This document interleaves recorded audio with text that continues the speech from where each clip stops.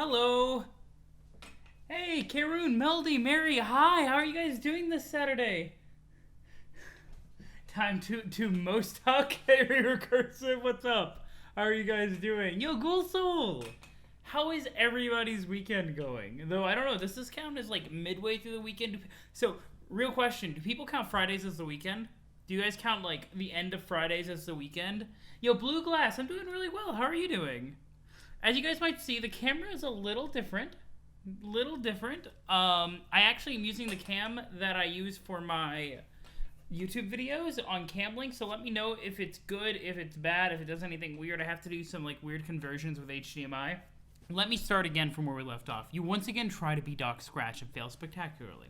You can't be him, no matter how hard you try. It is impossible. In fact, I think it would be best if I commandeered the narrative completely for a while.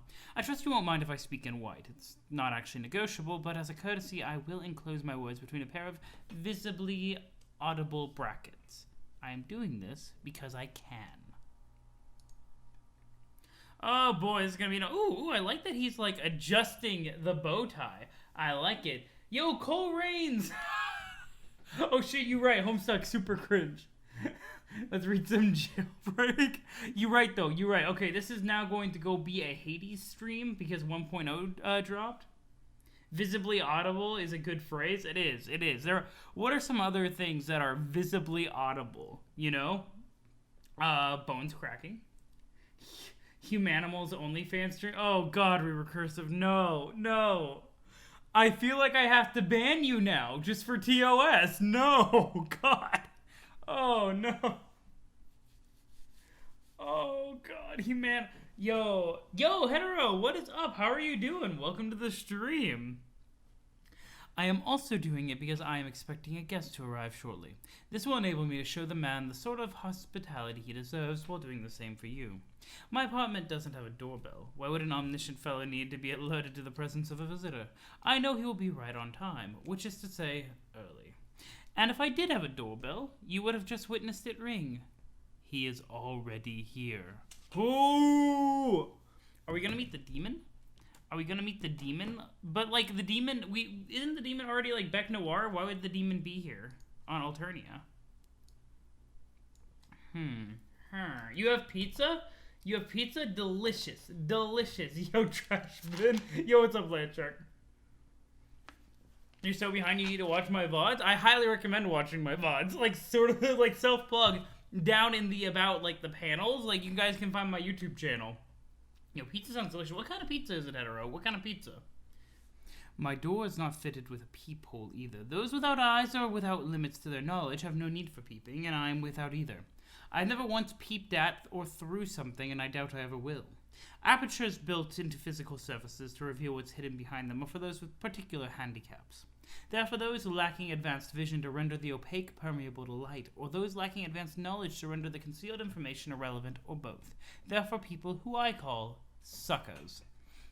I know the identity of who stands behind this door, even in those cases where I have not extended an invitation to the visitor personally.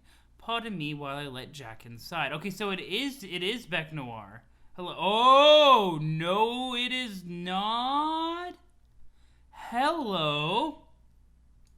Did you not believe it would be Jack? Who else would it be? Someone who would have suspected someone else is a person I would also describe as a sucker. Ha ha, he he, hoo hoo. Hello, Slick. Won't you please enter? Yeah, so this is the troll. This is Troll Jack, right? Hello, Spade Slick. Also, he has no eyes. You right though. I'm officially the farthest ahead of Homestuck streamers in this region of the comic. Yo, hype! We doing it, hype! I feel like describing your pizza would make many people here hungry and lead to the depression of those who don't have access to this heavenly treat right now. Like, I'm already hungry just from, like, the mystery. The mystery fills me with hunger. You just caught the end of a 120-star Super Mario Galaxy run? Cool. Yo, what's up? What is up, Spade Slick?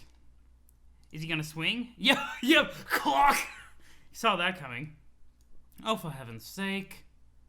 Bunk. Jack, stop it. Jack, Slick? What would you prefer I call you? It's one of the strange points of uncertainty which surrounds you. Maybe it is that you don't particularly care. Your flair for the plain is serviceable, isn't it? Not much of your vanity is tied up in a name, I suppose. Not going to tell me? Fine. I won't tell you my name either. Well, I might, if you would just show some manners and stop hitting me with the ridiculous horse hitcher. I won't crack no matter how senseless the drubbing. If only it were that simple. You're not going to stop, are you? It was very difficult to discuss our points of mutual interest like this. I was prepared to go about it in a civilized way, even though I knew very well I would spend the first several minutes of our meeting sitting on the floor while being flogged. I have even prepared a bowl of candy for you, which I know you'll enjoy. Courtesy is important, Jack. Do you have anything at all to say? Any form of communication you care to attempt beyond the sound iron makes against my head repeatedly? No, of course not. Best pizza, cheese, Gouda, prove you wrong? I don't know. I like meats on my pizza. That's just me. I like meats. I like pizza meats. You want a bowl of candy? What kind of candy, though? Oh, it's all bent out of shape now. What's that? I see. You think you already know my name. You do not know my real name, Jack. Just as none of your adversaries on this planet know yours. You only know my nickname. It's a good nickname, too, befitting of the passive gunslinger charged with initiating the break. I am my master's weapon, his soldier in a war of one bullet fired. And when that bullet clears the barrel, it won't be my finger on the trigger. I'm a facilitator, not an assassin. Here, Jack, why don't you go help yourself to some candy over there on the table? There's something I need to take care of before we continue. It won't be long. Like, look at how, resigned Jack is. Like, he's like, well, okay, fine, I guess I'll go do that. Anything but black licorice? I also am not a fan of licorice. I do have a soft, weak spot for candies. Or, for chocolates. Jack is communicating. He is communicating his hatred and violence, which is the only thing in his head. Yo, but we need some more of Jack's, quintessential snarls. You know what he does? Just like that. Ugh, black licorice. Damn it, Cole. Damn it, Cole. You baited me. You baited me.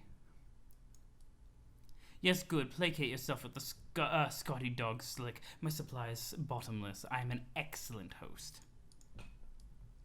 When I am finished with this minor interruption, we will resume our gentlemanly negotiation. I will proceed to beat you severely until you agree to do what I ask. I trust you won't take it personally.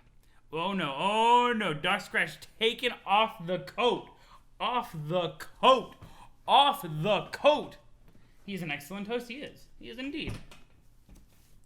As we get closer to Halloween, you start craving candy corn more and more, despite the fact that it's the grossest piece of candy out there. I'm not really a fan of candy corn, but Halloween got me hyped. We putting up them decorations. We got a ghosty boy that it lives outside of our door. It's just ooh, all day long. It's great. It's just dumping them all in. Yeah. Oh yeah, you're right though. I wasn't even paying attention. You're right though. Right into the hat. Now, please excuse me. I have to talk to a teenage girl from another universe. Ah, talking to Rose, talking to Lalonde. Hello. You cannot be a teenage girl from another universe, because you're too busy being a teenage girl from this universe. You're too busy being Rose Lalonde, completely preoccupied with it, in fact. So preoccupied that you've been neglecting messages from your other friends who are trying to contact you, but you have a lot of important stuff to do. You'll get back to them later. Pester the informant. Oh, God, this is going to be annoying. Okay, we're doing this. Oh, God, it's a long and two.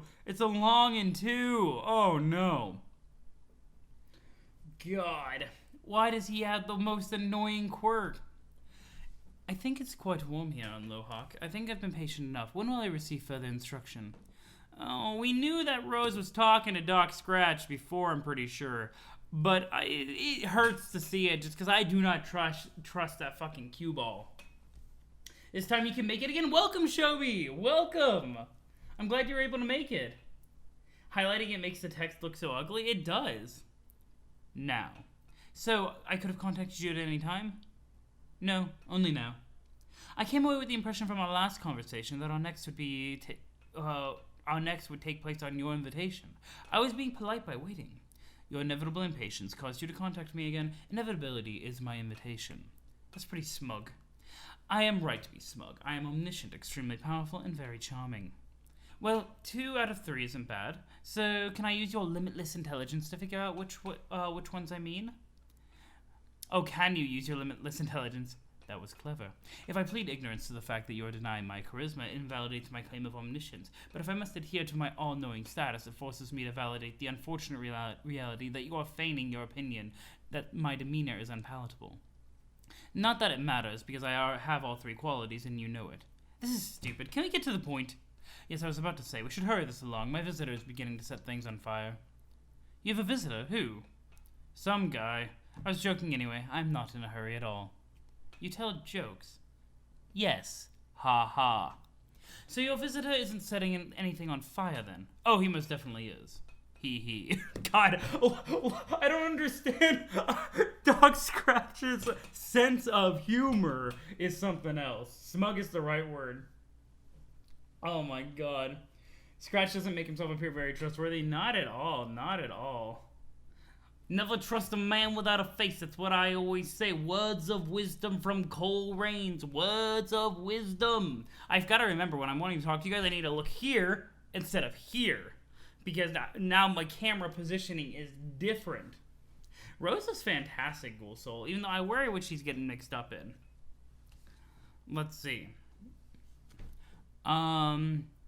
Let's see. I'm not really getting this joke. I was joking about being in a hurry. From my perspective, this conversation is taking place in less than a second. I type very quickly. Hoo-hoo. I thought you didn't lie. Aren't jokes essentially humorous lies? At least those are like the ones that you just attempted. Jokes are only temporary lies. If the falsehood is never exposed, there is no punchline. If the punchline is never delivered, the lie is sealed forever, regardless of the initial humorous intent. Lies are not funny. I think if you're going to risk tarnishing your record of honesty, you should probably get better material. My joke was objectively funny. Who could know better than I? Okay. Well, as long as you're saying an inaccurate statement doesn't count as a lie, then as long as you say just kidding later? Basically. What if it's much later? Is it still just a joke? No, that would be something closer to a prank. I don't play pranks very often.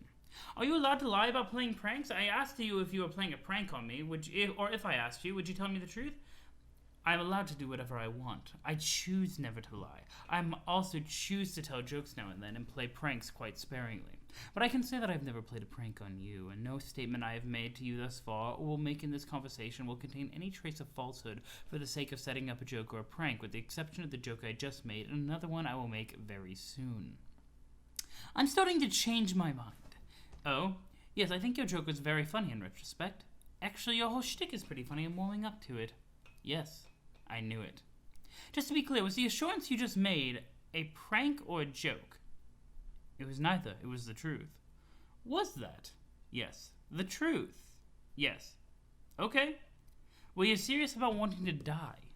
Yes. Why? I'll tell you later. Why? Because you asked. But why not now? Because that piece of information would not fit elegantly into the sequence of our exchange at this moment. Then you know how this entire conversation will go. Yes. Is that true of all conversations you have? Yes. Until briefly, I don't. But the dark spots never last long. The truth disguises itself to me sometimes, which can be mildly frustrating, but it usually reveals itself quickly, much as if the punchline was delivered. It's a humorous dialogue I have with reality, and it is very amusing. Then why do you bother with conversations? Obligation to predestination as usual. There is no obligation. It's a pleasure. Is it? I've always had a soft spot for young ladies. That's a little creepy. That is a little creepy, guys. Yo, why to what, Melody? Because this has all been kind of freaking wild. But I have always had a soft spot for young ladies. I'm glad that Rose is calling this out as super creepy. No, it's not. Yes, it is. No, it's not. It kind of is. I've looked into the future and determined that we would continue in this manner pointlessly for some time, so I'm putting an end to it here. That doesn't make sense. Was that the other joke? Yes. Good one. Thank you. How young are the ladies you typically take a shining to? And does this mean you're attracted to me? Suddenly this conversation is kind of terrible. Of course I am not. Not in the way you mean. Anyway, you are applying standards of conduct frowned upon for your kind, which makes no sense to apply to me. I'm an immortal entity with a large cue ball for a head and no biological means of reproduction. Really? Also, if you are millions of years old, you would find that nearly every lady you encounter is quite young, relatively speaking. There should be no reason for you to feel uncomfortable with this interaction. Try to think of me as one of your kindly human uncle figures. Uncle Scratch! That's the name now. That's White Text Guy. That's Doc Scratch. Uncle Scratch. Let's go. I love it. I love it. That's all this character is now from now on. Just Uncle Scratch. In fact, if I were in your presence now, I would offer you candy to prove it. Oh my god. Yeah, no. Uncle Scratch, don't go giving out candy to young girl. Oh god. Yeah, Rose is... Yeah, a creepy uncle with no face? No, thank you. But he is already here, Cole. Doc, you're really not making things any better? Absolutely not. He is the creepy uncle. Oh my god. Can we talk about the Scratch instead of this? Yes. Oh, whoa, Rose is at the turntable of time, which is, like, the Scratch, to my knowledge. Because, like, my entire theory, to recap, has been that basically Dave is going to come over here and chop this motherfucker in half and start the Scratch. That's been my general theory. So I see Rose here is really interesting. You're situated near the game construct supplied by your session for causing the Scratch, yes? Are you actually asking? No, that was a fact. And then a question mark. Ah, well, yes, I am. It's a large plateau shaped like a record. It's called the Beat Mesa. Okay. We got stuff to write down notes for. The Beat Mesa. I'm going to call that the Scratch Machine. I'm going to call it the Scratch Machine. Let's go. He is already your uncle. I love it. I know. Is the game construct different in other sessions? Yes. It will always be an edifice of similarly cryptic design, located on the planet that is home to the hero of time. Its environment dictates the nature of its construction. Its power is dangerous, and it's meant to be utilized only in emergencies such as yours. Okay, I'm just gonna write down Hero of Time, the Hero of Rhyme? Planet. Just to make sure that I have that in my notes, even though it makes total sense. Like, who else would, like, initiate the Scratch or have the construct there? Because it's all timey-wimey bullshit. You mean in sessions where victory is no longer possible? Yes. Due to creating an unstoppable adversary who triggers the reckoning prematurely. Is that sort of emergency common? No. Failure is common, but the composition of yours is quite atypical. Okay, then it's like a panic button for players to push once they realize the cause is lost. Yes, but causing the Scratch is not an easy task either. The construct must be destroyed in a very specific way to release its energy. The keeper of my ectobiological father began the process. It must be finished.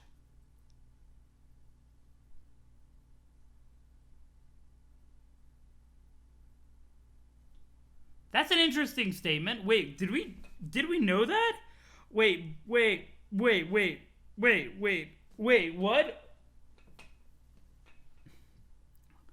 Wait, I'm very confused.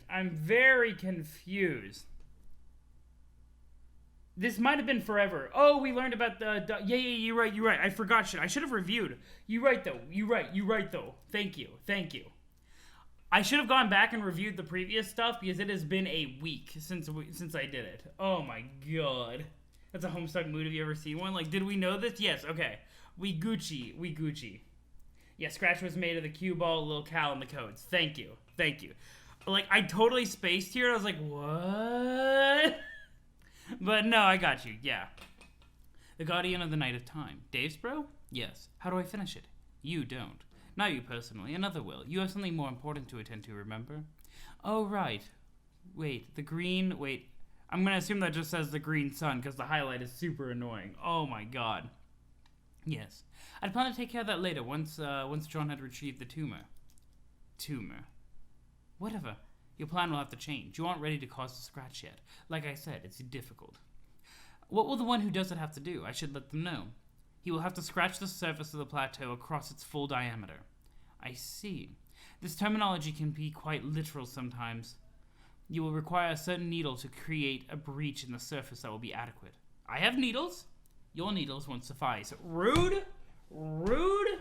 Don't just go telling Rose that her needles are insufficient. Creepy uncle. Yo, Uncle Scratch needs to, like, fucking boingo offo with that. Let's see. Let's see.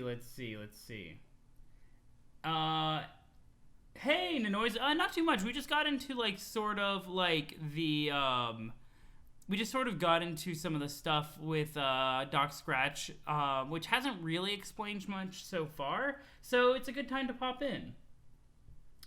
End of last stream was Cal crashing on Alternia. Yeah. Thank you, Recursive. Thank you. I had just literally spaced super hard on what led to here. Also, Meldy, thank you. I'm going to assume that was a spoiler. I didn't actually see the message, but let's see. Then where do I get ones that will, referring to needles?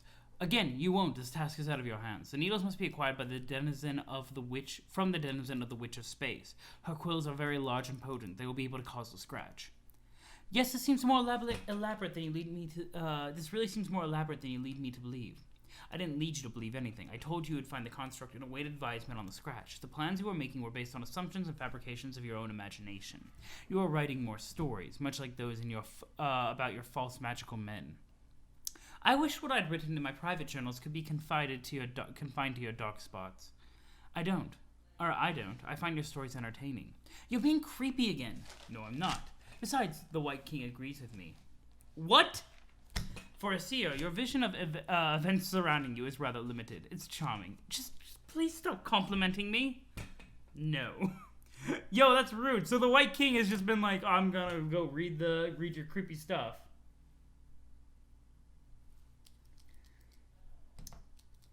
Hey, that wasn't a spoiler. We plainly talked about that a minute ago. Whatever it was, I trust Meldy to delete spoilers. And it's always better to be safe than sorry. If nothing else. Doc Scratch is being a little creepy. Doc Scratch is being super creepy. Yo, like, the Beat Mesa looks really badass, though. The Beat Mesa looks so cool. So cool. Fine, then please at least try to sound more sarcastic when you do it. Oh, sure, I'm really going to do that. Yes, very likely.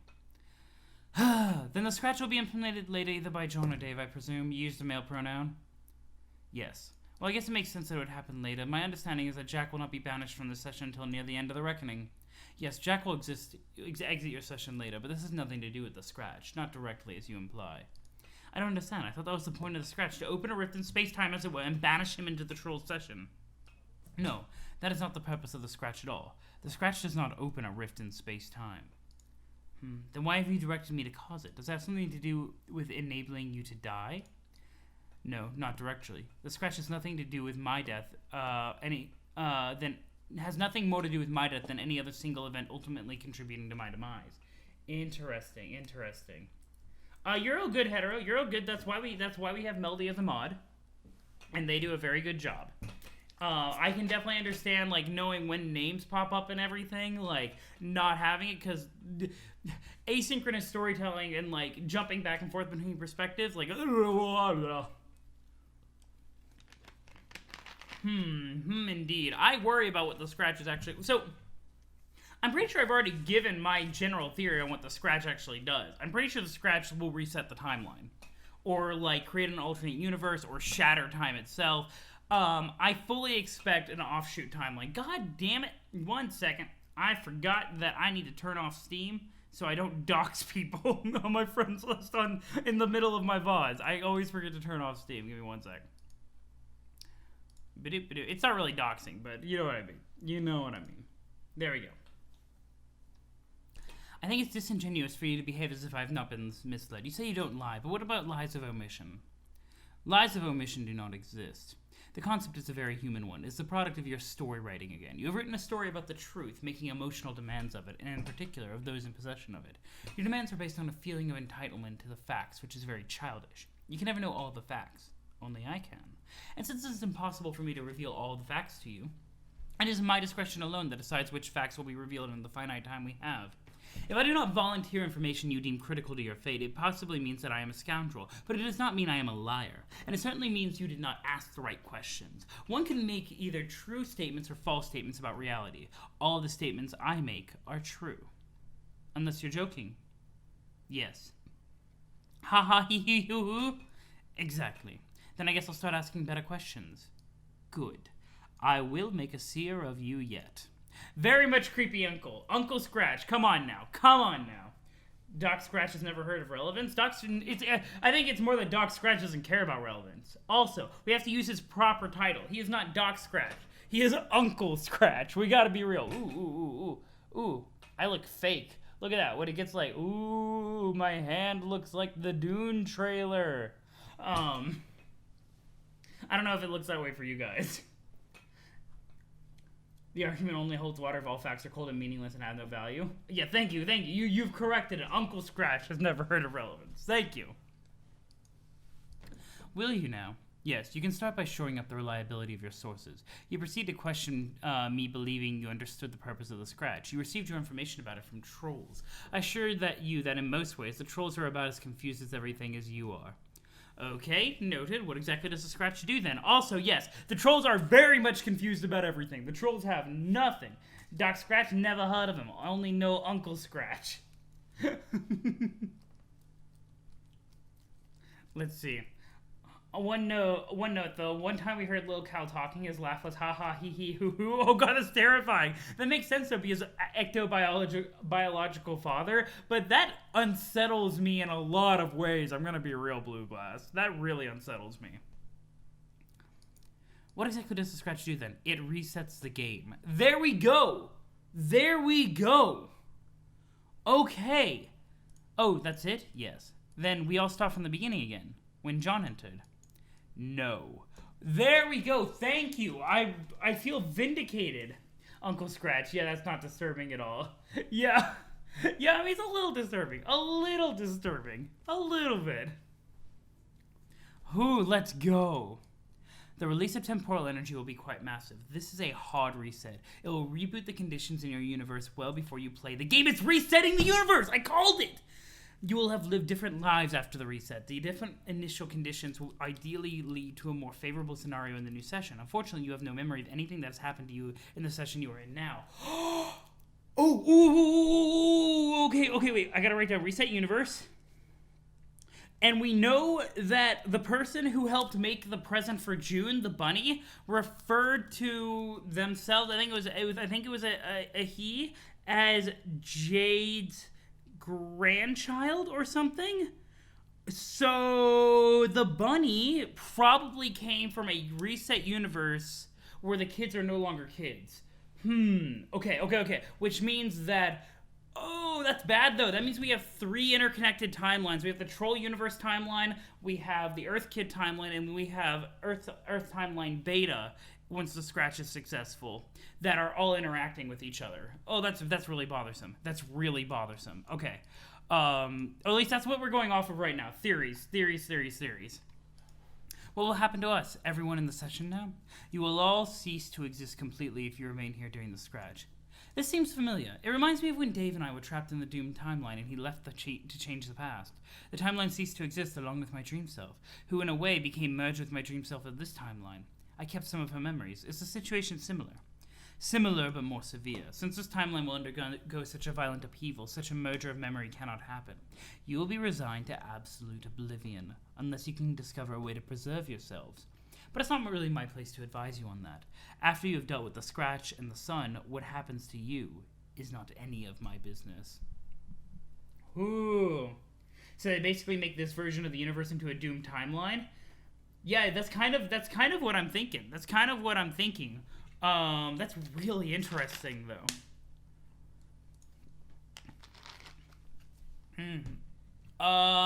What are you trying to give Rose right now, little Salamancer? Little consort? Then can you at least tell me if I will be successful in preserving ourselves after the reset? I don't particularly enjoy spoiling things for people when unnecessary. I find speaking in a discreet color helps avoid this. How does it help avoid this? Uncle, good uncle, tell us, how does it help? Oh god, excuse me. So if the Scratch isn't specifically meant to banish Jack from the session, and our quest to destroy the Sun is meant to kill him, why is the reset necessary at all, especially if it means oblivion for us? Because you cannot achieve the ultimate reward in this session. Your battlefield is cancerous, and the Reckoning will destroy it prematurely regardless. By restarting, you will create a session which can bear the fruit of a new universe, even if you will not be the ones to claim the reward. Don't you want to fulfill your purpose? I guess, but it's a little disheartening to learn that I'm now faced with not one, but 2 suicide missions at once. One to destroy Jack's power source and defend all of existence, and another to ensure our cosmic progeny at the price of oblivion. That frames the dual objectives accurately, but if you are inventive, you might find a way to survive the reset and participate in the renewed session. It's up to you. Just as it's up to you to face the decision to claim immortality before you enter your creation. Immortality? Yes. Do you mean ascending to God tier? Yes. Wait, what? I have reason to believe that I won't. The trolls have not indicated I will die on my quest bed, or that any of us aside from John. Instead, I've been giving a far more troubling and ambiguous forecast. What have I said about confirming the reliability of your sources? Oh, interesting. Cancerous is a weird adjective to describe a battlefield. It is, but it makes sense because there's the whole tumor thing. Also, the bunny didn't come from the pen pal. June gave baby Jade the bunny in the Veil Lab. That's true, but it did talk about how the pen pal helped. I don't know if you knew this, but in some places white highlightable text is used for spoilers or was. Wait, what? What? In what cases? Like in previous comics, like strips that I missed? They work together on upgrading it. Yeah, gotcha, re-recursive. The bunny's timeline is complicated. Are you saying that I will? No. Well, will I? It seems you'd like me to do some more fortune telling. Fine, maybe this will, so this is fucked up of Uncle Scratch. Because Uncle Scratch is like, will you ask better questions? And Rose just asks straight up, and he completely dodges. He completely dodges. Like, it's so disingenuous. Like, you don't just encourage somebody to do one thing, and when they do it, you're just like, yeah, no, actually, I'm gonna completely dodge it. White text is useful because you can only read it when you decide to highlight it. Not cool, Uncle. Oh, he's kind of an asshole. Yeah, no doubt. Fine, maybe this question will suit you better. Is it probable? That's a strange question to ask someone who's omniscient and therefore knows outcomes with 100% certainty. I like it. Then what's your answer? You have exactly a 50% chance of ascending to the God tier. That's a strange answer. I know. Why such a precise probability? Because much like the decisions you must face to complete your dual suicide missions, you have 2 ways of achieving godhood to choose from. 2 ways. By dying on my quest bed on my planet, and some other way? Yes. Is there another quest bed somewhere? Yes. Good guess here. Where? What difference does it make? You already know where the first one is. You have the choice to go right there right now and take your own life. That's true. Of course it is. You mentioned immortality. Godhood makes one immortal? Yes. Oh, June's immortal! Hype, hype, hype! Let's go! Let's go! Shouldn't it be 33% then? Probability. Probability. Oh, like on forums on the internet where spoilers were an issue. Got you, Linebug. Got you. Got you. I like it a lot. Yeah, hetero. That seems to be, that makes a lot of sense. Where now it's funny because now they just like black it out instead of doing white text. Yeah. Just kind of and it makes more sense. It's just an interesting cultural inversion. You know what I mean? If there are 2 options to attain godhood plus the possibility of not attaining it, I mean, doesn't this mean that she's guaranteed to obtain it by that probability? Wonder where the other quest bed is? I mean, like, I don't know if that's didn't Uncle Scratch say she needed to obtain immortality before leaving this session, actually?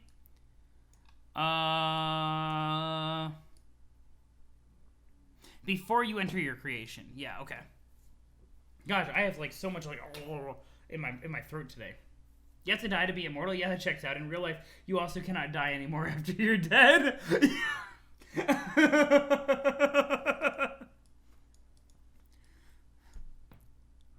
A god tier will live forever with no caveats? No. One will live forever unless killed. The deaths must either be heroic or just. Okay, so they are immortal, not invulnerable. I'm okay with this. That makes sense. Well, this might not apply, but when you flip 2 coins, they could both be heads, both tails, or one of each. There is a 50% chance of them being one of each, not 33%. Probabilities depend on how you frame the possibilities. Bayesian probability. Yeah, recursive. Let's see. How are those terms defined? Broadly, mysteriously, and according to the case of the individual. One may be killed by opposing a corrupt adversary and die for a just cause, through martyrdom, for instance. This would be heroic. Or one may be subject to corruption and slain by a hero. This would be just. What sort of death will you have when I destroy the sun? Neither. I am not a god. I am a guardian, a servant, and a weapon. I have no power and knowledge far surpassing a god, but I am not one. Is this when you're going to tell me why you want to die? Yes. I sense it's not just because you're getting bored with immortality. That's good, your vision is becoming clearer. Then why? My master can't enter this universe until I am killed. Such is the nature of the break. That sounds almost like martyrdom. Are you sure it won't be a hero's death? Quite sure. My master is a very evil man. Who is he? I won't tell you his name, but he goes by the title Lord English. Yo, Lord English hype. Lord English hype. So this is actually really interesting.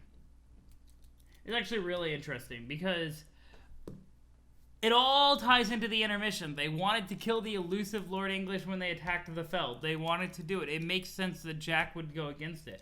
But this is actually really interesting. Doesn't this imply that Lord English and not Jack is the demon that is already here?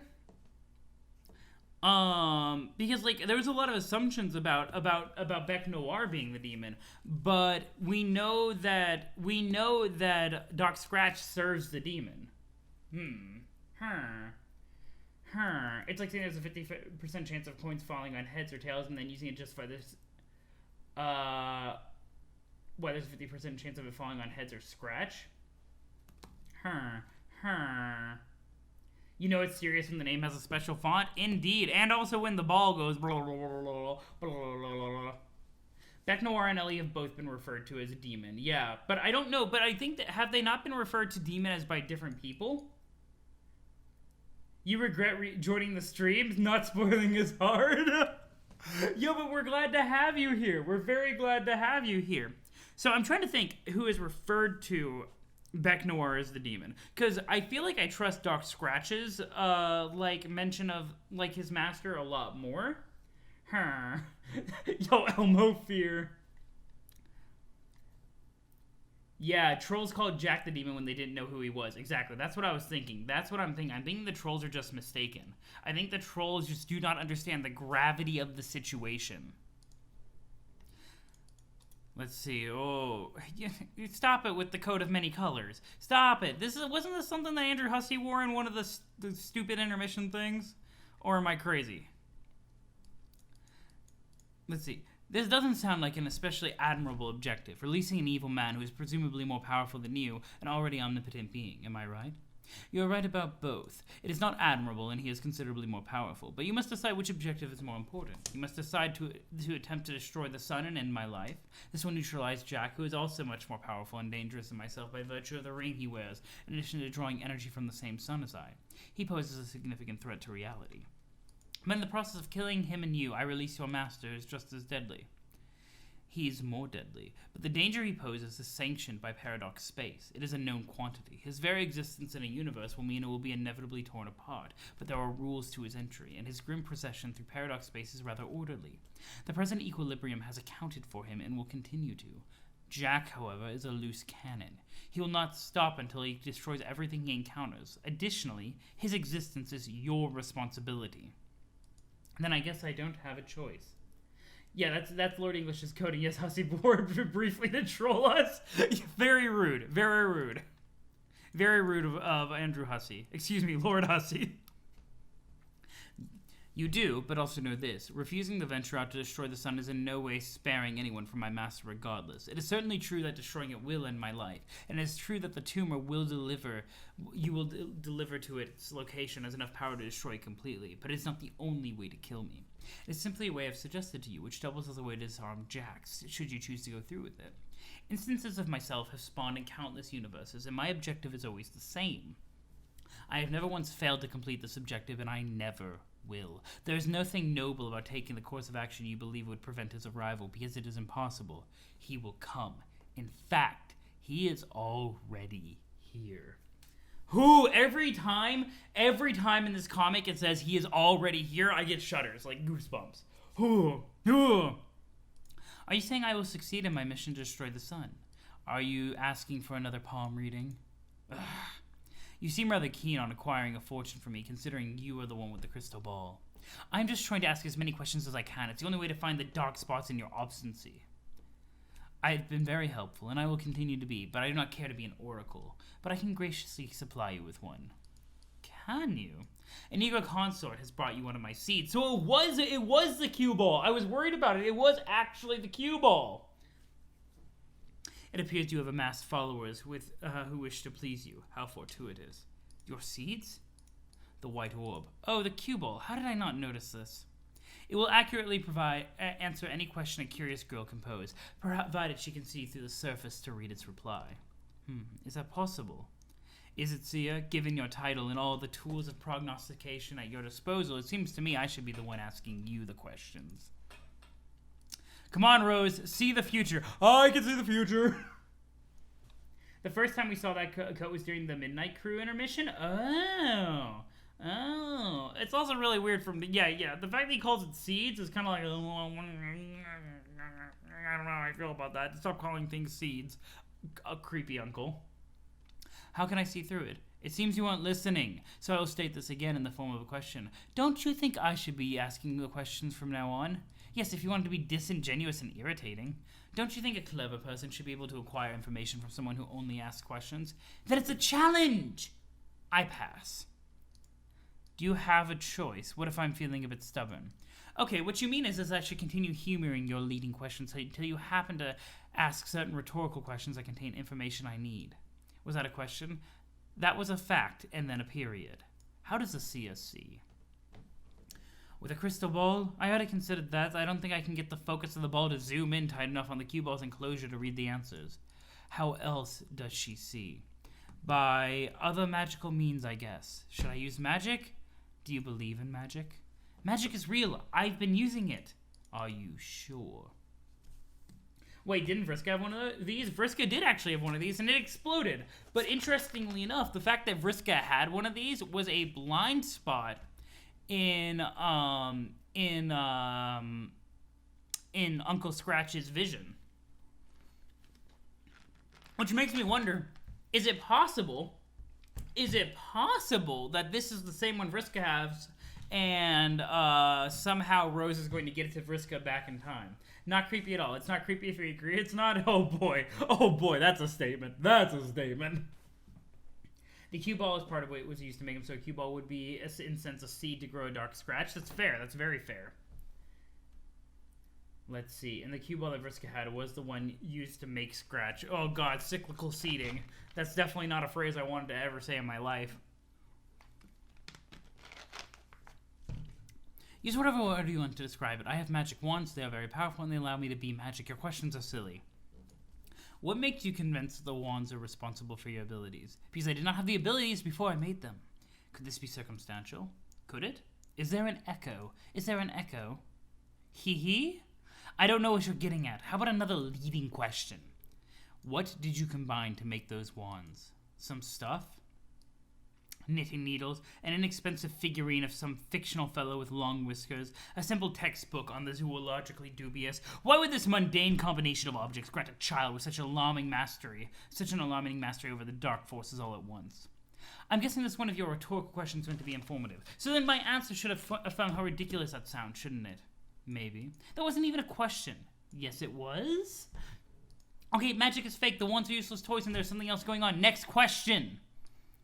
Would it be so difficult to believe the power you've found to devastate your planet and create shortcuts for your session is not entirely by your own device? Would it be difficult to believe that a young lady could be unwittingly apprenticed by more powerful entities who meant her potential to be realized later through some arbitrary trigger? What would you say if I said a dutiful girl raised in the daylight was protected by a bulb-headed guardian and learned to glow in the dark after death? Yeah, okay, that's real. What would I say if a dutiful girl raised in the daylight was protected by a bulb-headed guardian learned to glow in the dark after death? Yeah, no, okay, thanks for the Kanaya reference. Oh my god. Like in the human time travel movie when the protagonist goes into the past and becomes his own grandpa? Yes, you have identified Fry from Futurama. Part of me feels like Homestuck is just like that episode of Futurama taken to its natural conclusion, which is like universe-ending like proportions. What would you say if I said a reserved girl? Oh, sorry. What would you say if I said a vengeful boy on the path of nihilism was taken under the wings of fearsome angels and learned to destroy hope with their light? Referring to Eridan. What would you say if I said a reserved girl enamored by what dwelt in shadow was selected by the horror terrors for service and did their bidding at every step while convinced of her own autonomy? And what would I say to those short fables? Not much, except I gather the third is a story about me, and there's a lesson you'd like me to take from it. Though I should renounce my allegiance before renounce my allegiance before my grimdark corruption is absolute. And while I'm at it, I should discard these useless ones, because apparently the power was in my little black heart all along. Is that right? Won't you have to give up your specimens to the one who causes the scratch regardless? How else will the young man wield the great big needle? I don't know, if you say so. Haven't your friends already shown a concern for your recklessness and increasing sense of detachment from the party, the team objectives, and not to mention those of your personal quest? Does this worry you? Is there a part of you that's able to worry? Yes, it has been mysteriously localized to my middle finger. Could the dark magics be at work again? Oh no, I'm casting magic. Oh god, it's at a cue ball across time.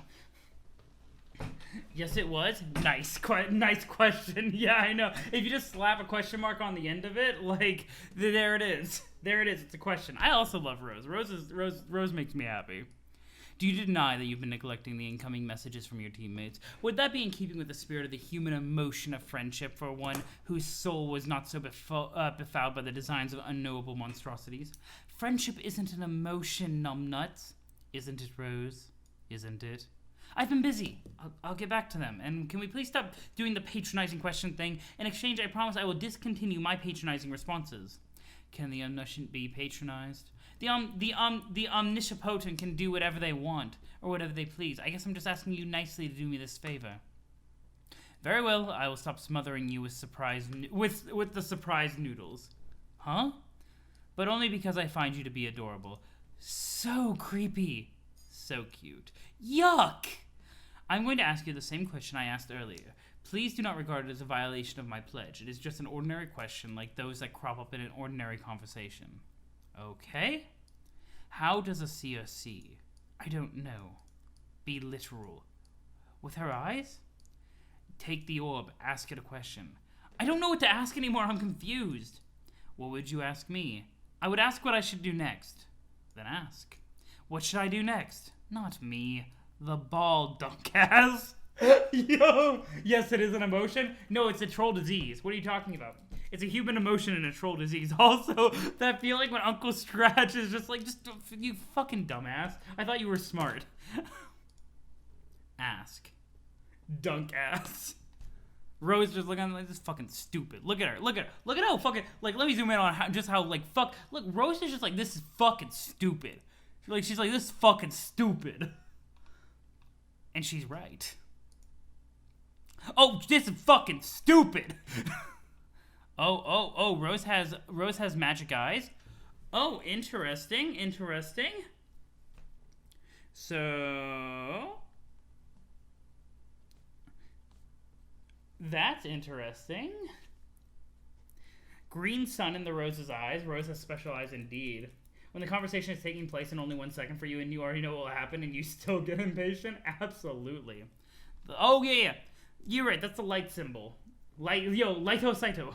Let's go. The Seer of Light. Hello? Answer J, Dunkass!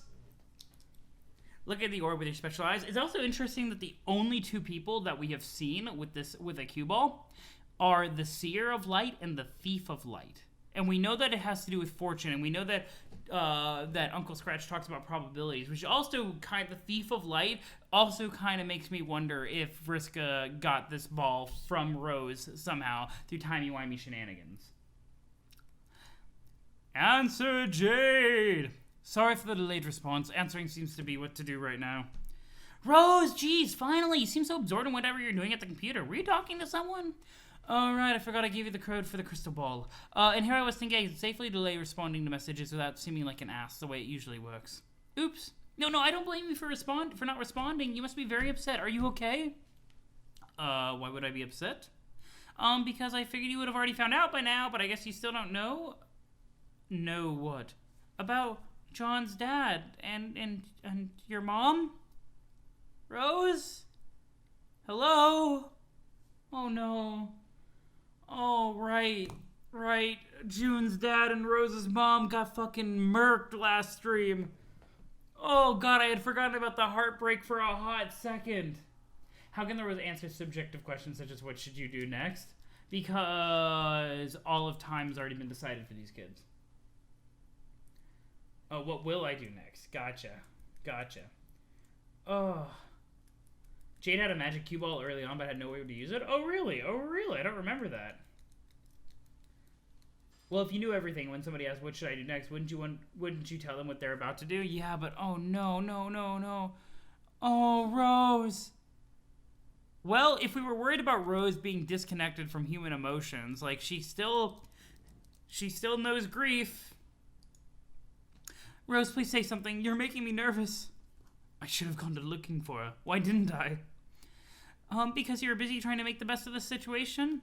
John was too, but he went to look for his father. It would have been normal of me. I can't remember what I'm trying to prove anymore.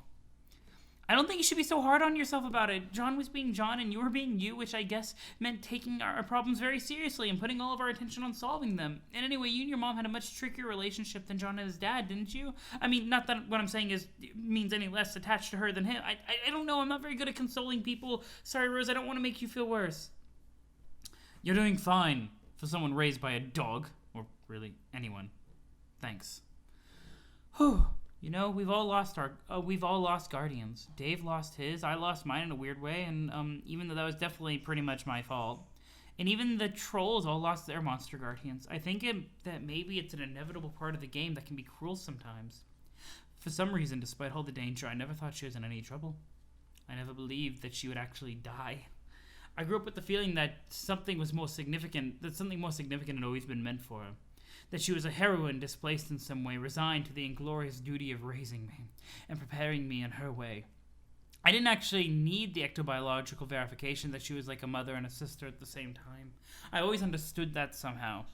And I felt that she had knowledge and ability beyond what she let on. It was always intimidating, but nonetheless a source of respect, which I was childishly begrudging on my part. I think she was just waiting for me to catch up with her.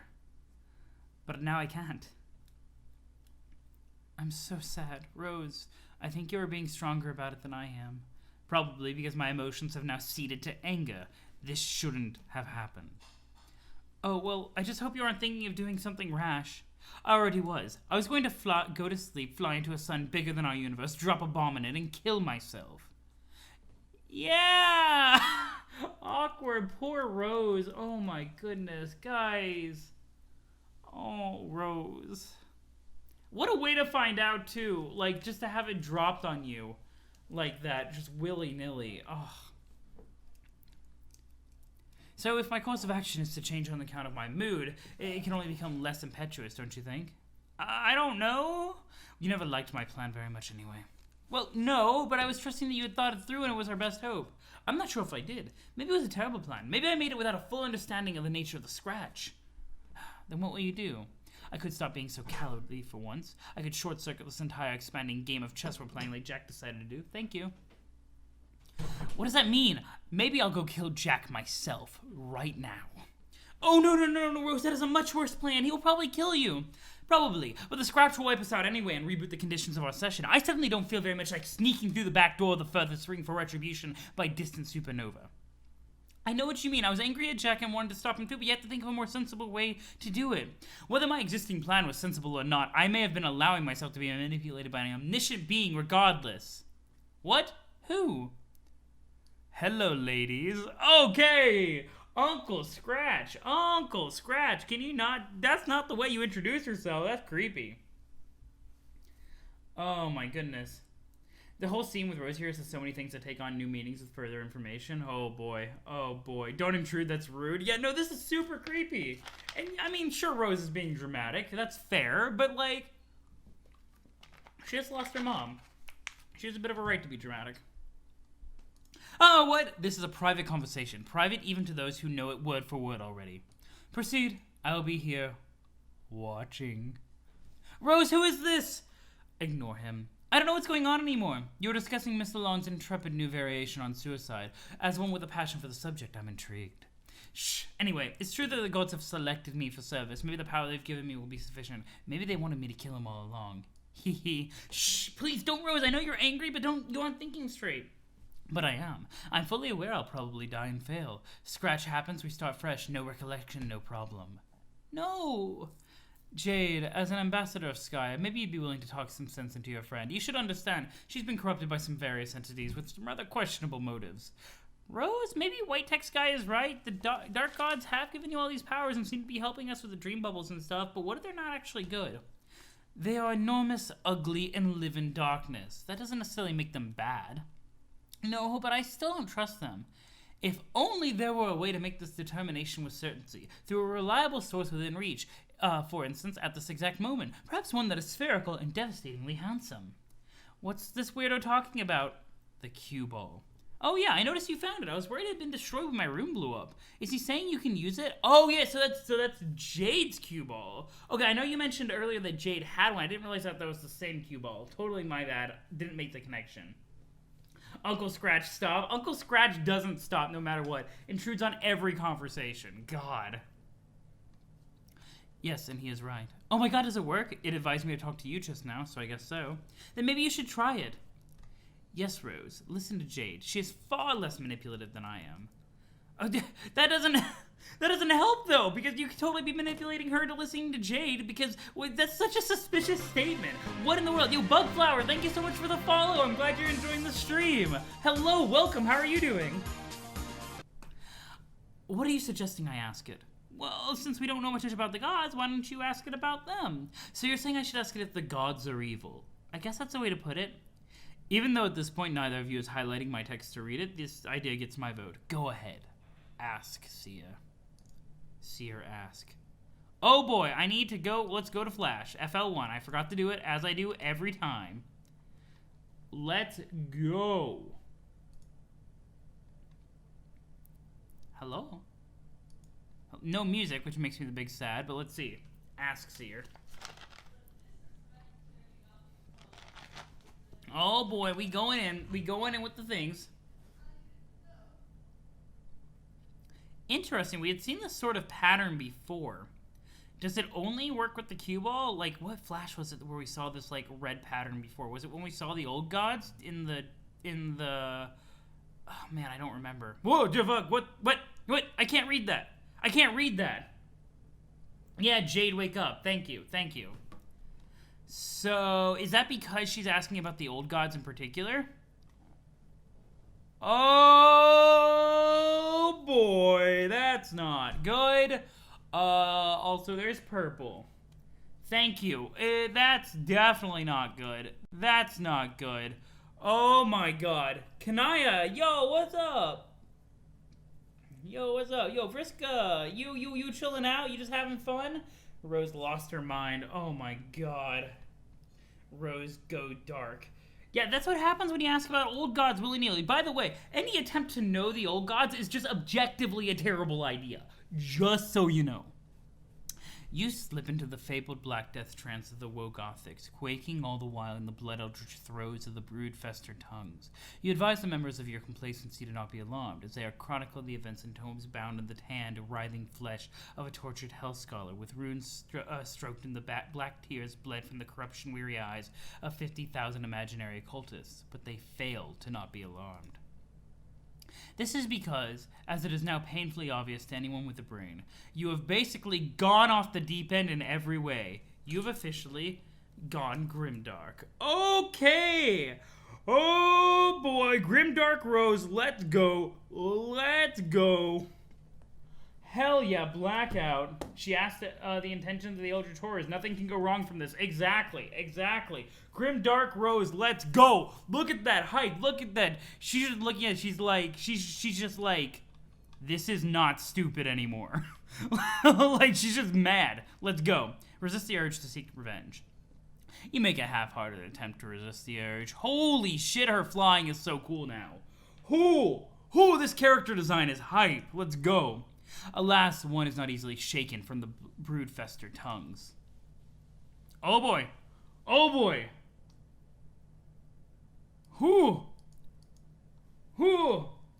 This is very serious indeed. I got mac and cheese. That's all that flash. But my mac and cheese.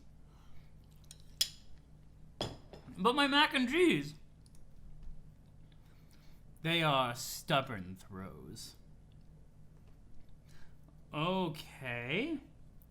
Where is she go? I assume she's going to find Jack. Fuck. Let's go. This is very serious indeed. Big man requests timeout. Tweet. All right, homies. Everybody all hold up. The big man wants to take a timeout.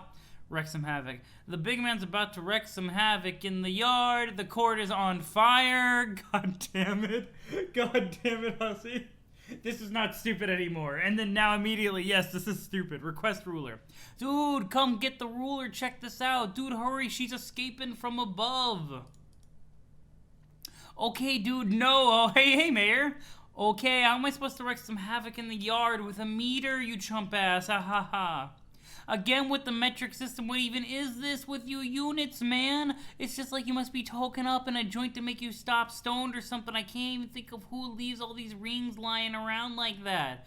Oh my god, sweet bro and Elijah. This is so infuriating shit. Where's the manor or whatever that says?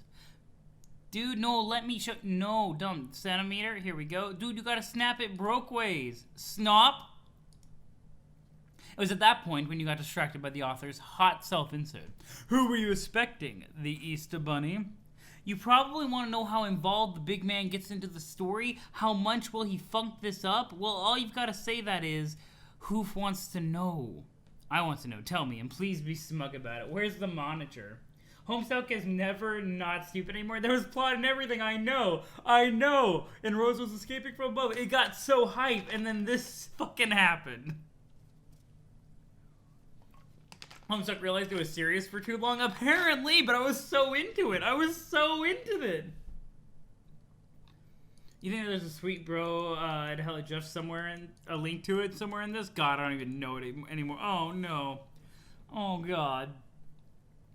Alright, as a self-indulgent self-insert grows in frequency, you might find yourself increasingly afraid that my direct interference with canonical events approaches inevitability. But you should understand that I am dealing with forces that, which if handled recklessly, will nullify the basic ability of intelligent beings in all real and hypothetical planes of existence to give a shit. It would be stupid of me to mismanage these forces, and even stupider of you to worry about it, because it would be stupid for you to think I was stupid. In fact, I feel a little dumber just thinking about it. When the time comes, I will interact directly with the events of the narrative.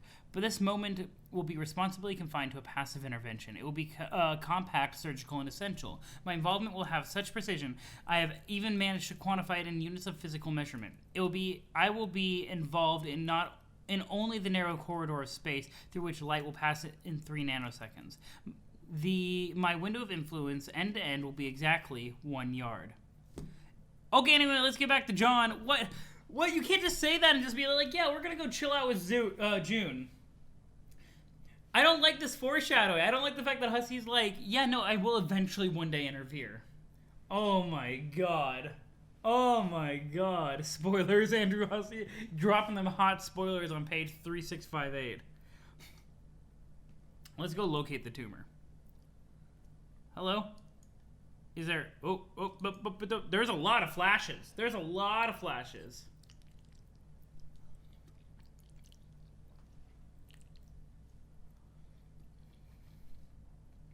Well, hello?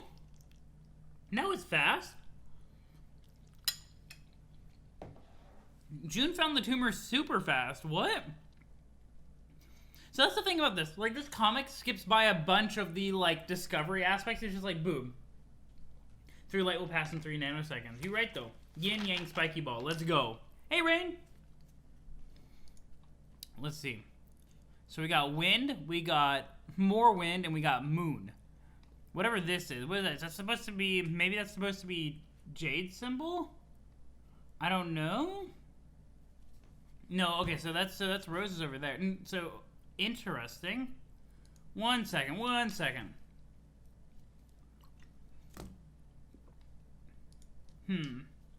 That's interesting. So we have light, we have Dave's symbol over there. They both have moon. So this moon is crescent to the left. What's the one over there? That one's crescent to the right.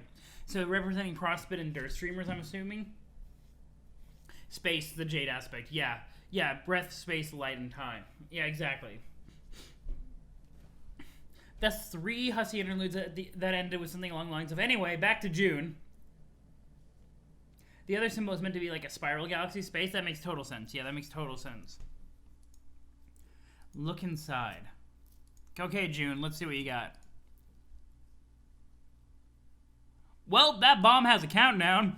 That bomb has a countdown. Let's go. Let's go. Take the tumor. Let's go. Let's go. Let's go. You can just put that in a wall. Let's go. Return to surface.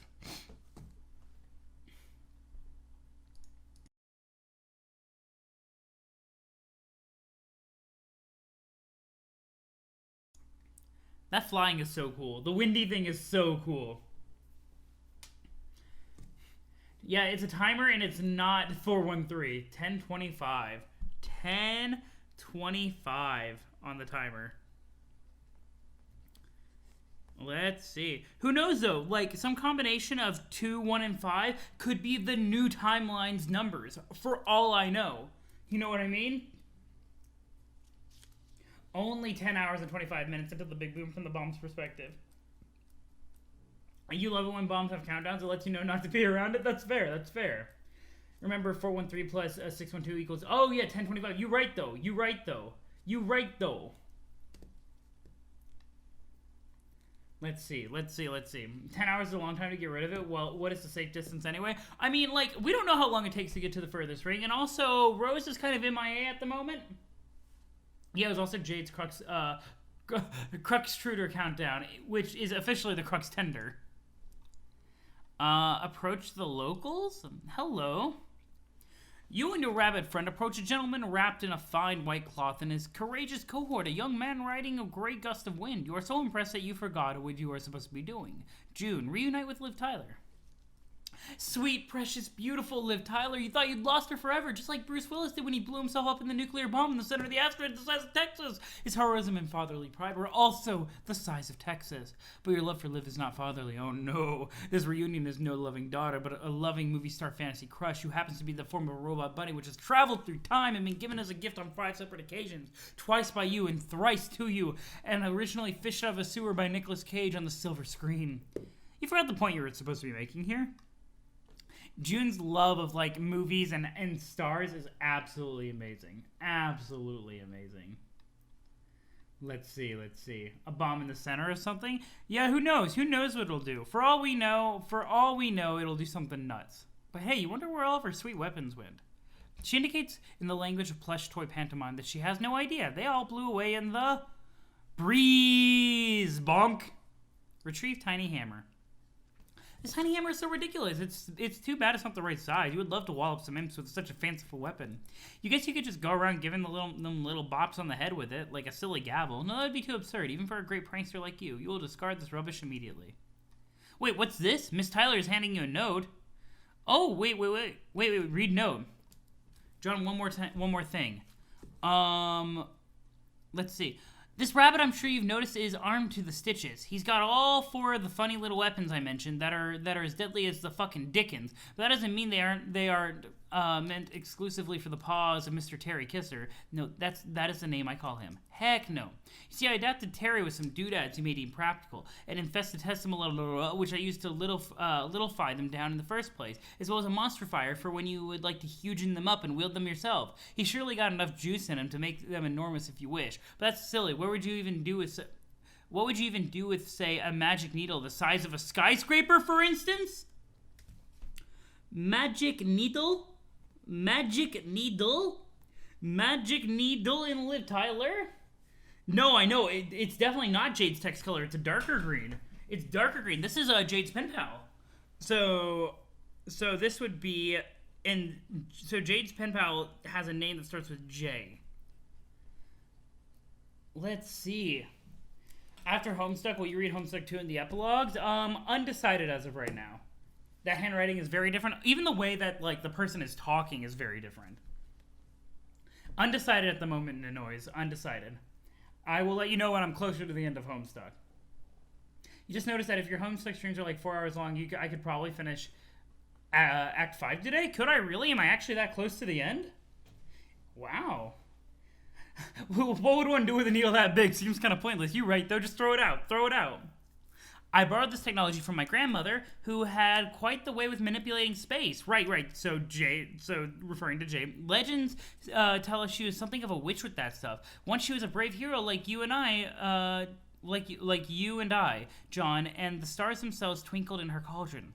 I would like to tell you who my grandmother is, I really would, but I can't. I think I have trouble keeping secrets. I like to be honest, just like you, and a lot of secrecy after a while gets me feeling a bit jaded. Okay, I like this character already, because that's actually, like, a really smooth, like, feeling a bit jaded. Green means grow, red means string. See you soon, pal. See you soon, pal. So this see you soon, the whole grandmother thing. Also, a hero like you. A hero like you. This is not... Oh. Ooh. Mac and cheese intensifies.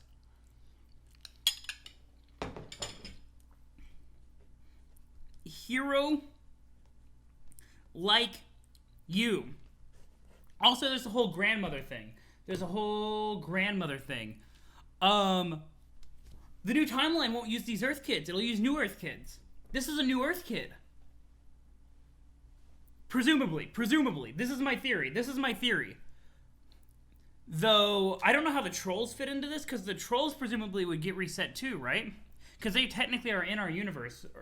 Well, no, they are in Paradox space at the moment, actually. Yo, Sans, thank you so much for the follow. It's good to see you again. Let's see.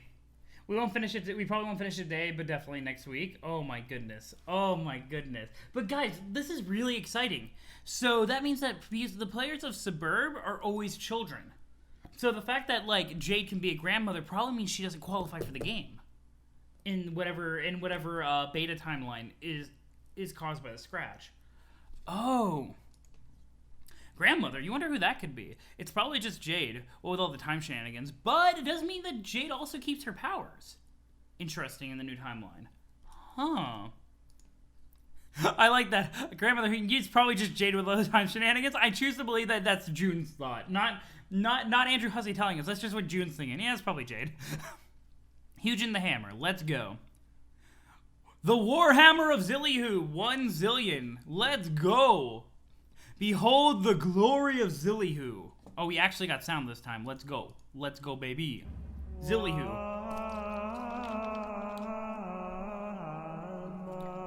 Oh shit, June's about to fuck people up.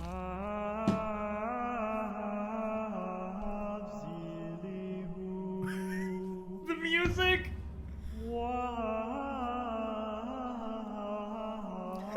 The music is so good. Zillihu.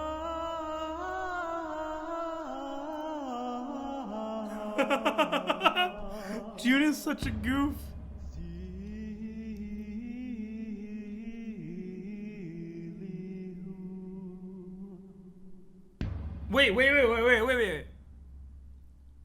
Wait. Isn't this canonically just June singing? Yeah, but was that Carcat? Or was I mistaken? Was that Carcat we saw for a brief second?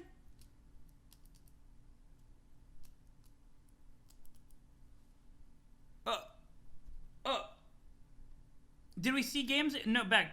Restart. Damn it! I wanted to skip to the end of the Flash. I didn't notice Gamzee, but that makes sense because Carcat's currently being faced with Gamzee. Okay, as long as that's confirmed, because that makes sense. That checks out. But yeah, Gamgee is Joker kind. He also oh my god, interesting. Oh god, Karkat's currently running for his life. Oh god, no, don't remind me about the trolls. My poor baby trolls are dying left and right. This exact hammer was seen in his Strife deck? Oh, shit. Oh, shit. Okay. You were so delighted by your rad new hammer and cool hugening abilities of Liv Tyler or Terry Kisser or whatever his name is. Who the hell is Terry Kisser anyway? Probably a movie star from the future. Who cares though? Your bunny will be Liv for life. Hearts, hearts, hearts. You wonder what other neat things you can give Liv to monsterify with her sweet eye beams. Wait, what happened to her green eye? And why is she feverishly gesticulating towards the fellow in the ghost sheets? This is so ridiculous. You cannot turn your back on these people to admire a beautiful hammer for one moment. Did you eat it? Did you eat it, WV? Don't eat the fucking hugening eye. Don't do it. Shrink him. Shrink him. You think this is enough fooling around? It's time to get down to business again. This is serious business of being an important and heroic leader. WV needs to stop eating shit. Wear the hood. Be the leader. Oh, wear the hood. You are not their leader. You are their friend, and there is a big difference. You prepare to issue your party a highly authoritative series of friendly requests.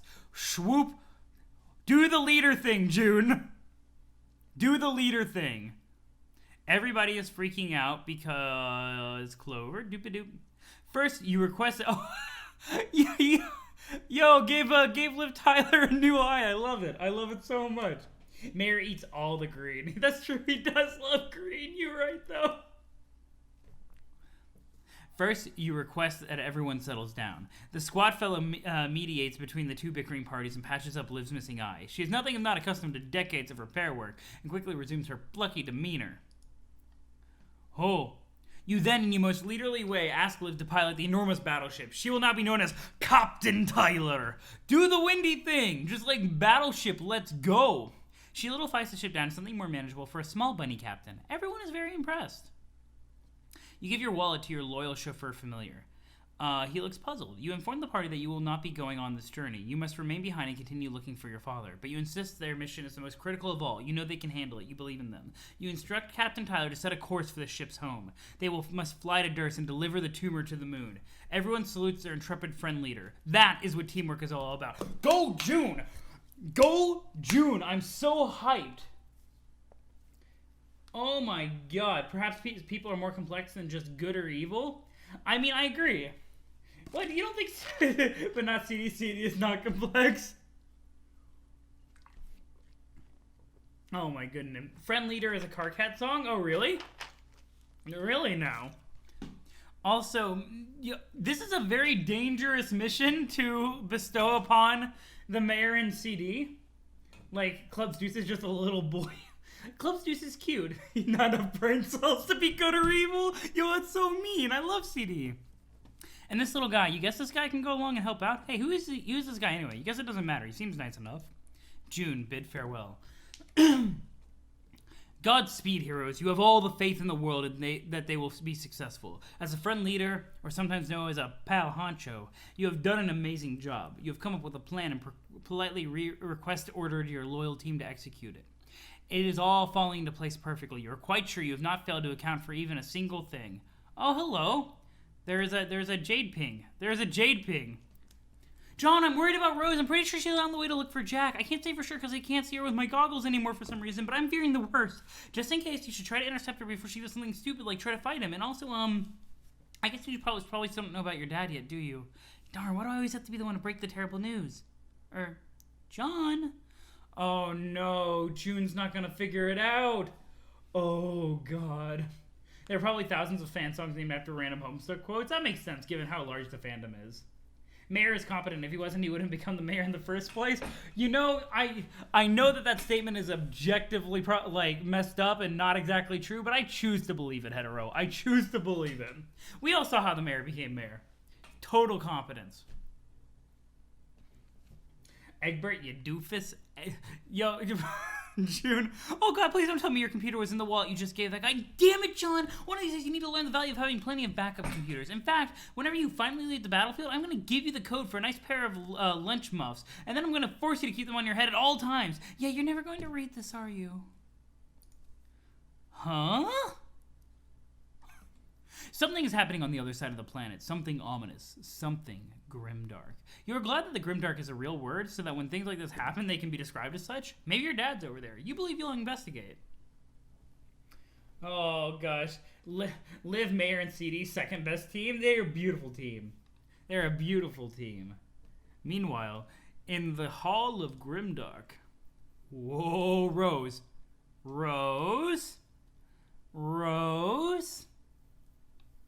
John, you're heading to the blackout, so I won't be able to see you until you leave. But don't worry, I can still sense you're there. Because of awesome powers, remember?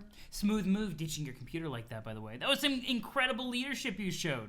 Now I have to contact you through Rose, thus exposing me to the risk of actually having to talk to her. Your carelessness has put the heroes of light in a very awkward position, John. I hope you're satisfied. Just kidding. She's obviously a little too preoccupied at the moment to be sassing me. Just borrow her computer and talk to me when you get the chance, okay? I'll be waiting. Who Vriska? Who Vriska? Didn't you just see Kanaya just fucking bop Gamzee? Let's see. Even if it was... Thing is, you've actually heard the word grimdark used outside of Homestuck. Yeah, grimdark... Homestuck did not make up the word grimdark at all. It's like literally an entire genre. It's an entire genre.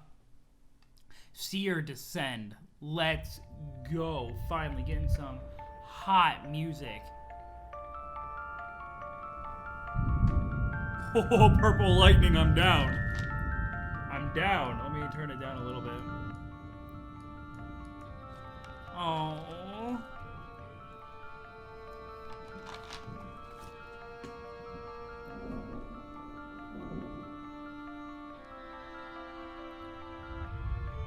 Oh, Rose. Sweet baby. No.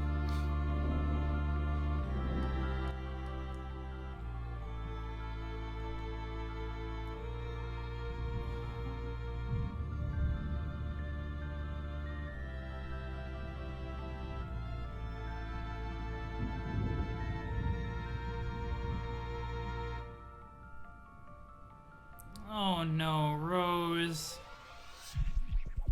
Oh shit. Oh shit. I have a flash?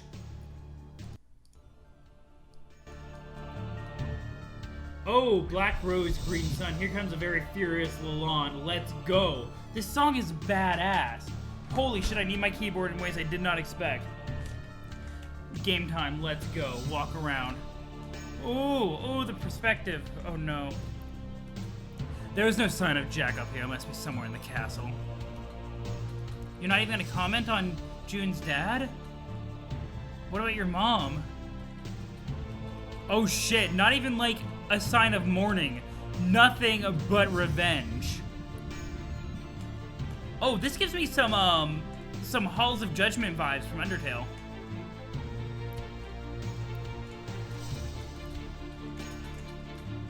Oh no.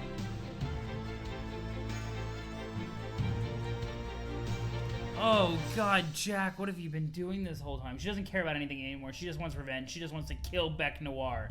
Yeah. Holy shit. Sans is here? Really? Oh, you're just saying because of the Halls of Judgment thing. Like, Sans is over there like, well, I guess I understand. The walk around is real. Holy shit. I get what you mean, Melody. I get what you mean. It's specifically called Last Corridor in Game. You're right though. I'm pretty sure that's what the save point says. Grimdark Rose versus Sans from Undertale. Who would win? Rose. Without getting, I don't want to get too spoilery about Undertale, but Rose. There's windows. Yeah, the lighting is fantastic. The way that the game is doing lighting. Oh, examine tapestries. The series of banners is titled "They Wait." They wait for he who would extinguish candles whilst fanning a flame. They wait for she who would thaw solid flesh and resolve it into a dew. They wait for she who would breed lilacs out of the dead land. They wait for he who would drop it like it's hot whilst the pip's in the crib.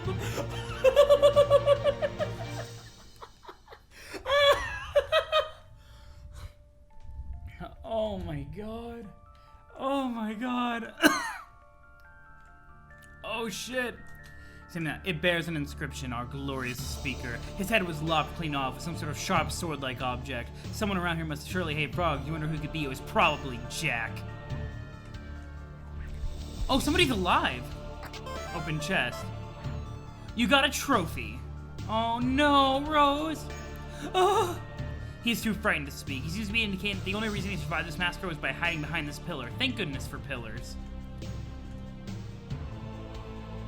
Oh shit. Her hands are in my service, but they still shake. They unfasten the first button of my royal gown's waist clumps. Oh, this is erotic fanfiction written about the queen in the first person. This doesn't belong in this library. This doesn't belong anywhere. Are they all like this? No, data structure for assholes too, not written to accommodate shortcomings of the stupid. Books, books, books. More books. You really have better things to do than doing a bunch of books. Oh shit! Secret found. Another trophy. No! No! Does a pair of cities, one purple, one golden, sound familiar? Yes, it does, obviously. Yeah, I'm checking the left side, don't worry. Oh, you got a trophy, Bro Strider. Is that everything here? Okay. Let's go. Oh, hello. They're actually all alive over here. What's this? What's this? You got a flaming meteor chunk? This isn't even treasure. How is this treasure? She's apparently swooning over a hero of lore shared by the two kingdoms. A great man who united in opposing sides against his tyrannical king. Revolt ended in tragedy, of course, which is typical of their folktales, but is no less inspiring. Oh, we have a mayor fan person! Yeah, I'm down. I'm so down. I'm so down. A mayor fan. The last quarter is quite golden. That's fair. That's fair. Let's go. Secret tunnel. I need to grab something out of this. What's in here? Oh, the banner! You got the banner of the Villain. You suddenly feel inspired in a generally rebellious and united sort of way. Everyone loves the mayor. I fucking love the mayor. She's all aflutter about a legendary hero. So, yeah, there we go. You think you're beginning to fall in love with him, too. Oh my goodness, I'm down. He seems to be relieved that he and a handful of fellow soldiers have found a secret hideaway to escape the bloody rampage. Maybe if they regroup and marshal all the remaining forces, they can take this guy. Nope. Denied. Do not attempt to engage Jack. She looks scared and confused. There's nothing to do but hide. This fellow is mourning the dead. He's probably lost many friends this day. More banners. First he was frightened when you barged in here, and then briefly excited and now disappointed. He must have thought you were the great Dark Kingdom's defector come to save them. Alas, it was only a spooky girl with magic wands. Holy shit, Grimdark Rose still creeps out everyone. There's nothing not to love about the mayor. He's the mayor. Mayor's best boy. It's a holy parchment. Maimed clown. Maimed clown, undead cat, impaled crow, omnipotent dog. These four shall be held in reverence for the eternity they serve to cut short. Is everything in here like that? Is everything in here that... You're sick of reading and I go find Jack? Fine. We'll go find Jack, I guess. We'll go find Jack. Hello, curtains. Transportalizer? You've never seen anything so sad in your life. A beautiful, muscular man stallion struck down in his prime. What monster could be responsible for the deed? Hint, it was Jack Noir. A muscle beast that has died? I'll transportalize real quick. Something's blocking it from the other side. Prospect and Durst united by fear. Absolutely. Like, okay. Goodbye. Thank you for the teleport. I'm guessing this is a dead end. Yeah. Okay. Rose, you cannot take back Noir. Open the curtains. Oh, Rose, I don't think... Are these the curtains that we actually see at the beginning of the act? That open, or am I crazy? Is this a reference to those curtains? And then there's the blue curtain. Here we go. This has been the curtains through all the acts so far. Okay. Found him and lost him? Yeah, immediately. Anything over here?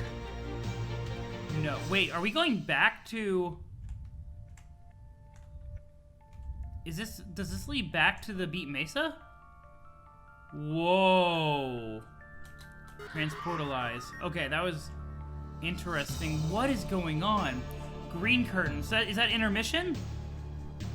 Or is that something completely different? Green curtain?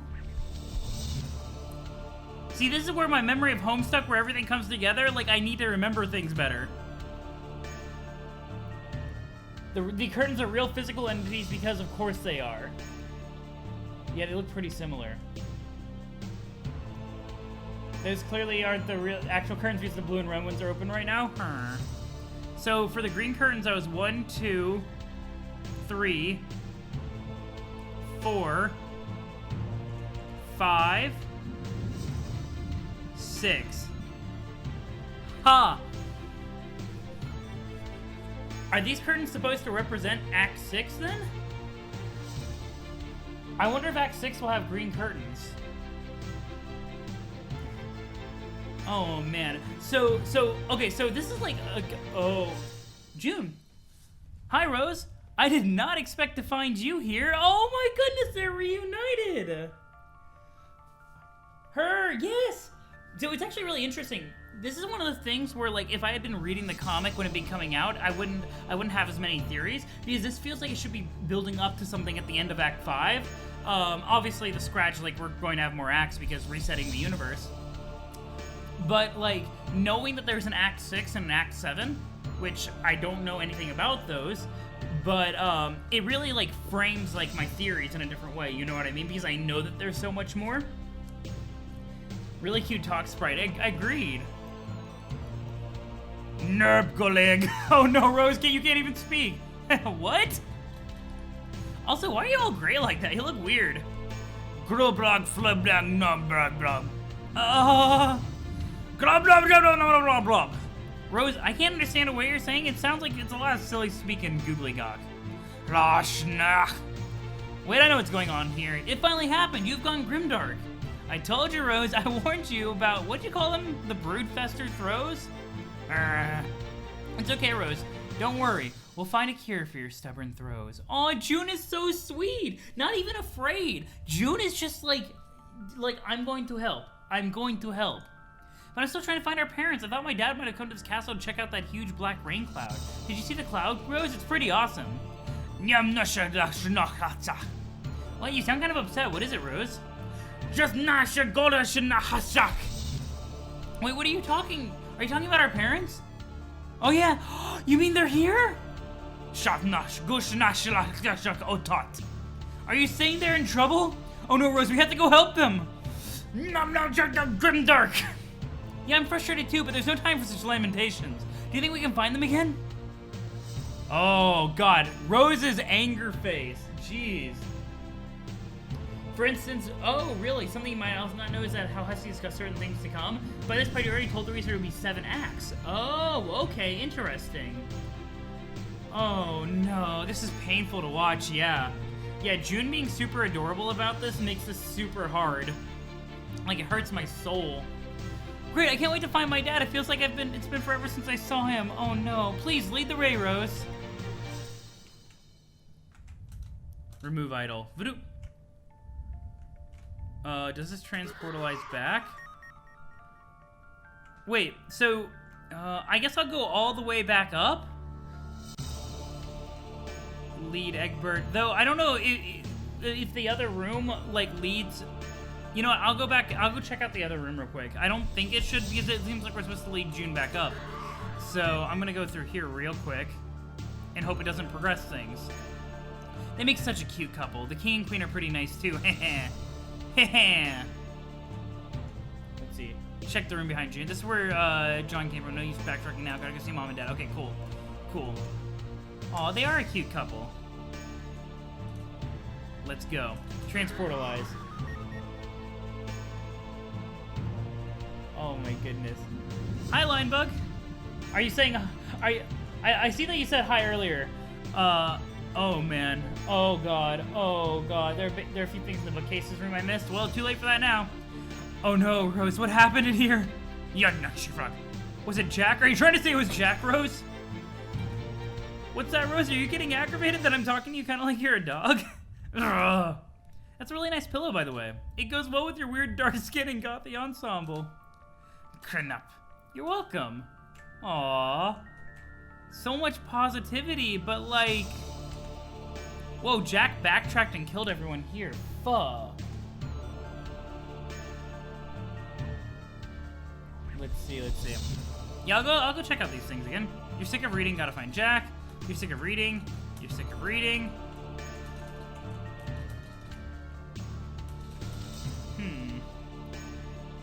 She's held onto that pillow the whole time. Yeah, like, she just keeps it with her. Oh my god, my heart is breaking, guys. You think you know what you might find on the shelf? Just a hunch. Yep, more books. Rise of the Slayer, a horror story meant to scare children. Writers of prescription fiction tend to write what they see in the clouds. Hence, their fables tend to be events that simply haven't happened yet, or happen in another realm. Like, they use the word fiction so that kids don't get too scared. So the Slayer's problem soothed. You've been meaning to read this one. Absolutely required reading for any promising young seer has been blundering into entanglement with the occult. Problem soothed instead of problem sleuth. That was the instruction for assholes. Grimoire for something zoologically dubious. This is apparently on loan from the Durstite Library. It seems unlikely to be returned at this point. That's fair. Books. More books. Yeah, okay, and I read this part of it. It was the erotic fan fiction about the Queen. Oh my goodness. Advanced frog breeding for beginners. Difficulty level extreme. For idiots. A foot soldier's guide to combat. Most of these diagrams involve a soldier advancing by a single tile, either straight ahead or diagonally while lunging with a weapon. No wonder these guys are easy to kill. Okay, so theoretical physics, diagrams that are shaped. Why would the Queen ever wear more than 4 orbs? 4 towers, 4 orbs, 4 heroes. That's the sake of truth? Not exactly, though. Oh, and this is a fairy tale about June going into healing the planet from within, but can do nothing to stop its annihilation from above, nor its soon to follow eradication from reality. Does that mean that Rose is about to eradicate the planet? With the storm? Oh, that's not good. Though we adore him, we shall never enjoy his beauteous croak. We spill our blood on acres of black and white so they may cross the yellow yard. At last in sky's reflection through broken glass, he may find the pond in which he's meant to squat. Which, the broken glass has to do with the scratch, I'm assuming. There's a lot here. You have so much gut. You're not okay with taking June to his dad? Yeah. Or to her dad? Yeah. Yeah, no, my heart's about to break, but we got...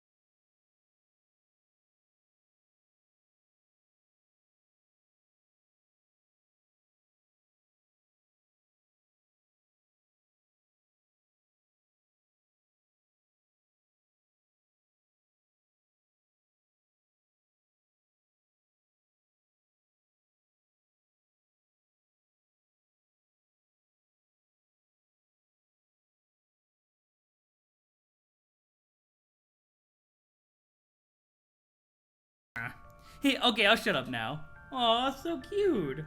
Control-T? Nothing. Nothing. It would be very out of place if it did it anyway. With a flash as serious as this? Oh no. Here we go. Here we go. Here we go.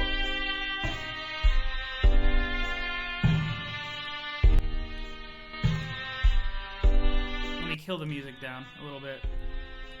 Oh, June. Oh no. Price of Oblivion is the song. No. Oh, the eyes.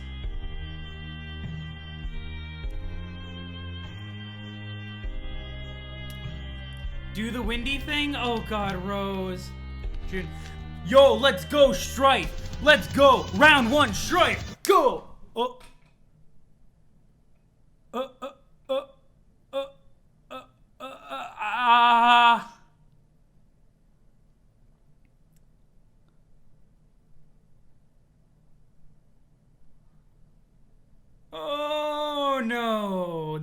that's not good. How many times do you have to get stabbed by Beck Noir, June? Oh shit. Let's go. Go, Rose. Okay, let's go.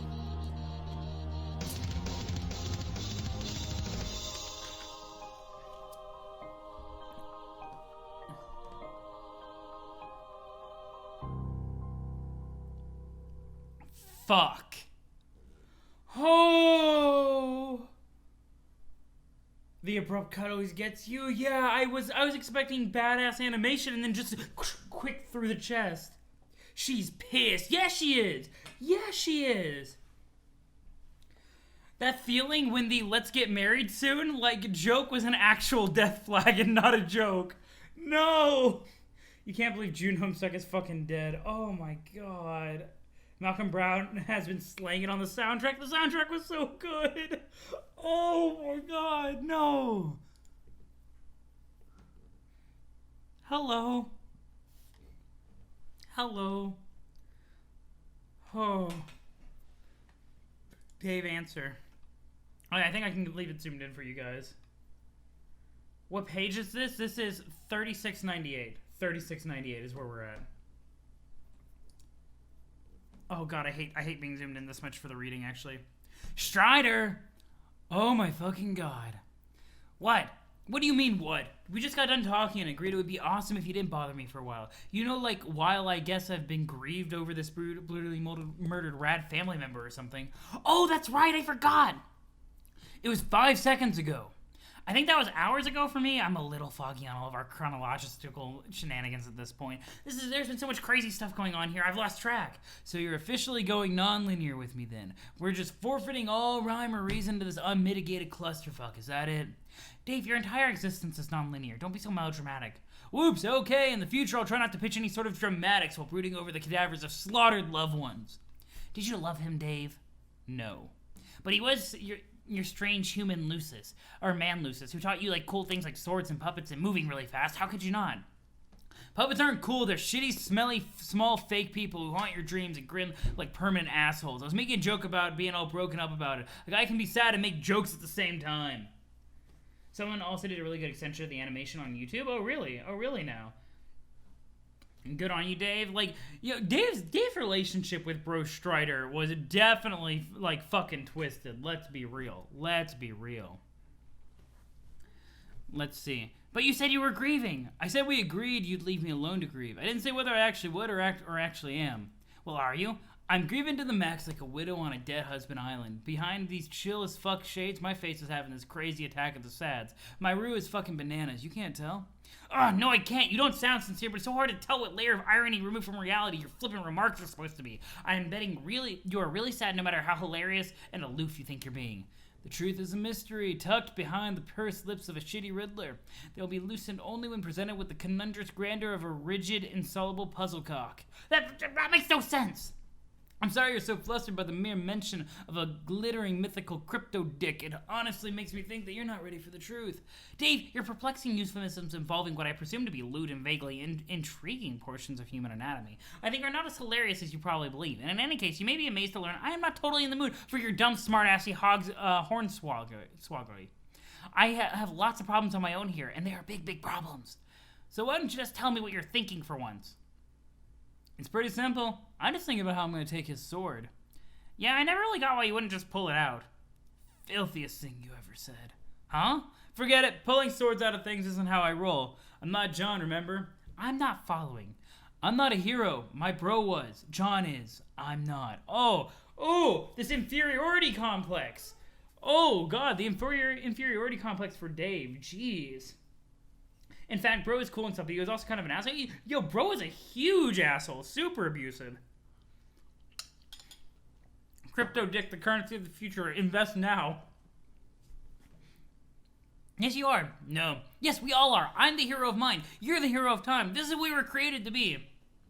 Fine, it's a title we inherit as phlegm babies or whatever. What have I done to earn it? Pretty much nothing but horsing around through time and swindling stupid alligators out of their life savings. If that sword's coming out of his chest, it's coming out clean. Taking it vertically means drawing more blood, but horizontally means a clean break. Check it. Who? No, don't. Break. Pap, pap, pap, pap, pap, pap. Oh, no. Oh, no. No, don't. Spoing. Dave, you fucking dumbass. Wait, the glasses came off. When all real jobs are done by robots and humans can watch porn the whole day, the crypto dick is the only accepted currency. You right, though. I'm not a hero. My bro was. June was. I'm not. Yo, that statement broke my heart, Rain, to hear it. Holy shit.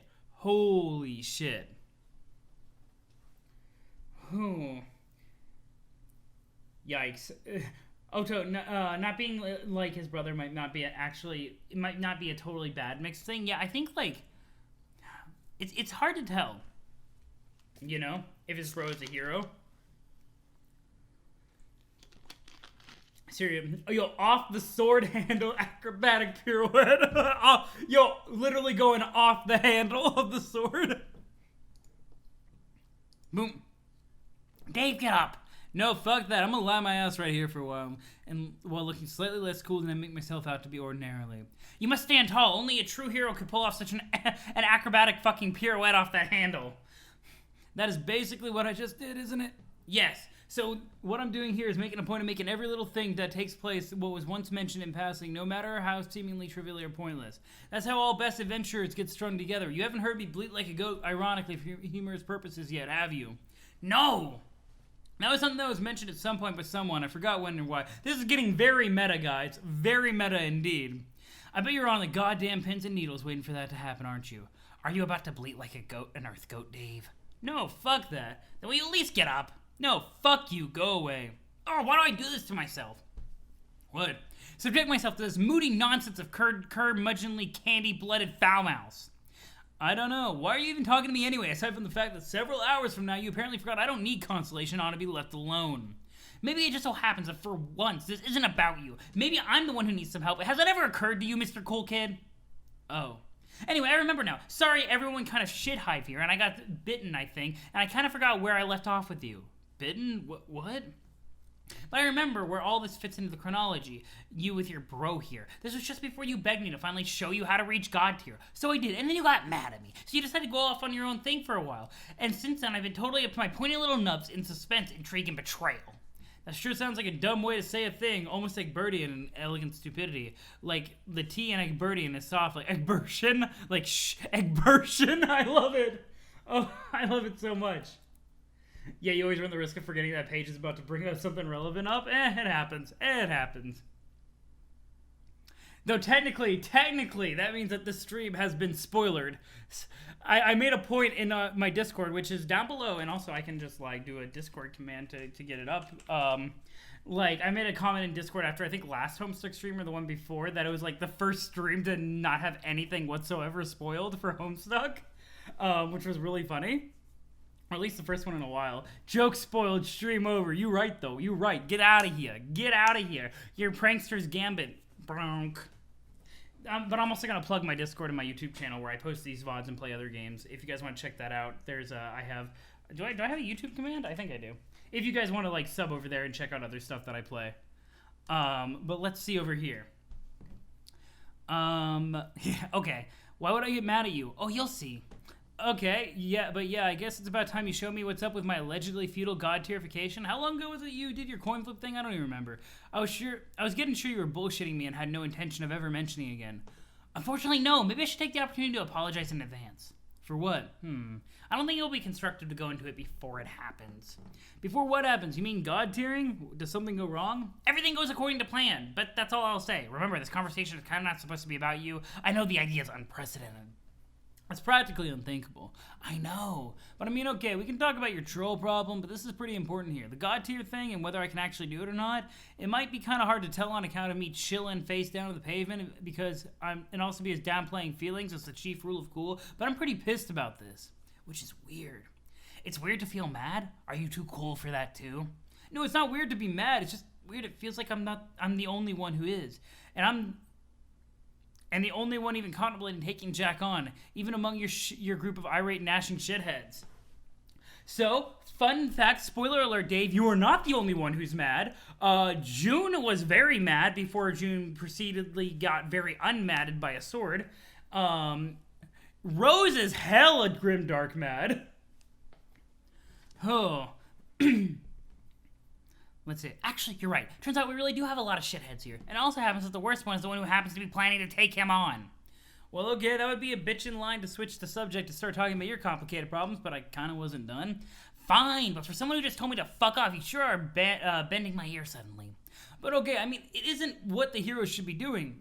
Isn't that what the hero should be doing? Working to take down the bad guy without a whole lot of the fucking grandiloquence and these huge sweeping plans that got nothing to do with fighting him? Like always biding our time and tiptoeing around the unbeatable god boss. John's too nice to get mad. Rose spends all of her time calculating. Both of these are so... The dramatic irony is so false here. The feeling when you get unmatted by a sword. I mean, you can't be mad if you're stabbed.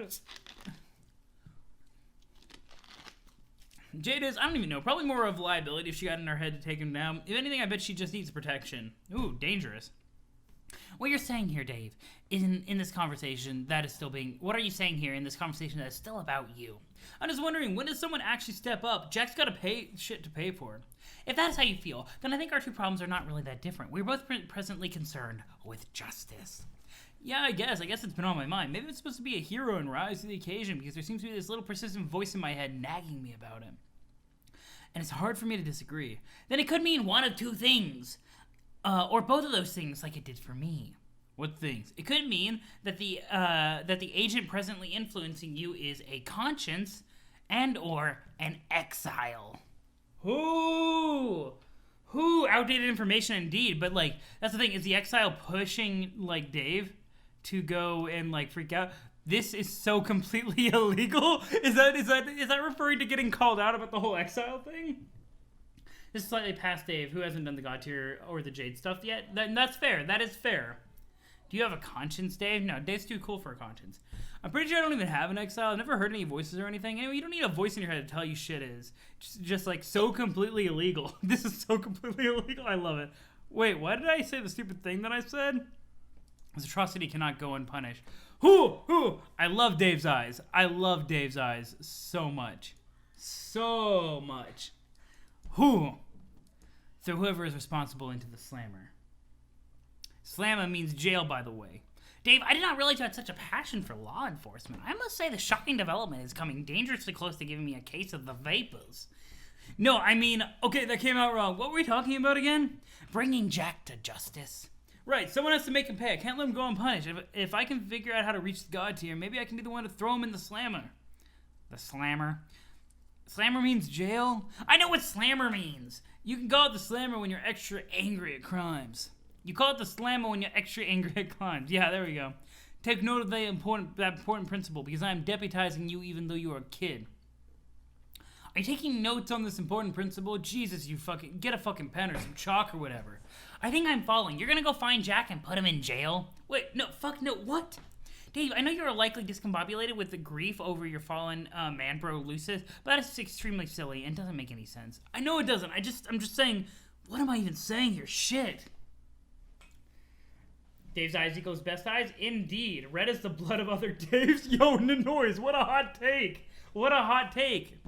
It means he could be albino. Ooh, that's an interesting take. That's actually an interesting take.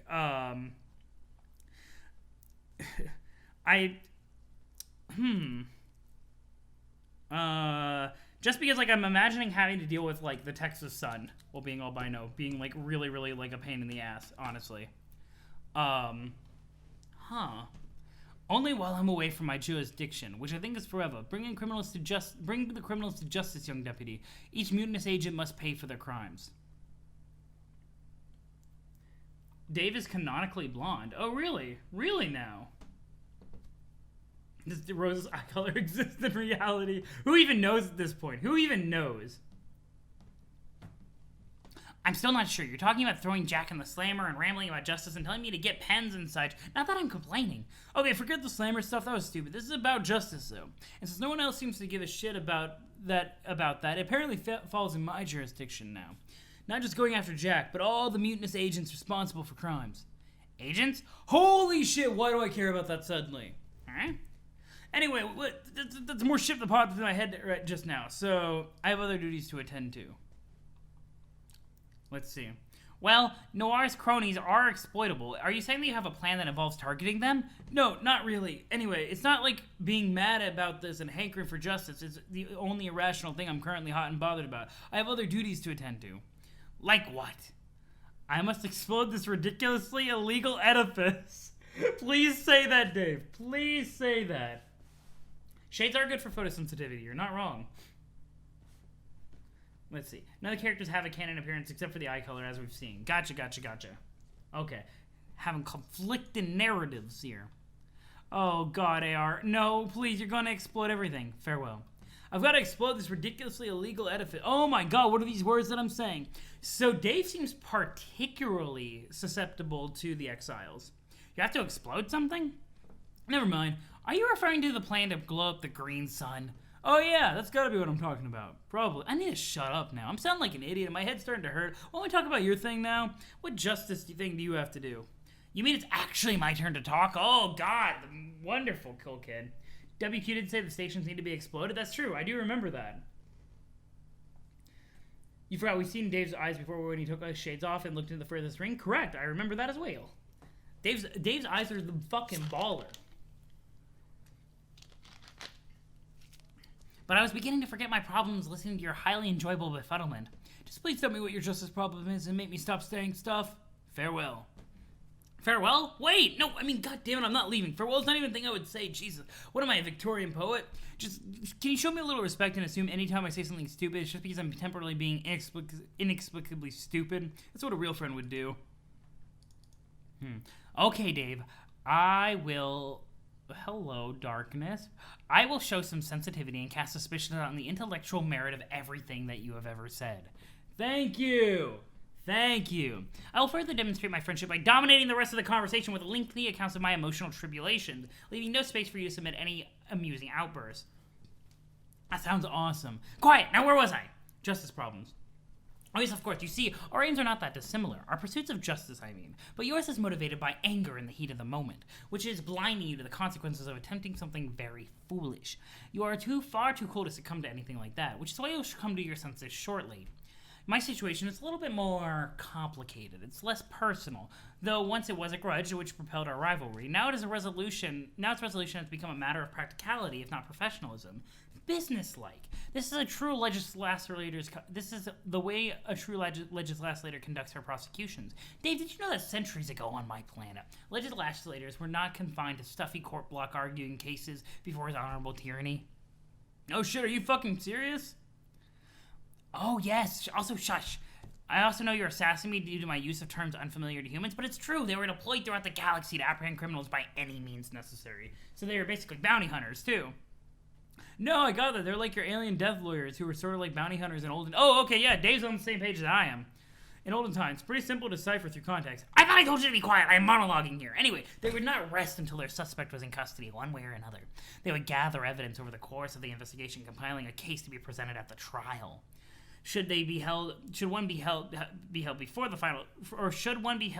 final submission of the guilty court to the judicial authorities? Personal feelings and vendettas didn't matter. Neither did the nature of the crime. Only justice did. They were selected for their cunning and martial prowess, and for their ability to understand the minds of the criminals they sought. That is why the burden has to be mine, I think. I am the only one who knows how to handle her, and as such, she is my responsibility. She? Shush! Okay, I can't even make a little interrogative quips to grease the wheels of your monologue. Oh yes, that's okay. In fact, it's very helpful. Who do you think? Guilty corpses. Jeez. We have a password? Yeah, we have a password. I have an idea. I have an idea. Though I have an idea. I'm gonna try something. I'm not looking. No, I'm not looking. Just let me know in chat if it's successful or right. I have no idea. Was it wrong? The only idea I have is wrong. Okay, cool. Okay. I just wanted to try one time with a real password. Something like, I don't know, maybe something from the conversation, something contextual, something using, like, the troll quirk, because it has the symbol, so... Okay, thank you. Please don't have that idea again. That's fair. That's very dangerous. Oh, Nep. Spider troll. You are correct. The spideriest one of all. Don't try to go there. You spoil like a third of the whole comic. I have no pumpkin. You're right though. As long as I'm right. As long as I'm wrong, it's okay. You decided to take her down then. I guess so. You don't have to sound that psyched about it. Well, I'm here talking to you about it instead of actually doing it, aren't I? Or, oh, sorry, that was GC. Are you feeling guilty, like second-guessing whether she deserves it? Not exactly. Hasn't she done enough terrible shit to warrant alleged laceration? That is not a thing. But yes, the case against her is overwhelming. More than you even know. She's completely out of control now. She has murdered at least one of my good friends.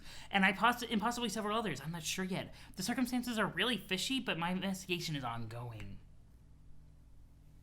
You heard that someone managed to at least once? Yeah, I think in chat, actually, I was told that somebody managed to do it at least once.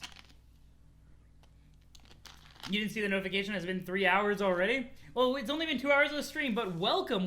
How are you doing, Vordreller? Thank you for the follow earlier. I saw it in my notifications on my thing. Hydrate. Let's go. Additionally, I've discovered she is complicit in Jack's rise to power. When I first learned he came into our session, I mistakenly blamed you all and took it out on hapless Egbert. But if anyone has to pay for releasing that demon on both of our groups, it is her. Are you sure about that? It was Vriska's fault the entire time. It was absolutely Vriska's fault. Glug, glug, glug. Are you sure about that? Yes, and she knows I know. She's been taunting me, trying to stir up our old rivalry. That's what this whole John versus Dave thing has been about. There is no John versus Dave thing, though. I know, not really, it's just a game, but the game is serious business to her. Like it was during our role-playing days. And just like then, she's ruined everything by taking it too far. And in spite of all of her past crimes, these are not even the most important reasons to stop her. She has decided to fight Jack herself, which is an extremely dangerous and stupid thing to do. Sound familiar, Dave? Are you gonna stop me too, then? Hunt me down and lawyer eviscerate me for my own good? No, I'll just let you try to reach the god tier and then decide for yourself. Are you saying I won't make it to god tier, or I won't be strong enough if I do? Objection! What? We were talking about you again. I motion that all Dave-centric testimony be stricken from the record.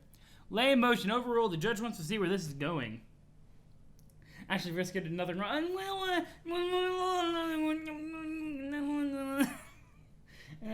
Something bad happens, it's Vriska's fault always. Oh my goodness. Take that! We need an Ace Attorney game that is literally just Terezi. Constantly. Oh my goodness. Wrong in the sentence means according to the rules of society, not morally okay. I mean, there was the whole, like, forcibly creating Bec Noir. Vriska's actually, like, one of the most interesting characters. I really love just, like, looking into the motivations around Vriska. You've played a fan-made Ace Attorney style game with all the trolls? That sounds amazing. That sounds fantastic. Oh, God. What is considered morally wrong is culturally variable anyway. That's true. That's very true. No, he doesn't. He knows precisely well he doesn't give a shit. He will clear this court block if he doesn't have order. He swears to Gigas. Okay, fine, we can keep assessing over your fucked up Kismet sister if we want. It's not like that! Do you think she stands a chance against him? No! Then what's the big deal? Why not just let her get her shit ruined by Jack and let justice happen that way? And I'm quite sure that if she goes to find him, it will tip him off to our location in the Vale. I've seen it already. This is why it's no simple vendetta. Bringing her to justice is critical to our survival. So why don't you go do it? Because I'm not sure if I can. You mean you can't beat her in a fight? No, it's not that. It's just when the time comes, I'm not sure if I'll be able to kill her. I thought trolls are all about gratuitous murderings. Yes, it's true. We're supposed to revel in bloodshed as we grow up. And she seems to be embracing her rite of passage with reckless abandon, as I would expect. Grabbing the bull by the horns, so to speak. Oh. Don't use that turn of phrase. That makes me think of Tavros. I know that was the intent. Oh. Rip forums. I know what it's like. I know what it's like to lose forums that were important to you. It was like the old Pendragon forums. Oh man, those was my shit. Yeah, F in chat for Tavros, for the Tavros reminder. Fuck. It's a little intimidating because I'm not sure if I'm ready for that, which I guess is normal. Are you asking me to reassure you about that? Because I seriously don't have a clue.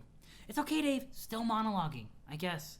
I'm not so much as worried about not being ready as I am that I might not actually want to be ready. Maybe ever. Maybe there's something wrong with me. I don't understand. I thought you were kind of apeshit over the whole macabre stuff.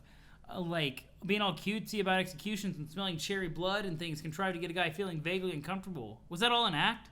Not an act, just fun. I like fun, Dave, and I also like games. Don't you like fun and games? Of course the fuck not. Liar.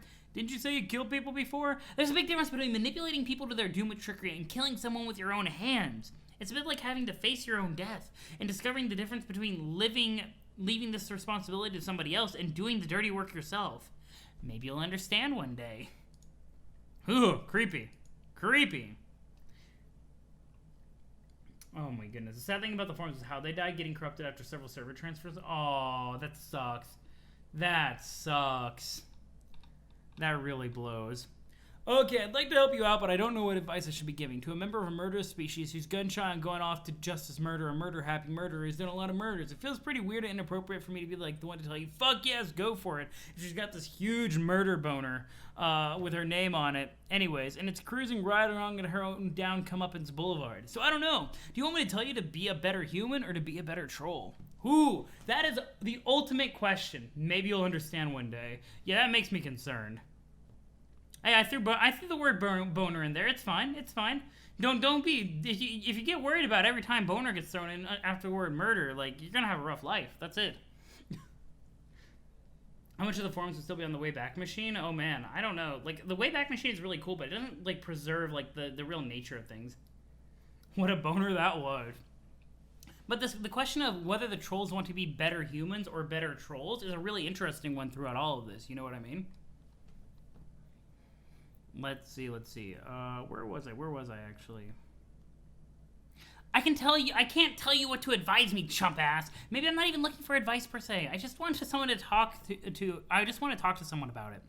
All right. Well, what I'll say is maybe if you kill her, at least we can finally stop obsessing over her. Yeah, fair enough. Why don't you just go do what you think you have to, and I'll do the same. Speaking of which, oh right, you'll be bugging me about showing you how to reach the god tier soon, prompted by this very conversation, I imagine. Who'd have thought? These time shenanigans completely blindsided us. They practically never even happen. I know! So I hang up with future you and then start pestering present you about it. Is that how this works? Yes. And I make sure not to reference anything said here to keep this simple, except like in an offhand way that'll seem retroactively logical to your future self, i.e. right now, if for no other reason than to be boring as hell to rehash it. That sounds about right, but what do I know? You're the time guy after all. Luckily, I will not have to participate in these charades this time around. Does luck actually matter? That face. Yo, Poppy Fubar, what is up? How are you doing? Let me give my boy Poppy a shout out. Poppy is a wild streamer. Tons of fun. How are you doing today? You've been chilling? It's going really well. We are getting deep into the time shenanigans of Homestuck. It is very wild indeed. Very wild. There's been plenty of character nonsense and death. And also Flash animation. Let's go.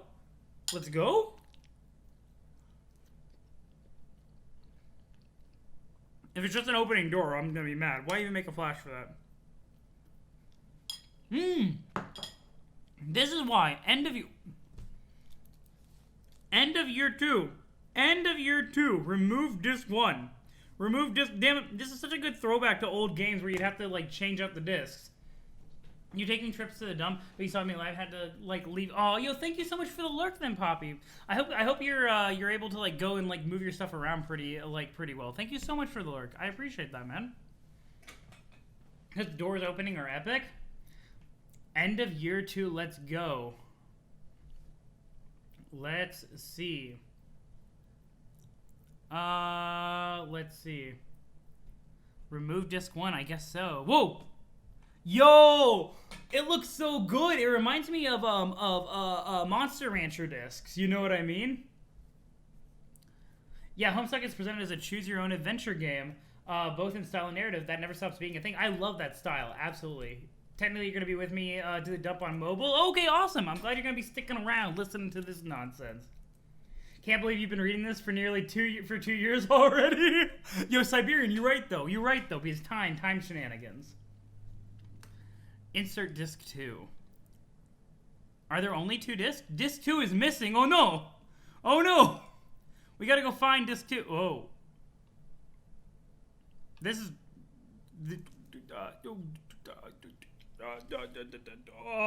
oh, this is actually really bothersome. Please tell me that this is not canonical, because now I'm, like, actually fucking, like, what? Very meta, very meta. Please tell me this is not canonical with Terezi actually having a disc of Homestuck. Just when you thought it couldn't get any more meta, I am actually very much bothered by this. This is not, this is bothersome. Keep playing anyway. You have no idea what the hell this thing is or why you'd need another disc. You just capsule lock it and proceed. There's some justice to be done and you're running out of time. Damn it, it's canonical! Damn it! Damn it, you can write up a bit more if you want. Probably not if it's, like, spoilery. But, man, this makes me want to go play, like, some of my PS1 games with the multi-discs. Oh, my goodness. So much fun. The disc 2 thing is reminding you of Mist and Riven. Okay, so it's reminding me of the time I was playing Legend of the Dragoon. I beat, I think, like, disc 2 or disc 3, the final boss of that, and it was scratched so that every time I would beat the final boss, it would stop before I could insert the new disc, and it was just broken. It was just broken. It's an item inside the story. We super meta. It's super meta. It was just in the chest, that's all. Huh, yeah, sure, no big deal. Yeah, we're running out of time. Proceed. Terezi, let's go. Yeah, scratched. Yeah, the scratch now being related to discs is really interesting. Yeah, the disc was super scratched. So this could mean a lot for why they use that term in particular. Broken fourth wall is canonical. Text literally said, you have no idea what this thing is. That's fair. Oh, jeez. You cannot control Terezi. How can you possibly expect to play this game when you've lost the game disc? All you can do is watch and see what she decides to do. Oh, I see. So that's how it's doing. Objection! You find a note stuck to the floor with Nepida's claw. It appears to be addressed to you, written on a page torn from the journal of Vriska's ancestor. Her taunts are becoming increasingly flagrant. This is a really interesting interpretation of the game motif. I really like it. It also appears to be written in purple blood. She wouldn't dare harm sweet precious Gamzee, would she? The thought is almost more than you can bear. You're about to throw the book at her. Sweet precious Gamzee! Sweet precious Gamzee! Can't believe I started the stream without making sure I had disc 2. Very unprepared. I know! I am ashamed! Don't look at me! Don't look at me! I'm ashamed! I went and I bought Homestuck, and I didn't even open it up before I got it from that yard sale, and it didn't even have the second disc. I'm a fool. I got swindled. Who would dare hurt sweet innocent Gamzee? Sweet innocent Gamzee. Badoop. Huh? Nani? Goodbye.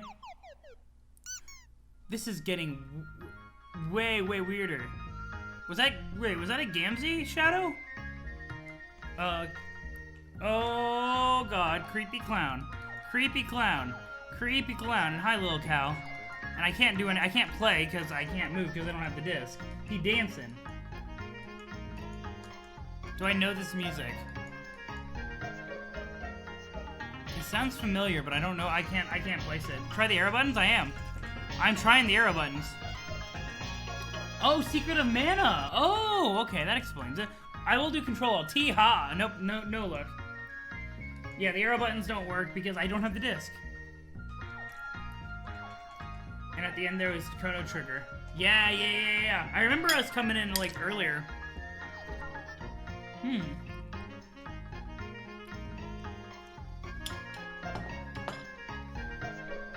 Terezi, wake up. You cannot wake up because you were not actually asleep. You were just taking a breather in this nice cozy pile of horrifically mutated scale mates. And the room is from Final Fantasy VI? Yeah. Yeah, and then normally when you Control-Alt-T into the room, the Chrono Trigger portal makes me so happy. You're just taking a breather in this... Yeah, there we go. Which we're gathered here to break your fall for some reason. You wonder where you are. This is a fancy-looking room. It doesn't look like the place you'd expect to find on this meteor, at least not in any strictly canonical capacity. So wait, Little Cal being here is interesting. And Little Cal has Gamzee's blood on him?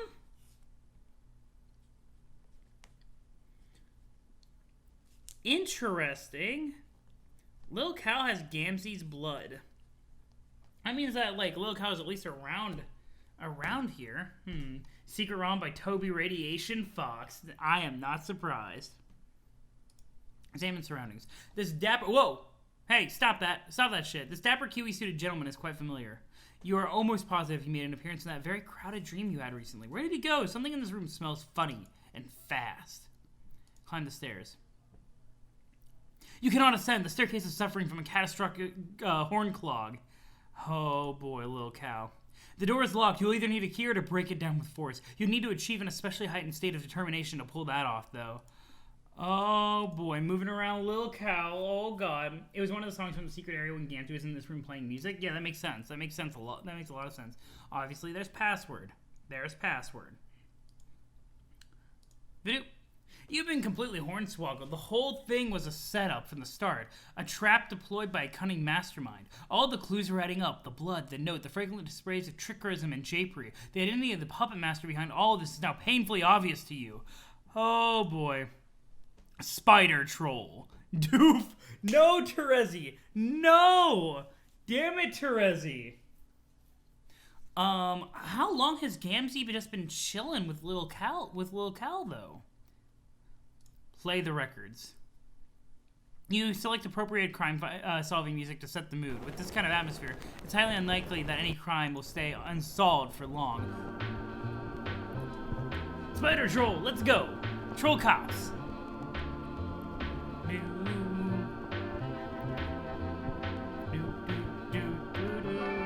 There he is. How did he get all the way up there? He always has been the slippery scalawag. Maybe it was just reminding you to check out the note. You almost forgot it was up there with all your furious investigating. Most of which was involved fooling around with records, hugging plush toys, and cosplaying as a childhood heroine. Read it. Can you hear the purple blood? Yo, Gamzee just wants to hang out with Pyro Sprite. It's fine. It's fine. Or Pyro Sprite. It's fine. It'll be fine. It'll be fine. What's the worst that could happen? Situation seems familiar? Yeah, it's fine. It's fine. Just as you thought, it's a message from Vriska summoning you to do battle. It's written in Gamzee's rich, jelly-smelling blood, but it's her handwriting for sure. Her quirk is present, leaving the matter undebatable. But why the hell does she want you to bring the stupid puppet along? She's so weird. There's a journal entry on the back. It probably isn't the slightest bit relevant to the current situation, but you guess it couldn't hurt to read it anyway. Holy crap! Has Gamzee committed the cardinal sin of stealing somebody else's quirk to lure them in? Has Gamzee committed that can be fake, Terezi. Bad detective, bad. I'm just saying, Gamzee has committed a cardinal sin amongst troll kids. He has faked somebody else's quirk for the purposes of evil. He's gone off the deep end. The descendant of the Grand High Blood has gone off the deep end. He can't be redeemed now. Before, we could have redemption arc for Gamzee. This is irredeemable troll crime. Whew. Examine the journal entry. Let's see. I suppose I'll have to get used to writing in this hand instead. I now do so in captivity, where I bring my awe to bear on the immensity of the subjugulator's hijinks. I took their gesture as a plain avowal of my prosecution's futility. With a lone neophyte assigned to the task, how could I view it otherwise? I was sure they'd drawn for it from the bottom of their deck, not intending to squander more competent mercenaries on one who had made a show of outclassing them all before. But I discovered too late that Red Glare was their wild card all along. How is one allowed to be raised by a dragon in this era, let alone one of such middling blood, the sickly hue of a gutless civil servant? Those of her caste are typically pleased to mount a sluggish collar bear, or some brainless, squawking spleenflow during petty expeditions to plaster seizure notices on gambling property. By what fluke was this woman granted such a weapon, permitting her to luxuries in this delusion of righteousness? Someone blocked the light of the unbitten moon, treating the harbor to darkness more grim than what fell this season's apogee. I made the mistake of looking into its eyes, each like a sun concentrated into a small jewel, as two hot garnets searing through a black veil. I shut mine quickly, but the more sensitive of them was burned irreparably. When I regained sight in the other, there was only red. My fleet was in flames. The neophyte was on deck. Pyral spite, she mentioned through her ridiculously forced grin. She wanted me to know the name of the beast who was able to consume my Lucis whole. Ooh, so the dragon was named... Okay, I'm going to actually write that down. Dragon equals Pyrospite. Ooh. Just so that I have it in my notes. Oh, quirk is law. Quirk is law. I'll read the rest of the chat in a sec. My dice were in the hole below, not that my present luck would consent to a favorable roll anyway. I made a move for my blade. She took my arm, which I'm sure she kept as the tiniest of snacks for our ostentatious custodian. Maybe she meant to prove she wouldn't need me in irons to have my submission. Bound or free, 2, 1 or none. I wonder how well she knows it's not what I do with my arm she has to fear. I await my trial. Ooh, quirk theft auto. Yes, exactly, recursive. It's terrible. It's terrible. Let's see. No, you see, Game Theory changed quirk once. He just did it again. Yeah, it changed into somebody else's. That's fine. You're right. It's not stolen. It's just sharing, right, Siberian? Man, this is why you watch read-throughs despite having read Homestuck roughly about 5 times. All the new and varying insights are so wild. Well, I'm glad you're enjoying it. I'm glad you're very much enjoying it. Nothing angers you more than a troll using the wrong quirk. Put him in the slammer. Oh my goodness. Romance is no excuse for law breaking. Get a new disc first. Seriously? Nah, it's fine. We're gonna insert disc 2. What's a little scratch gonna do? What's a little scratch gonna do, guys? What's the worst that could happen? Insert disc 2. I mean, like, it'll just fail to load, right? Definitely won't open a portal in space-time or anything, like, crazy. See or ascend? See or ascend? Ooh, the way that this is... Okay, interesting. We're loading. We're loading. Z. Let's go. Come on. Your browser cannot read the... Damn it. Damn it. Does it just... Oh. Here we go. Here we go. Vision 8 fold. Sis, roof now. Bring the puppet. Oh, we hear.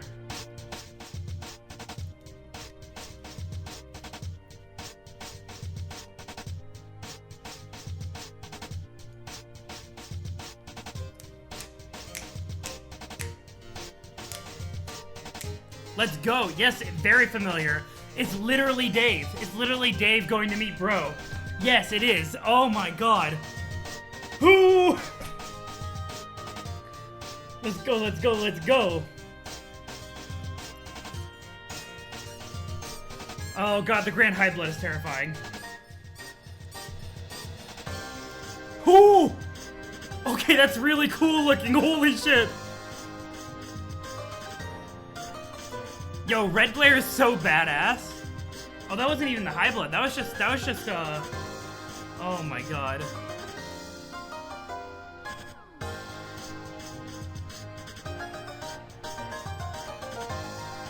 The parallels to Dave is so good. Fuck, Red Glare's a badass. Holy shit. Ooh.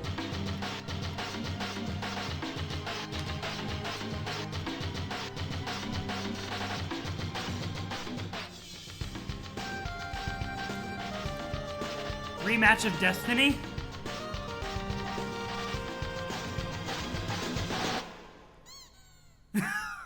Ooh, I'm so hyped. I'm so hyped. Oh my god, the Flash is so good. Vriska, you should probably turn around, actually. Like my girl, you gotta turn around. Terezi Owens by Toby Fox, remixing Upward Movement Dave owns. Beautiful, beautiful. Squeak. Let's see. Much fanfare was made of the trial, more than I would have dared to hope. It seems my luck has been returning of late. Sure, journal log. The High Bloods surely intend to make a spectacle of my conviction. They filled the court block with peasants ravenous for the comeuppance of a blue blood. I wasn't about to deny them what they came for. Ooh. It was kind of the authorities to supply me with the failings of such impressionable spectators. The weak wills were nearly as thick in the air as the rust in their veins. Funny how my other senses seem to have peaked since exchanging glances with the dragon. What an extraordinary specimen. How I've come to covet the creature since it ruined my fleet. I know too well the whispers of a dangerous new infatuation that they beckon. But I digress. Oh, she took control of everyone there. Oh, God. Also, what was the game that you scratched the disc for? Oh god, yeah, that was a Legend of the Dragoon. Way back when. Legend of the Dragoon. So that broke my fucking heart. You'll love to know that troll Guybrush Threepwood appears in this Flash. Wait, I don't even know who that is. Oh my goodness. Trezzy is an amazing character. Trezzy is an amazing character. I love... Actually, a lot of the trolls are just fantastic. It's also interesting to look at the musical technique or theory used in Homestuck. Like, you'll have to like let me know your analysis later, because musical theory is something that I love hearing about, but it's not something that I like personally have any like expertise in. It was simple enough to nudge the hostility of the lowbloods from one aristocrat to another. The subjugulators could not have been pleased, but nor could they have been altogether unamused, I would expect. I wonder if this is part of their unfathomable game. I'll never understand their riddles. Oh my god, did they kill Red Glare? I only regret I didn't get to hear the opening statement from the neophyte had prepared against me. The case she compiled from all that evidence she turned must have been damning. I bet her remarks would have stung worse than when she severed my arm. She certainly would have shown me greater mercy by taking the other instead. Alas, I mocked to disguise the extent of my regret. Had my escape not necessitated her demise, she would have made a lovely rival. If she'd only discarded her childish preoccupation with justice, we might have made a striking scourge. Had we inched blacker, we might have torn red miles across land and sea. Unfortunately, the only miles to be found through her bureaucratic calling were those of red tape. When so ensnared, one is eventually bound to be choked. With the court block cleared, all that remained was to obstruct my freedom was his honorable tyranny himself. Upon reflection, Red Glare showed the foresight of a true seer in thieving my arm before the trial. Red Miles. Who? This is intense. Why is the ancestor story why are the ancestor stories so freaking intense, guys? Oh my god. MC of Monkey Island, which is a series you never played, but it's a fun bit for the lamest trivia night ever. In a Dragoon, you say? Yeah, re-recursive, yeah. Indeed. Reminder, this journal was formative for young Vriska. Yeah, no, I can definitely see where Vriska got some of her tendencies. It permitted a fair fight. Though I was free, I had no fleet. No matter with the gamble against decimated, I embraced the turn in fortune and pledged to put my sea-grifting ways behind me. With any luck, the skies will be my future. My thoughts again returned to the dragon. But first, I was in need of temporary refuge. I sought it with the expatriate. What? Vriska took on? Is this supposed to be the Grand High Blood? Or is it just a High Blood? With his tyranny. His honorable tyranny. There's no way that that's it is a High Blood. It is not the Grand High Blood. Yeah, Mindfang, sorry. Okay, I say Mindfang. Okay, I use Mindfang and Vriska independently, but interchangeably when I really shouldn't. The understanding is that it's very much an ancestor. Don't worry. It permitted a fair fight. Ho ho ho. It's not the Great High Blood, but it is his honorable tyranny. Gotcha. Okay, just wanted to make sure that those were not the same person. Because they're adults and trolls are 13. That's fair. Seeing the adult characters is oh my god. But the comic's been too serious for so long, so it's gonna do something fucking stupid soon. He owed me for the sweeps of protection I provided after his brazen defiance of the High Bloods. It was perhaps the only such courageous stand ever taken against a superior by one of his supercilious pedigree, and I'd have not bothered sticking my neck out for another. But the admiration he'd won naturally wore thin as he persistently bemoaned his treason and banishment, and I was saddened to find his habit holding strong even now. I wonder if he still believes she was worth it. Oh, hey! Hello! We don't have Equius's ancestor yet, but hi! How are you doing? Hello? We know that symbol. Let's go. Let's see. It would seem that his whatever tyranny, it was not a troll at all. Interesting. Repairing my arm would go a little further in squaring his debt with me. Even if I came with both intact, I might have ripped one off and put him to the task just to halt his blubbering. Darkleer. Here we go, Darkleer. Writing this down. for Equius's ancestor. Oh, right, Expatriate, right, that's the title, Expatriate Darkleer. Darkleer was always a skilled machinist, and the work he provided was an adequate distraction. So pacified, he listened to what I had to say about my recent travails to the law and pyral spite, and what I come for in truth, the treasure he'd been keeping safe for me. Oh, shit. Okay. Interesting. So this was actually passed down to Vriska, from her ancestor somehow. Well, discovered, because like it's all about like fate intertwining and discovery and everything. Gotcha. So whether it was direct or indirect, it was basically, this is an heirloom. This like scratches balls was an heirloom. I cradled the oracle in my synthetic hand, as if appraising by weight the mystic qualities it still concealed. With my vision eightfold seared away, I was as blind to its secrets as the old doctor was to its present whereabouts. I'd learned to keep it cloaked from the awareness of the man who once called me his protege, a backhanded term of endearment from a smug manipulator. Locating his so-called dark pockets was the only gambit I had encountering his milk-tongued doublespeak. The expatriate, for his indiscernible reasons, seemed naturally surrounded by such a void in the doctor's awareness, and so was uniquely fit to inherit the orb, but the doctor could not see his treasure, nor could I. Wait, really? Wait 1 second, that's important. That feels important. Darkleer was a dark scratch hole. Or I should put blind spot so I remember this better. I think she just mentioned finding it on an expedition. Yeah. A void in his awareness, huh? Ooh, wait. That's a very particular term. Let me go back real quick. Let me go back and check it. What was... Have we gotten Equius's title yet, actually? Have we actually gotten Equius's title?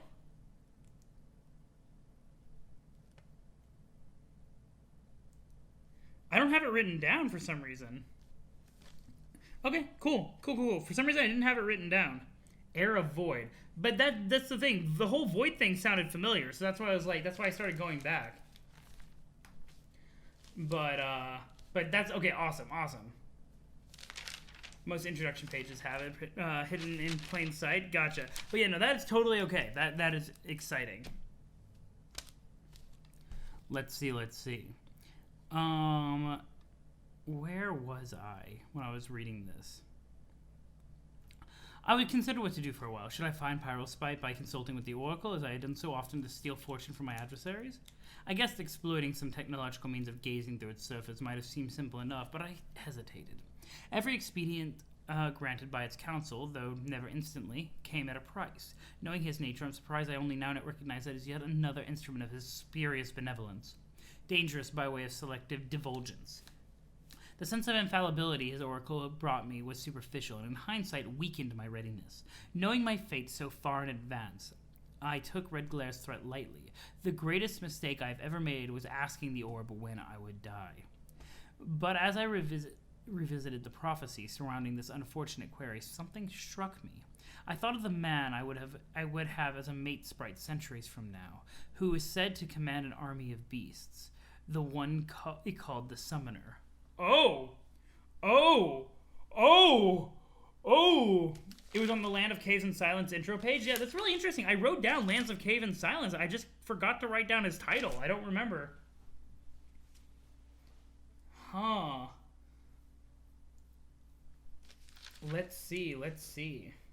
The Summoner. Yeah, that's also command an army of beasts. That's literally Tavros's. That's Tavros's thing. Let's see. I'm gonna just write this down real quick because it makes me uncomfortable. Mindfang and Summoner. And I'm gonna just write a little heart. Let's see. I forgot to write down the best title. You'd call that a disrespect to Void, but you're unsure if it can even apply. I mean, for all I know, I did write it down, and it's Void. I can't see it. Like, that's the thing. I just can't see Void. I can't see Void titles. Simple enough. Me and the good uncle have the same issue. Ho! Ho! Ho! Look at how badass his ancestor looks. Look at those horns. Horns.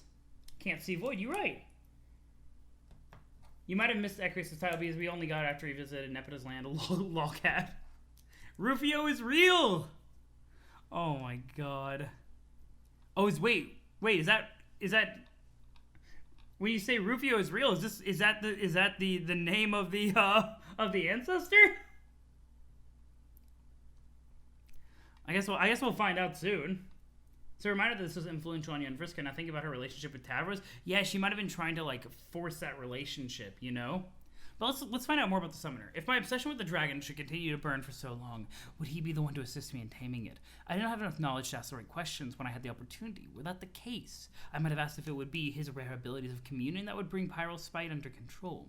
Would it be on account of my influence? And if so, would I exert this influence by taking his will or winning his heart? These are details I would have given no second thought in drawing from the orb. My curiosity of force usually too much to quell, but now... So this is interesting. So this is also... You can see Mindfang still racked by the same feeling of inevitability that Vriska is. Very different because like Vriska is constantly being told she's the villain, this is all this stuff, and that she ends up like embracing that. Mindfang, it's way more direct. She gets literally told the future and feels bound by it. Let's see. Have I noticed a pattern with the ancestors' names? They all have they're all adjective noun for the names, and they all have a title. So, except for her imperious, well, I guess her imperious condescension is technically adjective noun. But let's see. Most of them have 8 characters. I guess that's true. Red Glare doesn't. High Blood, Dual Scar, and Mindfang do. So there are a couple of patterns to identify there. Let's see. I have thought of the summoner often. I have been troubled to know that one so calm and blooded he could not possibly have hatched yet, nor will he wriggle from the caverns for many sweeps, so I must have patience to take up my role in his story of heroism. It is a tale which reads to me as though lifted from a child's story, yet I know I'd be a fool to doubt its veracity entirely. He would rise through the ranks of the Cavalry Reapers and assume command, having proven the most skilled and fearless of them. He would exhibit remarkable pupation, the sort only recorded in myth, growing, or perhaps simply revealing a striking pair of wings. His army, thus inspired, would spearhead a major rebellion. Surely, one at least on the scale of the sectarian revolt crushed by the High Bloods, who thereafter forbade its mention or any invocation of its heretical symbols at all, even in private journals. Which is why I stick to the fable of the summoner, and not to risk another execution with even oblique references to the compelling tale of the sufferer. Resolution to the summoner's mutiny is foggy, as I only understand what has been revealed to me through the brief answers I thought to solicit. Ultimately, the ire of the Condess is that her imperial condescension would be such that in the settling dust of the conflict, she would banish all from the homeworld except the very young. Oh, really? So that's why the Alternia. That's why Alternia is now only for raising children. Let's see. Sufferer, huh? Yeah, no, I noticed that, but I wasn't sure. So much exposition. There is a ton. I wonder who the Sufferer is. I do need to write that down. Thank you for reminding me, because I do need to actually write that down. Let's see. Where was I? She would scatter all who reached maturity to the stars to fight her wars, I presume to keep them occupied, existing in a less centralized state from which such a coup may arise. This is still an incredible notion for me to consider, and I cannot imagine how she would come to enforce such upheaval in our civilization. Though I suppose she'll have on her side the advantage of an unparalleled lifespan, and the leverage extended by the hideous psychic prongs of her deep, undulating monstrosity. That is, until it chooses another little witch to serve. Nevertheless, I will take the prediction as truth and find it amusing that a homeworld dominated by children will be the great summoner's legacy. One of them, at least.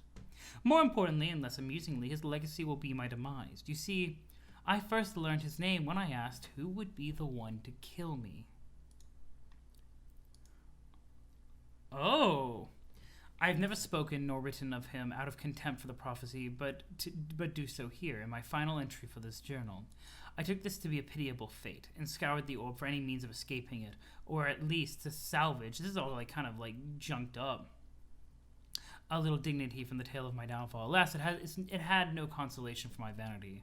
But as I sit here, deciding what to do with the damnable little sphere, I understand my error. It was not in failing to chart a course through future events to turn my fortune's tide, even so many sweeps from now. It was in believing the future was mine to know, and my fortune mine to control. If this hero is meant to breathe life into my embittered heart, and if he is to earn the right to run it through, then so be it. For him I will commit to this page my highest expectations, and for what precious uncertainty is left in my future, I renew my vigorous anticipation. The oracle I will resolve to part with. I will conceal it in a crypt bearing the sign of the expatriate, with a map to its location hidden in this journal. To whoever finds it, be wary, for the truth it tells may leave its keeper blind as I was, though no more. Literally blind as you are. Also, you don't think the disc is doing too well? Oh, it's fine. It's just a little scratch. It's just a little scratch. It's fine. Another little witch of life. Yeah, exactly. Oh my goodness. Another little witch to serve. Yeah, so many call for it. Also, literally, I'll leave it. Be wary, for the truth it tells may leave the keeper blind. Like, literally, exploded Vriska's eye. I'll flip in a second. The glitches are becoming very stronger. Or very, very much stronger. Neophyte Red Glare is 8. Learn to count. So fucking rude, because I was actually counting Red Glare, and not the title, because you asked me about names, not titles. So fucking rude. Oh, okay. Oh, I see. You said it was me who should have learned to count. Oh, apparently I can't. Yeah, you're right though. You're right. Red Glare. I do need to learn to count. You're right. Might be. I need to learn to count. You're right. I don't know that E's exist. I apologize. Totally my bad. I'm sorry, Cypherian. You were right to call me out. My apologies. But yeah, I can see why this would really inform Vriska's behavior with Tavros. Because if Vriska is believing that this is supposed to basically be a roadmap for her, how her life was going to go, she would actually believe in the insurmountable potential of Tavros, you know? I can understand now why she was always so certain that Tavros, if just pushed a certain way, would, literally, fly to greatness, you know what I mean? But he never did, and the disappointment, though, it's like a fundamental misunderstanding of how the world works for her. But yeah, you were right. Red Glare is also 8. I feel bad. But let's do flip. What's the worst that could happen when we flip the disc? Oh, it's just a little glitchy. It's fine.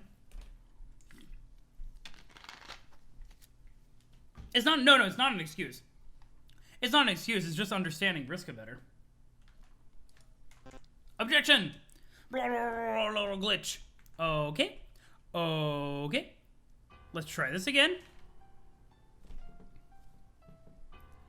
Flip hype, let's go. Oh, stop with the glitch. Oh god.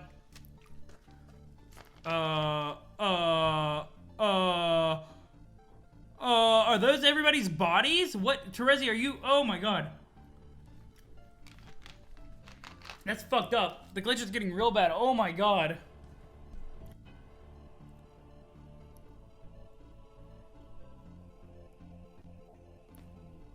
Oh, let me turn up the music. Motherfucking jury. Oh my god. Hey, Red Glare, nice outfit. Same to you, Vriska. So much as it pains me to admit your fruity orange fairy suit smells delicious. Thanks, I see you finally wised up and started taking this rivalry seriously. It's hard to antagonize you properly when you freeze to get in character. I am not in character! This is serious business, Vriska. See, I brought my deadly cane sword and my cool coin and everything. I can see that, so you've come for revenge then. I thought we settled this a long time ago. Not revenge, justice! For the despicable murders of our innocent friends. Murders? Like, plural? Vriska, please, don't try to deny it. I found this in Tavros, Nepeta, even Gamzee. I mean, really, Vriska? Gamzee? Ooh, you're wrong, though. Gamzee isn't dead, you dope. He flipped out or something. Oh, okay, the glitch is real. What? Oh, okay. Yeah, okay, there was, like, one murder I was responsible for. You know, Tavros? That was me. I guess. But that's it. He's the only one I killed. Just that one guy. Facepalm combo times 3. No, little cow, don't help with this. Don't help with this, little cow. Oh, things are getting weird. Both know you can't beat Jack, and that will happen if you will lead him here and he'll kill us all. He'll follow your sugary pixel trail with his keen canine snout. I've already seen the consequences in my mind's eye. Fascinating, why don't you tell me your terms already? Forget my pixie trail, at this rate my snoring will lead him to us. What I propose is simple. I flip. Heads you stay. Scratch you go. Ooh, you're kidding, right? You want luck to decide this? Maybe you forgot who you're dealing with. I'm the Thief of Light. You really expect me to lose a simple coin flip? I've got all the luck, remember? I didn't forget. What will it be, Marquis? Just flip the fucking coin, neophyte. Or sorry, that was Vriska's voice. But the coin flip doesn't matter. Is she gonna run Vriska through while Vriska's watching it?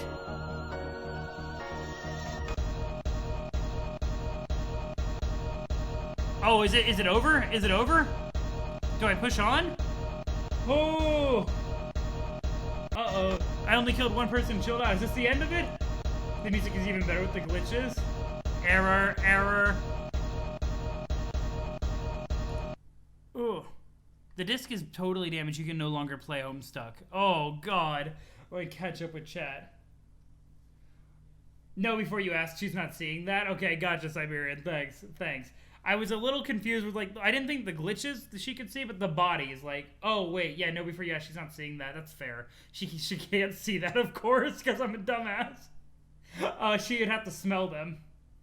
This is why you always keep the disc with me? You're right, though. Didn't this diary basically say Mindfang was waiting for the summoner to grow on their own, whereas Vriska tried to force... Exactly, that's actually... I actually wanted to talk about that.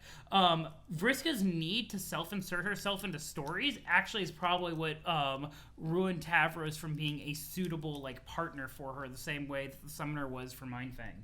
You know what I mean? Like, Vriska's, like, need to be the hero of the story, quote-unquote, or even the villain, played a huge role, I think, in stunting Tavros' development. She can't see that because she's blind. Remember, I know, as soon as Siberian said that, but I thought maybe she could smell, but they were all in tubes, right? They were all in tubes. So maybe she can't smell it. It's over, you guys? Yeah, we're gonna quit Homestuck now. Okay, well, guys, that was the end of the stream. We're done. You are forced to quit. You will not be able to resume playing unless you can repair the scratch on the disc. You'll need to seek the service of someone who's capable of fixing a scratch. A scratch doctor, if you will. Nope! Hello, Uncle. You rang? That was a joke, of course. You didn't. I don't have a doorbell, remember? Please come. Oh, God. Hello. Hello, this is neat. Hello. Welcome to my apartment. I trust you'll find my voice is more palatable against this decor. I continue to be an excellent host. I'm expecting 2 more guests later, first one and then another. Please make yourself comfortable in the meantime, but don't touch any of the candy on the table. That is reserved for one of my guests. The Scratch Doctor. Now we're really close to the end of Act 5. Yeah, excuse me. This is our Scratch Uncle. Don't you know? Don't you know? Heads up in about 30 pages. The banner at the start. The banner will start changing. Okay. He's taking over chat at the end of times. But hey, it's fine though, because we can read it now. It's fine. Let's have a look at that disc. She really did a number on it, didn't she? It's virtually unplayable like this. What a shame. There are many moments trapped on this disc which would have no doubt found to be exhilarating. But yes, I can fix it. What? Did you just, like, instant transmission? Like, oh, okay, no, you were doing something with the disc. It'll take time, though. I estimate by which I am certain by way of omniscience that when I am done, we will have reached just shy of the green circle on the card above. I'm sure you have already presumed this mark to represent the beginning of Act 6. This disc should be ready to run in time to witness the critical event, a confluence of thickly interwoven, concurrent circumstances which have been meticulously arranged by myself, influenced to a much lesser extent by you, and by an even more negligible degree our heroes. The scratch will be healed in time to watch these heroes put into motion, yes, the scratch itself. So if you don't mind waiting here while I complete my repairs, I will tell you the rest of the story. I will show you as well as I recover data from the disk, but the visuals I supply will be nothing more than abbreviated snapshots, and my telling will be abridged. Immortality notwithstanding, I'm not going to live forever, you know. Oh, fuck you, Cuball Groomer, shit, fuckface. Oh my god. Oh, the fact that when you call him a groomer, it's so true, but it makes me super uncomfortable. Holy shit, rip MSPA. Your man Doc has a revolver. He does though attack helicopter. Oh my goodness. As a non-native speaker, let me tell you, getting through this part first time was a royal chore. Oh god. Oh, I bet. And since for the once in my life time is at a premium, let's get on with it. Where were we? Sky symbol up here. There is... So is this the way that he tracks the timeline when everything goes bumpkiss over here? Okay. Tick-tock. What time is it? Oh, guys, at 4:13 or something. No. It's not, though, actually. It's not. What? The time is 7, like 55? Actually, it looks like. Something like that? 7:54, maybe? Kind of hard to tell. 7:52, thank you. I will write that down. Thank you. New set of numbers for the new timeline. Let's go. Let's go. Voxus is real good for that, by the way. I don't know what is Voxus. Okay. Let's see. 752 is known by another name? I do not know what you're referring to. Like, I think I'm missing whatever you're trying to lead me to, re-recursive. Let's see. Oh, Voxus has a really big Homestuck. Let's read. Gotcha. Lots of great voices. Oh, okay. 752.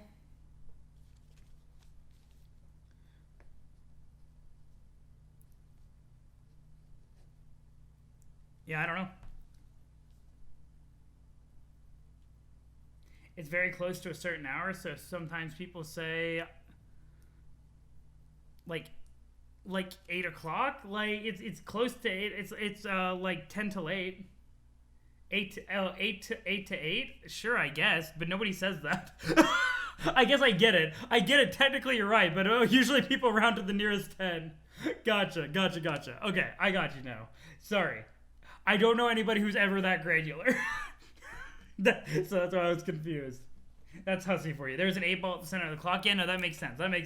That's the clue that I should have latched onto. You right though, recursive. Yo, what's up? Alan was already taken. What's up? Hello, welcome to the stream. Never mind, I figured it out instantly because of my unfathomable intellect, limitless knowledge, and mind-boggling charisma. Granted, my charisma has less to do with it than the other qualities, but it didn't hurt, did it? Now, here I'll show you. Tick. The seer of mine challenged the thief of light to a simple game of chance. If the result was the undamaged side, the thief would agree to stay. If not, she would go. The result of the flip was left inconclusive, at which point you decided to pay me a visit. But the inconclusive should not be confused with the uncertain. The actual result was trivial. It was constant across all timelines. Both the seer and the thief knew this. The thief used her abilities to steal the fortune of her opponent and forced the flip to yield what she regarded as the most favorable outcome. The seer anticipated this move correctly. This is why I don't care much for gambling. While a sucker is born with every tick of the clock, a cheater is born with each talk betwixt. Also because it is boring and I am already a very wealthy man. Uncle Scratch showing us his cool TV show. Yeah, are you a producer? Really? Would you like to come and join me? The seer relayed her terms to the generally understood argot of an assassin. The result, go, while at face value would suggest the thief was allowed to leave, was actually the seer's code word for the threat of death. This was obvious to everyone, including the thief. Yeah, that's what I thought, that she was going to try to run her through as soon as it happened. Pest your chum Thalion. Yo, what's up, Ty? Welcome to the stream. We are at a very intense part of the comic. While the thief turned to fly away, making a show of claiming her prize, the seer would stab her in the back the moment her guard dropped. This was her plan. Not a particularly clever tactic in its own right, but its ingenuity didn't dwell in the novelty of the ruse, nor even the neutralized probabilities in the game of chance. Psychology was in play. Naturally, the thief knew this was her intent all along. She knew the seer would have understood the outcome to be rigged, and that she would likely intend to kill her as a consequence of the fixed result. This was to be an implicit dare to the thief to allow the flip to fall fairly, something which the seer knew the thief's ego wouldn't allow. And the seer knew the thief knew all this as well, just another pair of cheaters intending to play their cards face up. Amateurs. Each was gambling, not with any vehicle probability, which had been eliminated from the equation, but with each other's intentions. The thief indeed took the seer's bait, stealing the luck needed to effect the flip in defiance of her dare, and in turning to leave, she then posed a dare of her own to the seer, challenging her to back up the implied threat. This was the thief's gamble. She wagered the seer would not be able to go through with it. It turned out she was right. Oh, and this was what Terezi was scared of. At this point, Terezi was scared that she would not be able to go through with it. So ends a tale of rivalry. Well, almost. There's a bit more. But in order to understand its proper conclusion, we first must catch up with another one of my protégés, whom I'm expecting a message from shortly. The other seer. The other hero of light. Tick, tock, tick. Oh, sorry, tock. Tick, tock. Round two. It's okay, Terezi. The fact that Terezi couldn't do it is fine in its own right, but let's go. Round two. Rose versus Jack. Let's go. Avenge June. You give Terezi the color red. Oh. Round 2, let's go. Strife. Oh, you still have June's blood. Oh. Here we left our human hero of light. Oh god, Ogla Perry. I like it. She flew away to take vengeance on Noir for this side of the scratch. That is, the one less angry and dangerous. The one not yet unmotivated by a compelling duel. Compelling, but not particularly challenging. The seer wouldn't win the duel. My apologies if this spoils the outcome for you. I can't speak as discreetly as such matters against this canvas. Tick. Okay. Boom. But she's gonna lose. Look at how powerful she is, but she's gonna lose. You're so hyped for what's coming? Oh, man. I am, too. I'm gonna be honest. I warned her. I warned my neophyte protege not to stare into that ball. I told her about stairs. Oh my god! Fuck you! Homestuck! Fuck you! Fuck you! Fuck you! Oh!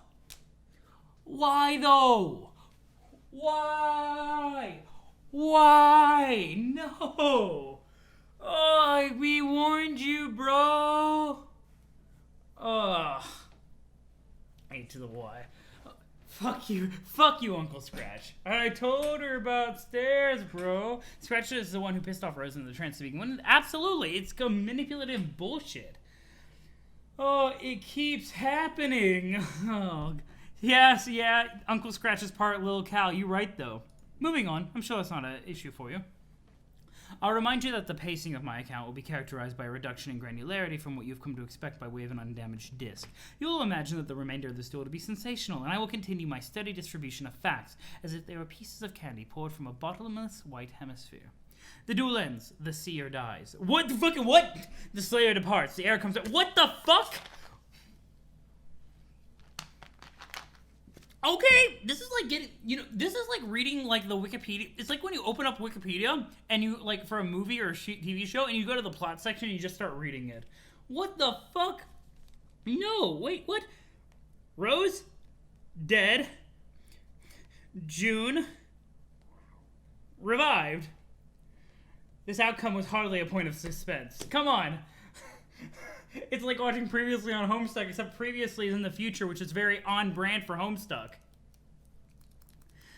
This outcome was hardly a point of suspense. To be fair, I did expect June to come back to life at some point, but you can't just do that to me. It would be disingenuous of me to present it as such, and I will not belittle your intelligence with such tawdry narrative ploy.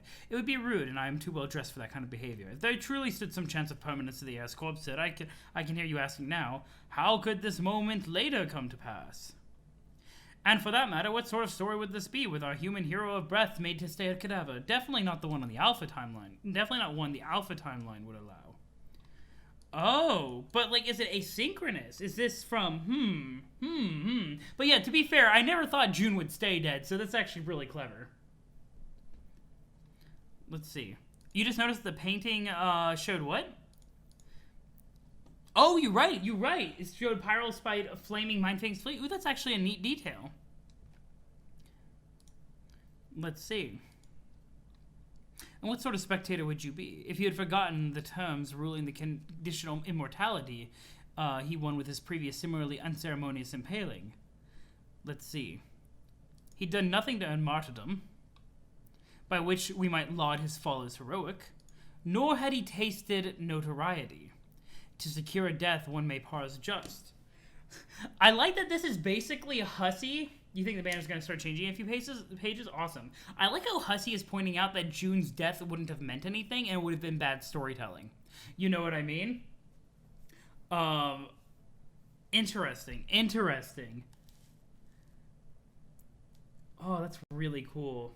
You wonder where that strife specificist came from. Yeah, I know where it came from. How? Oh God, when Uncle Scratch was like, yeah, how do you get, like, you're gonna have to give up your strife specificist at some point. I mean, how else would this happen? Fuck, the manipulation. But I really like this meta commentary on like death and storytelling and how they have to mean something. They have to have some like thematic meaning. And while I can't give you my assurance, oh God, you look very weird right now, I'm reasonably convinced of this much. When the hero of breath dies for good, it won't be as a scoundrel. Oh! Why does that make me so nervous? Yeah, like Hussie isn't used to killing characters with no reason and no point. I mean, fair. I mean, like Mom and Dad. But it's about the heroes, you know? The heroes. You're getting more and more excited knowing that we're close to the end of Act 5. Oh, gosh. Oh, man. But not for lack of a devoted mentor.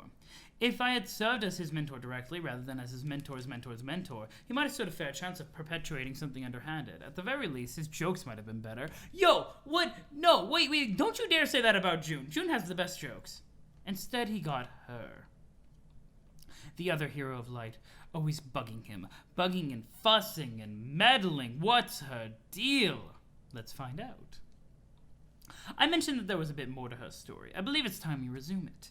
I trust you won't mind if I step away for a moment. I have important guests arriving very soon. If you need me, I'll be up here, making sure everything is in order, which it already is, and keeping an eye, which I don't have, on the clock, which I don't need. Who? Let's see. Tick-tock. Badoo. Did the banner change? Oh, he's moving. Okay, got you. I see it. Badoo. Coming up over here. Talk. Oh, hello. You're putting more of these Scotty dogs over here. Oh, God, Vriska, you worry me. Getting prepared. Talk. There's the floating door. There's crystals everywhere. Over here in Paradox Space. Yo, what's up, Jack?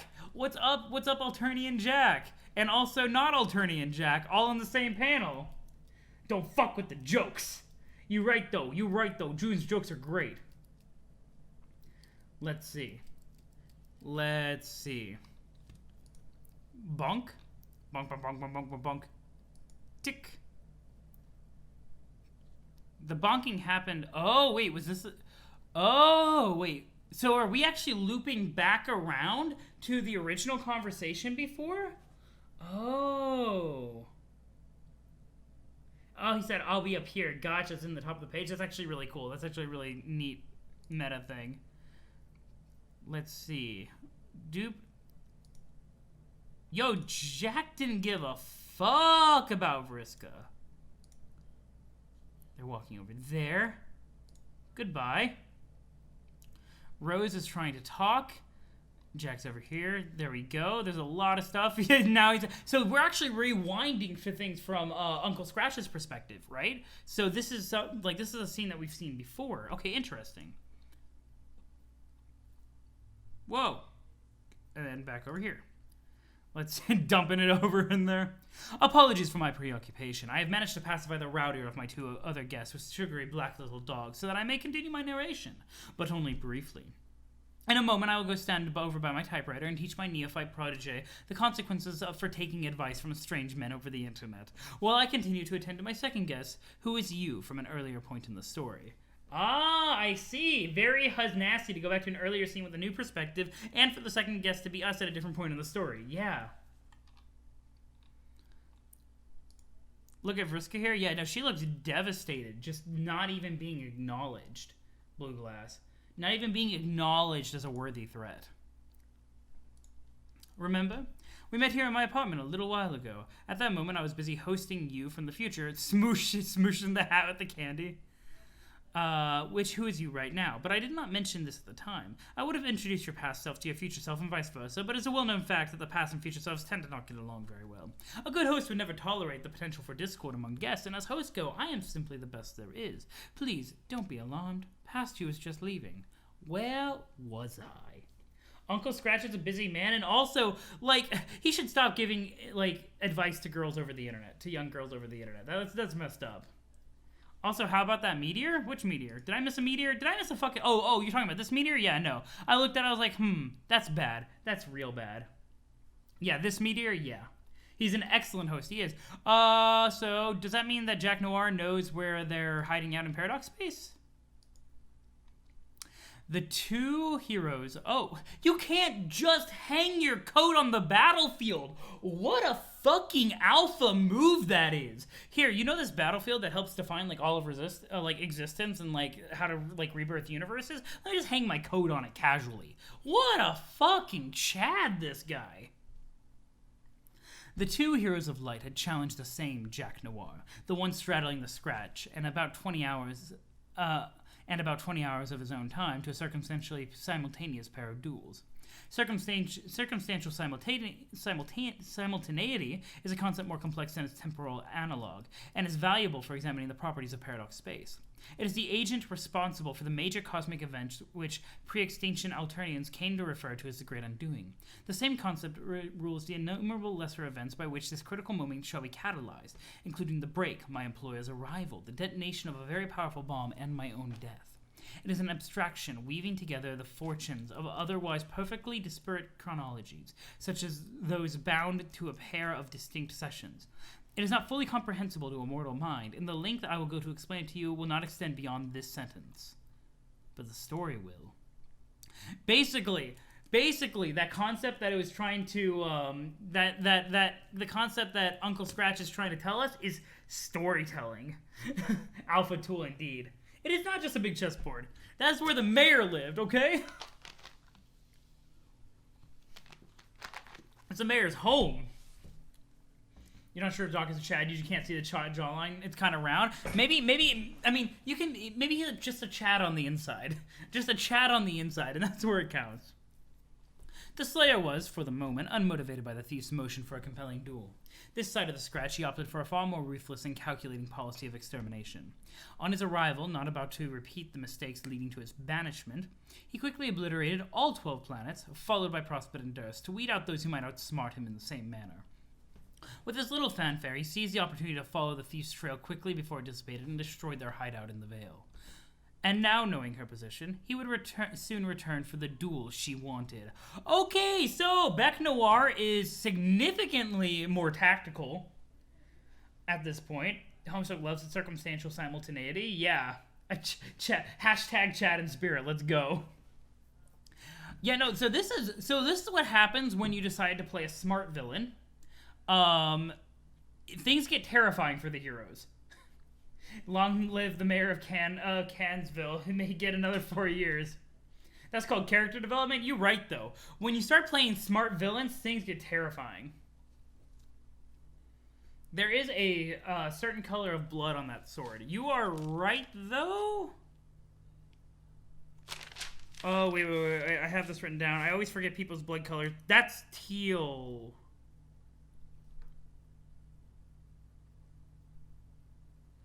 Guys, please confirm for me in chat. Is that the color of Terezi's blood? It is, isn't it? I can see the image in my head of her chat. Oh. But not without a pair of trophies. No. Terezi. Can somebody reset this timeline, please? But not without a pair of trophies. Oh. No! Oh, I didn't even think about the red blood. No! She warned you! Carcat!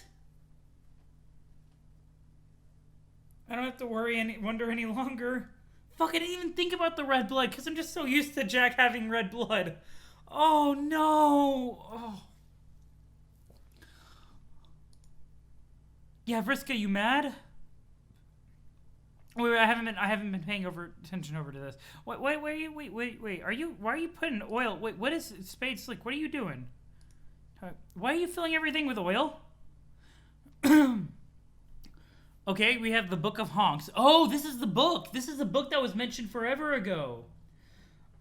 More than a character has red blood, to be fair. That's fair. Yeah, I didn't even think about the fact that it's in this. Yeah. Kind of your fault, though. Yeah, no, it's very much for... She warned you, bro! Okay. Again, sorry for the interruption. My conversation with the girl ran a bit long, slightly exceeding the 1 second I scheduled for it. This is where events start to outpace my awareness. The deeper into the dark pocket we explore, the more I will be forced to speculate. I rarely have cause to rely on probability, but luckily for you, my guesses are better than anybody's. You just really oiling this place up. Tick. Oh, no. So here we are. So we're going back to the dream bubble over here where there was like the 5-person dream bubble. They're looking at the book. I've always believed that a good storyteller should keep a comprehensive record of past events on hand. A scrapbook of personal significance, for instance, from which he may piece together current moments from the past ones of a similar, if not identical, nature. It's more efficient. Yeah, Till Death Manual. Yeah, it is. Interesting whose blood color is on top underneath who's on the sword. When I get another look at it, I will take a look. I could not remember. Be careful with that space. Don't want to create any oil slicks. Oh, yeah, you're right. Remember Uncle Scratch said to Rose that Jack was burning down his office? I totally forgot about that. So much has happened in such a short amount of time. I totally forgot about that. It's also logical, since there's essentially nothing new in Paradox Space. Since there's essentially nothing new in Paradox Space. Everything that can happen is either a visual or substantive reproduction of something that's already transpired or on a timeline, offshoot or otherwise. Oh, yeah, okay, so the red blood is on top, so it killed Terezi and then Carcat? Oh. And if I'm going to speculate on this duel, I might as well make use of earlier clippings. For the Slayer, this was round 1 against the Hero of Light. Okay, so this all happened very easily. Let's see. Oh, starting the lighter, let's go. All I really need to do is flip it turnways, like so, and we have... Badoom! Because that's the way time works. It's hard to tell whose blood is on top from that panel. It's also kind of hard to tell here. Let's see. Oh, man, guys. Round 2. It looks like Carcat's blood is on top from this. From, like, this little bit right here, but that might just be a perception thing. The thief would probably roll her dice. Oh, hey, I like the little exclamation mark. I like the exclamation mark. You would say it looks like Terezi is on top here? Interesting. Yeah, the mansion's a little bit on fire. It's fine. What's the worst that could happen? The thief would probably roll her dice. He doesn't seem too bothered. His coat's getting burned. It's fine. This is fine. And just as probably due to her impressive hoard of stolen fortune, she would have 100% chance of rolling the most favorable result. Ordinarily, this result would be impossibly improbable. The odds of a roll would be 1 in 16,777,216 to be specific. And to be less specific, 1 in 8 to the Y. Oh God, no! Stop that! Stop that with the stop that where Y equals 8. Stop it with the fucking jokes. Stop it with the jokes. I hate you so much, Uncle Scratch. The blue blood seemed to be covering some red. I thought it was the other way around, but it means stabbing Karkat first. Interesting.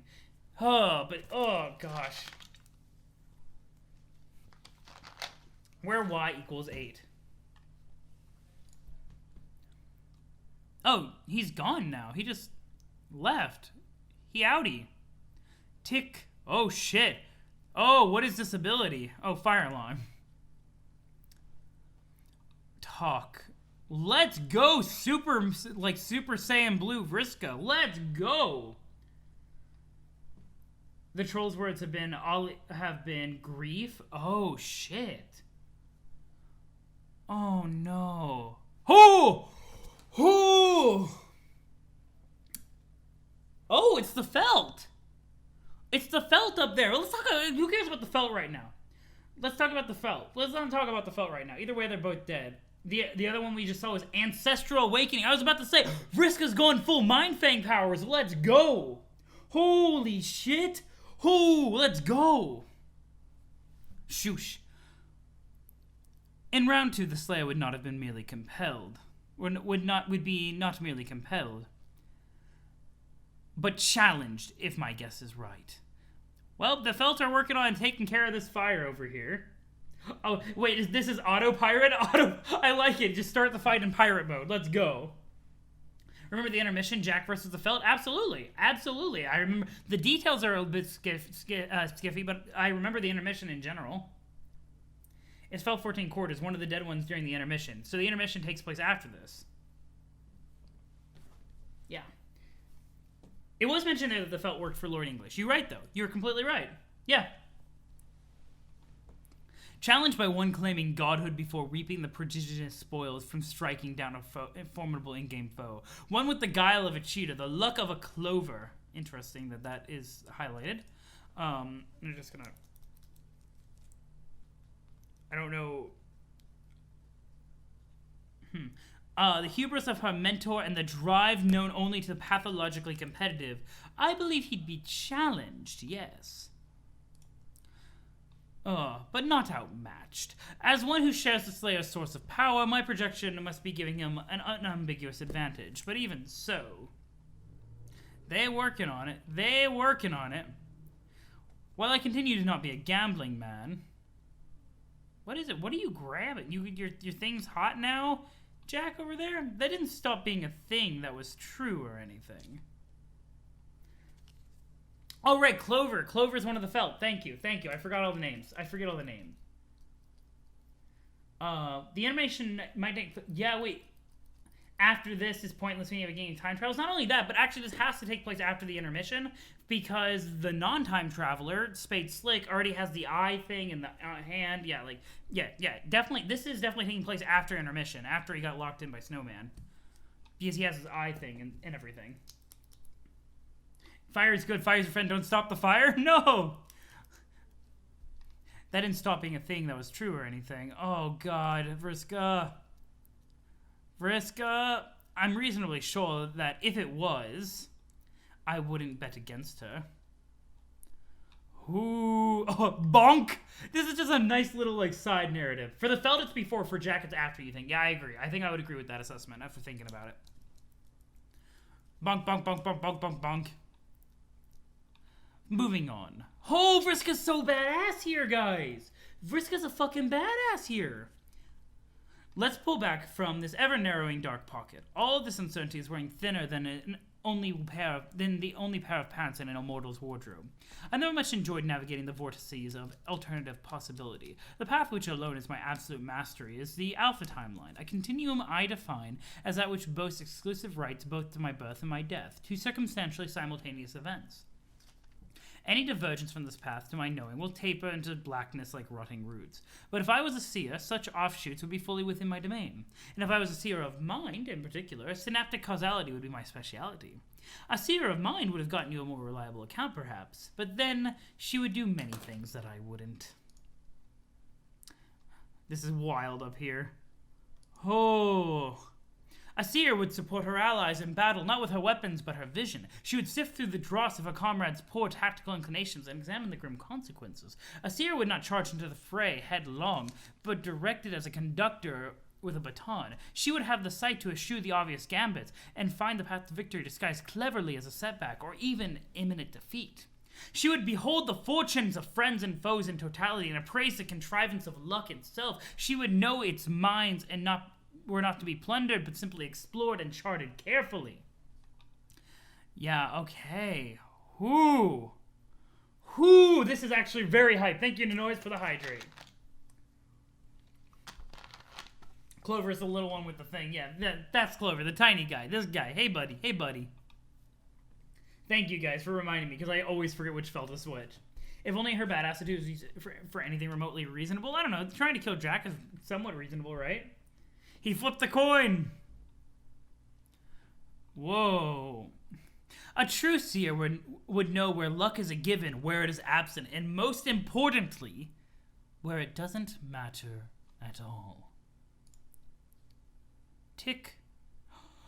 Oh! And she would know victory doesn't matter in a reality where all else is doomed to fail. This is like that one Nick Cage...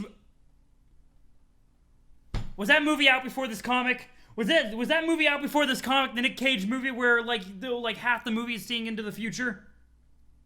Oh, did Hussie do the Nick Cage? Oh, she's back. Let's go. Yeah, actually, don't say what movie it is. Don't say what movie it is. It's old as fuck, but I don't know. Trying to kill Jack got at least Karkat and Terezi killed there. She made Jack, though, in order to have strong enemies to defeat, which would then make her the hero. I do remember that. Yeah, no, Vriska's fucked up in a lot of ways. Where it doesn't matter at all. Oh my god. Doom.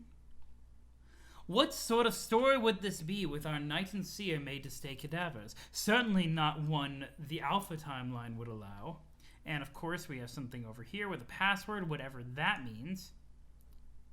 Tick. And not one she'd allow either.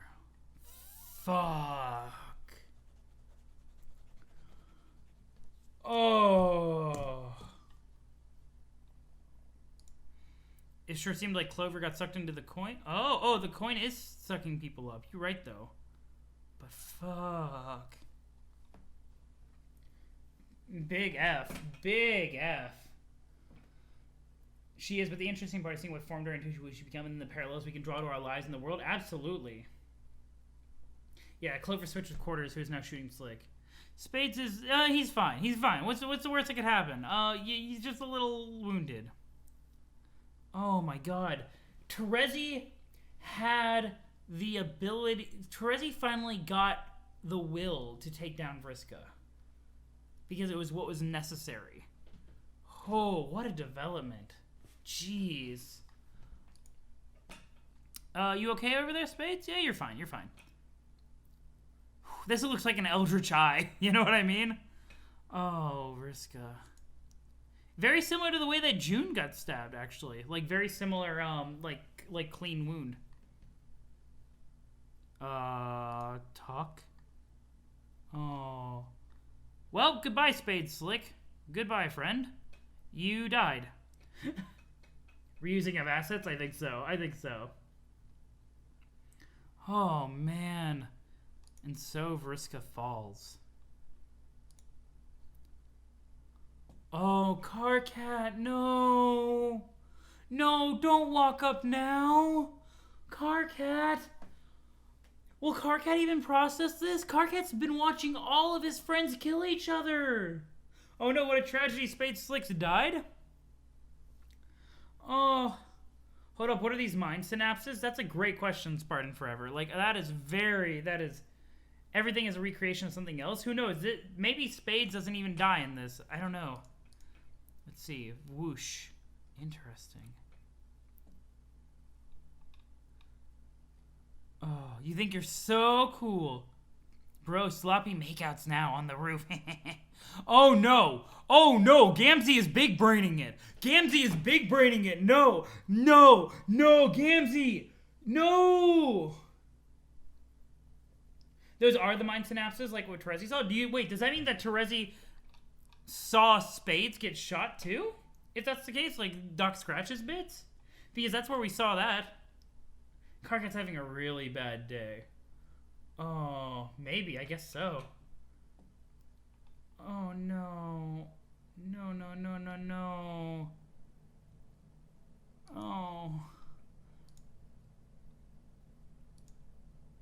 Wait, were they hugging? Were they hugging? They're hugging! They're okay! Oh, I guess he knew it was Gamzee, so he was worried he did something to Terezi. That's fair, that's fair, that's fair. I got really worried that Gamzee was trying to, like, do some stuff. The hug! They're okay! Oh, Karkat. Is this all that's left of our troll babies? Tick. Kanaya, Solix. Are these our only baby, like, troll babies that are left? Oh, the banner. Right, the banner, the banner. There is an eye? Oh, that's terrifying. Is that Snowman? Is that Snowman? What?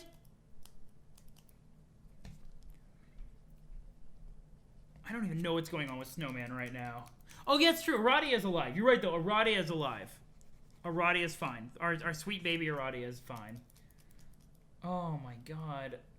I forget that the clown is still alive. Clown, he's not a troll baby anymore. He's not a troll baby anymore. Gamzee, dead to us. Gamzee is dead to us. Snowman is apparently a seer of the mind. That's a jump. That's definitely a jump. I could see where you're pulling that from, but I'm not sure if Snowman was the one seeing the offshoot where Spades died.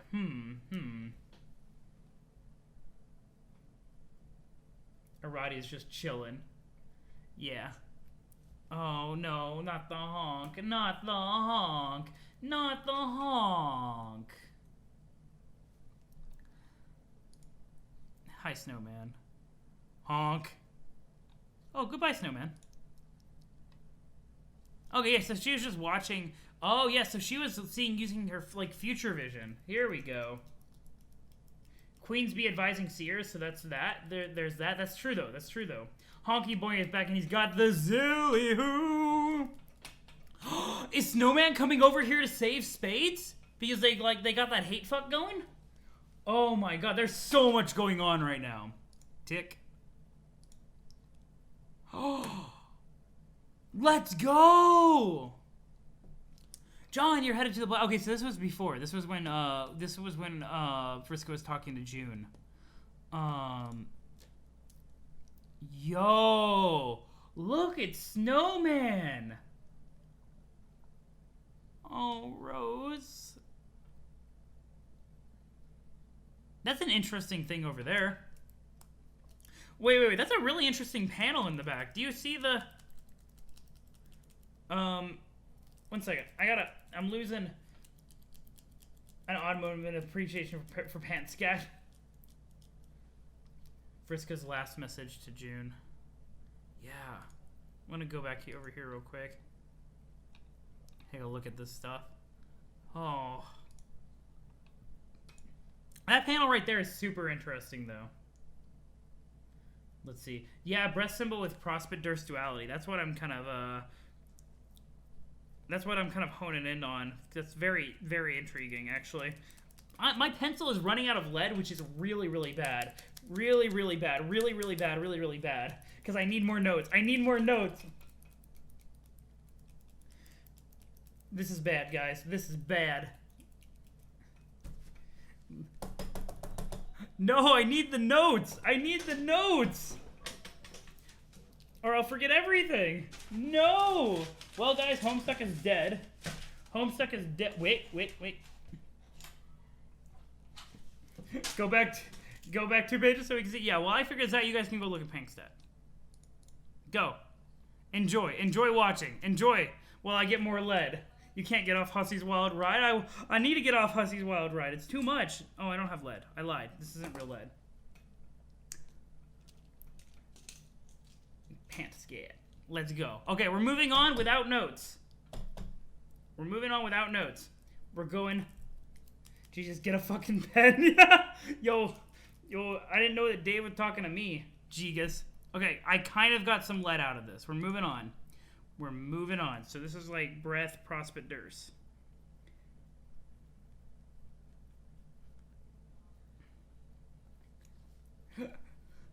We're moving on, guys.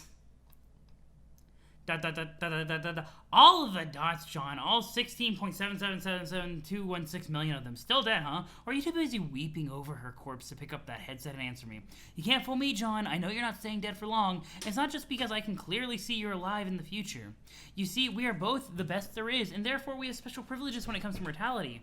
It's hard to keep a god dead for good. We can only die under very specific circumstances. Didn't I mention? Oh shit, yo, what's up, Snowman? Here we go. Here we go. So, oh, this is just going to answer. Heroic or just? It literally... It's not just a storytelling mechanism. It's just how it works. Unless the death is heroic or just, they literally can't die. Like, mechanically speaking. Nothing too glorious about the way you just died, I bet. Let me guess, even after all my lessons, you allowed yourself to get suckered, stabbed, right? Pretty lame.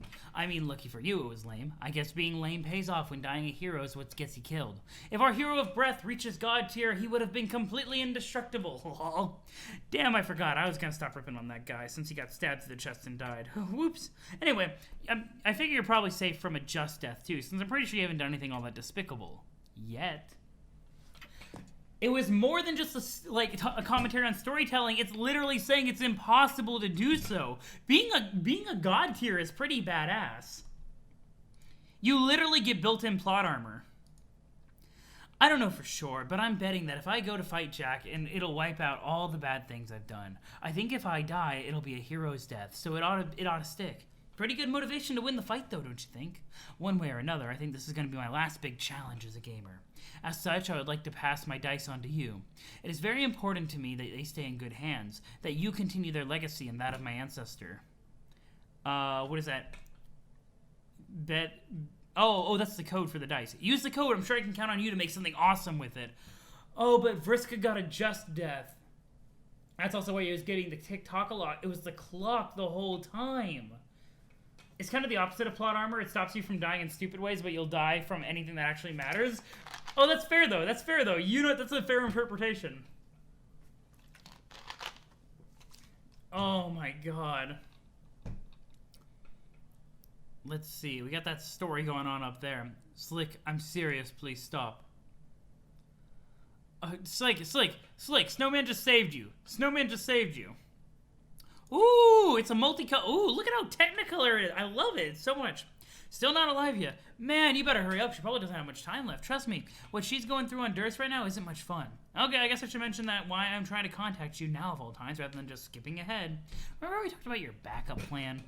The one you have devised to defeat Jack in the off chance I fail? Well, it's not going to work if Rose is dead, is it? You have to wake her up, breathe some life into her, do the windy thing with your lips. You know what I mean. Smoochy, smoochy, June. Get on with it.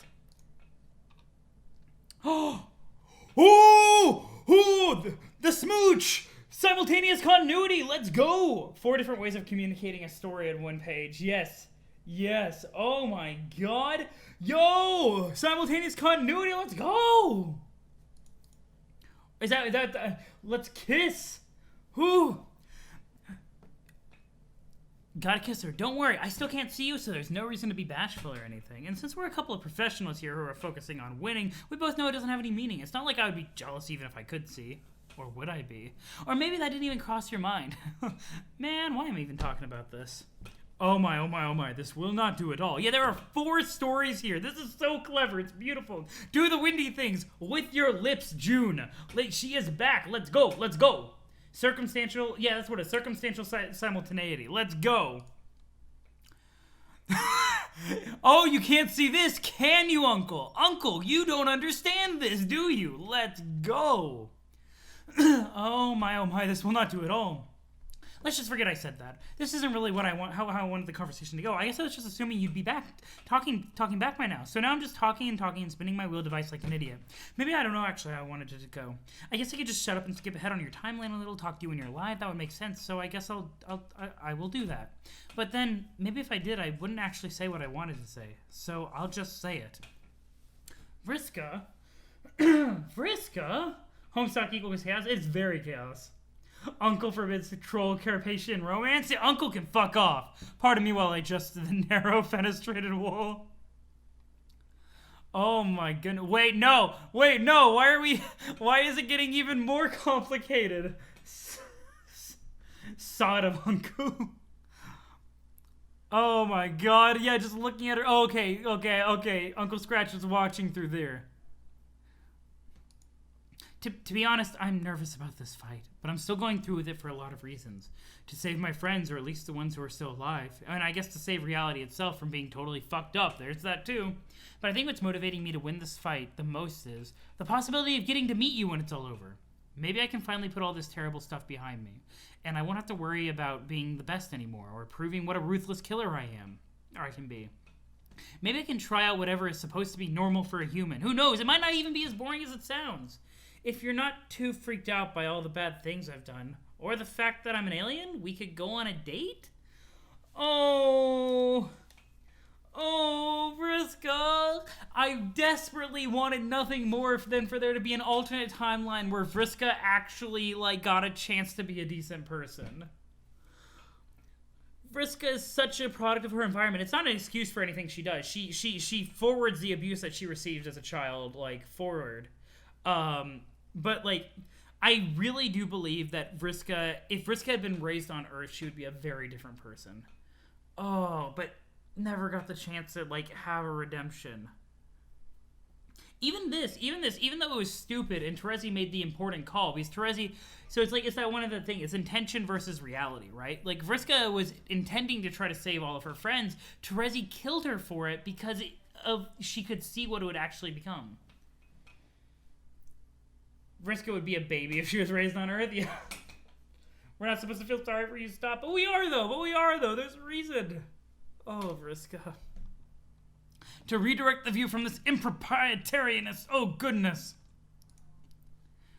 Oh, hate snog. Look at that hate snog. Oh, that's bloody. Okay, the hate snog is, ooh. Oh, do the windy thing with your lips. Don't worry, it could be a human date, whatever that entails. No weird alien stuff, I promise. And no killing or murders, or even talking about killing or murders. Just whatever you like to talk about and think is cool. I could even be persuaded to watch one of your absurd human films. Do you like any others that feature rugged humans with long hair and wounded arms? You know the one. The sweaty guy with the mutilated animal and the speech impediment? That would be totally tolerable to watch, I bet. I'm not so sure she would be better, but you won't fight it on it. I mean, the hate snog is real, though. It's kind of a weird topic in the first place, since a Vriska born on Earth would not be Vriska. That's very true. It's one of those things where, you are your experiences in a lot of ways. You still love how Vriska fell in love with Nick Cage? It was destined. Oh, this whole segment of the series is amazing. From here straight through to the end of the comic. Oh my goodness. Vriska is very much defined by living on Alternia. I agree. I completely agree. It's like time travel. If you travel back in time and you change something, you've actually erased, all the people that you know. Outside of the context of how Homestuck's time travel mechanics work. Did the stream just die for anyone else? It says that it's good for me. What? That's really weird. It's saying that I have not really been dropping frames or anything. Is it good now? Let me double check. It says stream quality excellent. Had a hiccup. Okay, as long as it's good now. Oh, there. Oh, hi, Jade. Let's see. No, what? No, Uncle, don't mediate. Uncle, what? Don't mediate. Okay, try to reload. Let me know if you still are running into issues. Well, I think it's over. Well, think it over. Before I go, I'll get in touch with you one more time later on when you're alive and maybe you have something to say about it. And oh yes, sorry about your adult male guardian. I wasn't trying to be deceptive by not telling you. I decided not to because I didn't want to be the one to make you sad about it. Was that selfish of me? I don't know. You would have found out regardless, like we all did. There are things we care about that we just have to leave behind. It just sucks for those who aren't in as much of a hurry to leave it all behind as me.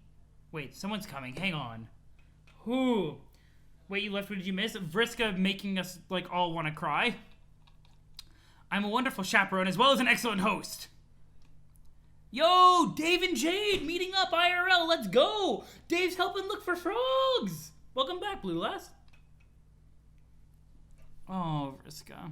Shoo. Oh god, she's wearing her RP outfit. What the hell is she up to? Maybe she's got her dumb dragon doll and everything. Guess she means business this time. Damn, I gotta go deal with this. Anyways, if you actually get around to reading any of this, thanks for listening, John. If my outrageously great luck has anything to say in the matter, we'll be meeting up in no time. Just please consider what I said. Okay, later. Seeing Vriska be actually genuine breaks my heart. Breaks my heart, because we get a glimpse at who Vriska could have been in a different circumstance. You know what I mean? They do have illegal contraband, just slightly illegal. Tick-tock, tick-tock, tick-tock. Oh, we got a flash. Here we go. Here we go. Wait, does this count as a test bed? Or a quest bed? That doesn't make sense. Oh, no. Whoa!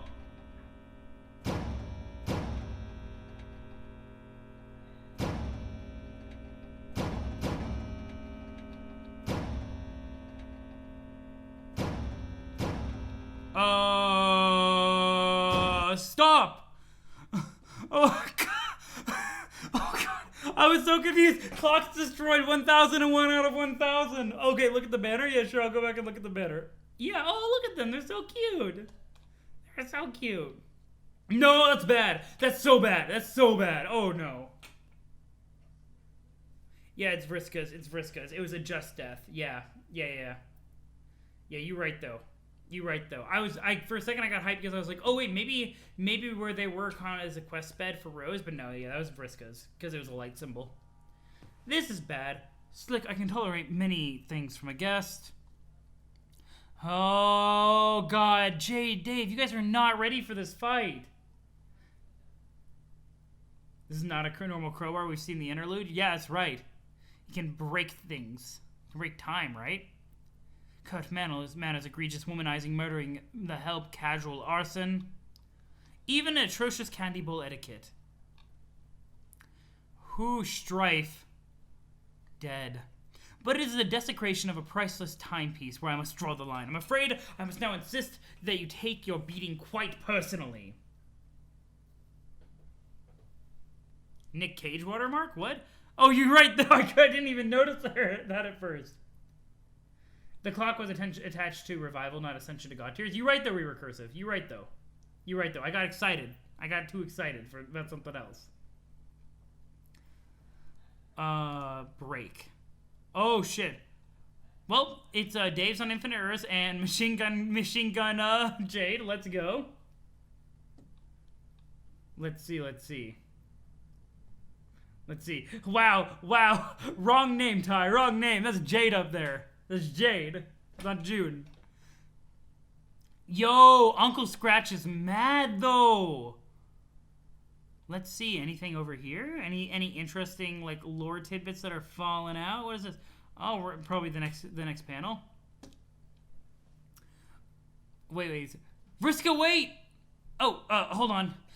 Hey, are you there? I did what you said, but I can't tell if it worked. Hello? You didn't fly right off to fight Jack yet, did you? I hope not. Anyway, all that stuff you said sounds fun to me. I have hells of Cage flicks in my library. I don't even care that you're an alien. You see, Cage is the universal constant which unites us all.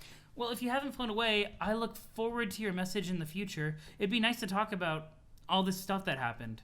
Anyway, bye. Oh god. Hey! Oh my fucking hell, this is insanely awkward and sad. What is it? Hang on. Oh god, Carcat, you don't just go through a dead woman's chat logs, Carcat. Oh! Yeah, Uncle Scratch is angry, like really angry. Yeah, look at that darkness all around. Oh my god. Uncle Scratch smacked out. Yo, Carcat is about to have maximum awkward. Heads. Yo, this is actually going really well. Good thing they have that super weapon. The fact that they're hanging, like, doing this well against Jack is actually very impressive. Boom! Break heads. TikTok break heads. Let's go. To be fair, Vriska never closed the chat when she turned around. That's fair, though. That's very fair. Hey! Carcat, that was you? Where's Vriska? She what? Shit, I feel like an asshole for reading this the whole time! This whole thing. The what whole thing? You mean what she wrote? Yes. Why are you snooping around her computer? Because, wow, okay, so let me ask, did you both actually like each other? Something vaguely resembling actual, genuine, mutual sentiment or whatever, not some left-sided, pining bullshit. What are you talking about? Did you like her, you windsock-headed shitmouth? That is what I'm asking. Well, yeah, why? Okay, that's fine. Then we'll talk about it later. Talk about what? I need you to be able to think straight. We have important shit to go over, and I don't have much time. And so on. Oh, yo, Otto Harley. Let's go, Otto Harley. Oh my god, there's so much going on. The beating is worth it just to see Doc Scratch angry. For real, though, Doc Scratch is a mad lad. Look at that shit. Boom. Oh, he's got the gun out. And so on. All right, like what? Plans. What plans? Never mind that. First, get out of the fucking blackout to a place where I can see you. Leave now. I'll contact you in a while once you've landed. Landed where? Lohawk, obviously. Oh, obviously. Well, how else do you think you're gonna cause the scratch? You didn't even have a clue what's going on. Wait, of course you don't. You're wearing pajamas and giggling at clouds like each one was shaped like the rudest bit of naked anatomy a human can recognize. No, I'm not. I mean, yes, I'm wearing some pretty nice pajamas, but I know lots of things like about the tumor, which I've already recovered. Wait, I mean, the tumor. Wait, fuck. Okay, screw it. You know the big bomb. You know the big bomb and some other stuff like that. I'm totally in the loop. Great, awesome. Now get going. No, I have to cause the scratch, huh? Okay, I'm done here. Talk to you in 1 second for me. One long, windy fucking journey for you. Okay, hi. We're just skipping back. Plans? What plans? Never mind that. The fact that Carcat uses past tense is kind of telling. It is, actually. It very much is. Mm-hmm. Yeah, like, did you like her, as opposed to do you like her? And I'm pretty sure that's what he said, right? Did you both? Yeah, like, the fact that June didn't pick up on that kind of bothers me. Adagio Red Show. Oh, shit! Space and time working together. Holy crap. What a combo. You let me down, Slick. Boom! June isn't aware enough to pick up on that, though. Yeah. Frame motif. Ooh. Combo moves. What a cool fucking shit. Like, oh my god. Chrono Trigger inspired shit right there. I mean, obviously other games, but I feel like Chrono Trigger would be. Check out what panels. Let's see. There's a whole lot of Carcat over here. Honk! Let's get down to business. Aren't you going to ask me how my journey was? No, it was long and windy, but it was a lot of fun. I really like flying. It's so much fun. Oh, I bet it's the biggest fucking blast a guy who can have without a pair of shame globes secured in his two trembling fists. You haven't tried it? Every douche got to fly but me, even the cripple. May he rest in peace, I fucking guess. Wait, is that the guy who Vriska killed? Oh god, you actually know about that? You know what? I give the fuck up trying to understand you and her. Why? Egbert, goddammit, will you shut your mouth and listen? Okay, but is something wrong? What? A while ago you talked to me and it sounded like you were in danger and it sounded like some people died, but you never told me what happened. Then I got distracted by a bunch of crazy stuff. Yeah, something is wrong, or was. A bunch of us died. The end. I don't really want to talk about it. Oh, are you sure? Yeah, Carcat has Gamzee's blood on him. Oh, shit, you're right, though. You're right, though, actually.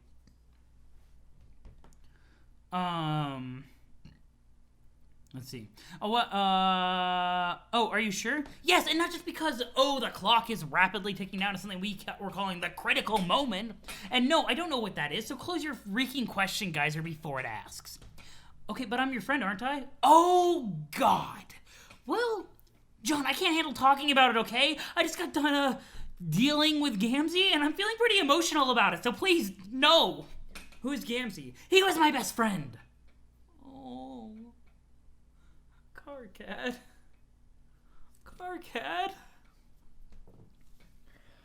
Oh, Carcat. Oh, sweet precious bean. Oh, really? I thought Teresi was your best friend. Or wait, maybe she was your girlfriend? I forget. My think pan, it hurts. It is presently threatening to make me its bitch, John. Is that what you want? Do you want your cool alien pal to become the bitch of a raw, throbbing think pan? Such is the scenario before us. Sorry, I don't mean to be nosy. I just want to know some things about your situation. I'm concerned. Gamzee was my very good friend who was this goofy, lovable bullshit clown until he went psycho and killed some people. I liked him a lot. I don't know. I guess my best friend is really just the guy who I happen to be feeling most sentimental to at the moment. Wait, is that a fucking crime? No, I think I know how you feel. So he killed some people and then what? So then It's okay, you can tell me.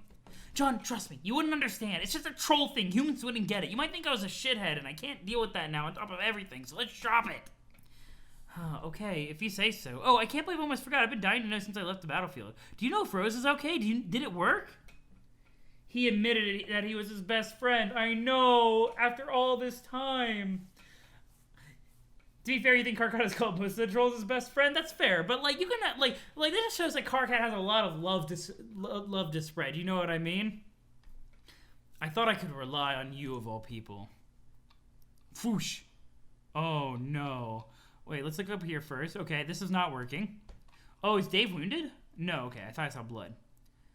Oh, yo, what's up? What's up, Rose? You alive? You looking good? Oh, does she look a little bit less grimdark? A little bit less grimdark? You know, like less evil gray? Let's see. God, there's a lot here. Hello. Uncle about to get his gun drawn. Karkat never called Karkat his best friend? Oh shit, you right though. You right though. She's fine. She woke up alive on Durst. Really? That's the rule, John. You kiss a dead player in time and their dream self takes over, assuming they still have one. Oh, wow. It's incredible you reach God tier status without even understanding the most mundane means of resurrection available. Wait, your unfailing cluelessness makes it the opposite of incredible. My mistake. So I guess it would not have worked on my dad then? Or Rose's mom? No, but that is exactly what I wanted to picture happening behind the black curtain. John, you snogging up your dead, hated man, Lucius. Thanks for that mental image. Yikes, June. That's not really what I expected when that happened. Or Rose's adult human woman, Lucius. Maybe a dead woman sweeps your senior. Maybe a dead woman sweeps your senior is more your cup of sauce, since apparently you are not a homosexual, or whatever that even means. Not even to speak of your race's absurd qualms to the notion of incest, which again, still sort of wondering how that can even be a thing. Is that your game, Egbert? Have you had your eye on Madame Lalonde, and you've been waiting for a convenient resurrection opportunity to bust out your most passionate smooch motifs kept in reserve, and in front of her dead female offspring, no less? Just shameful. This is a very awkward conversation, Karkat.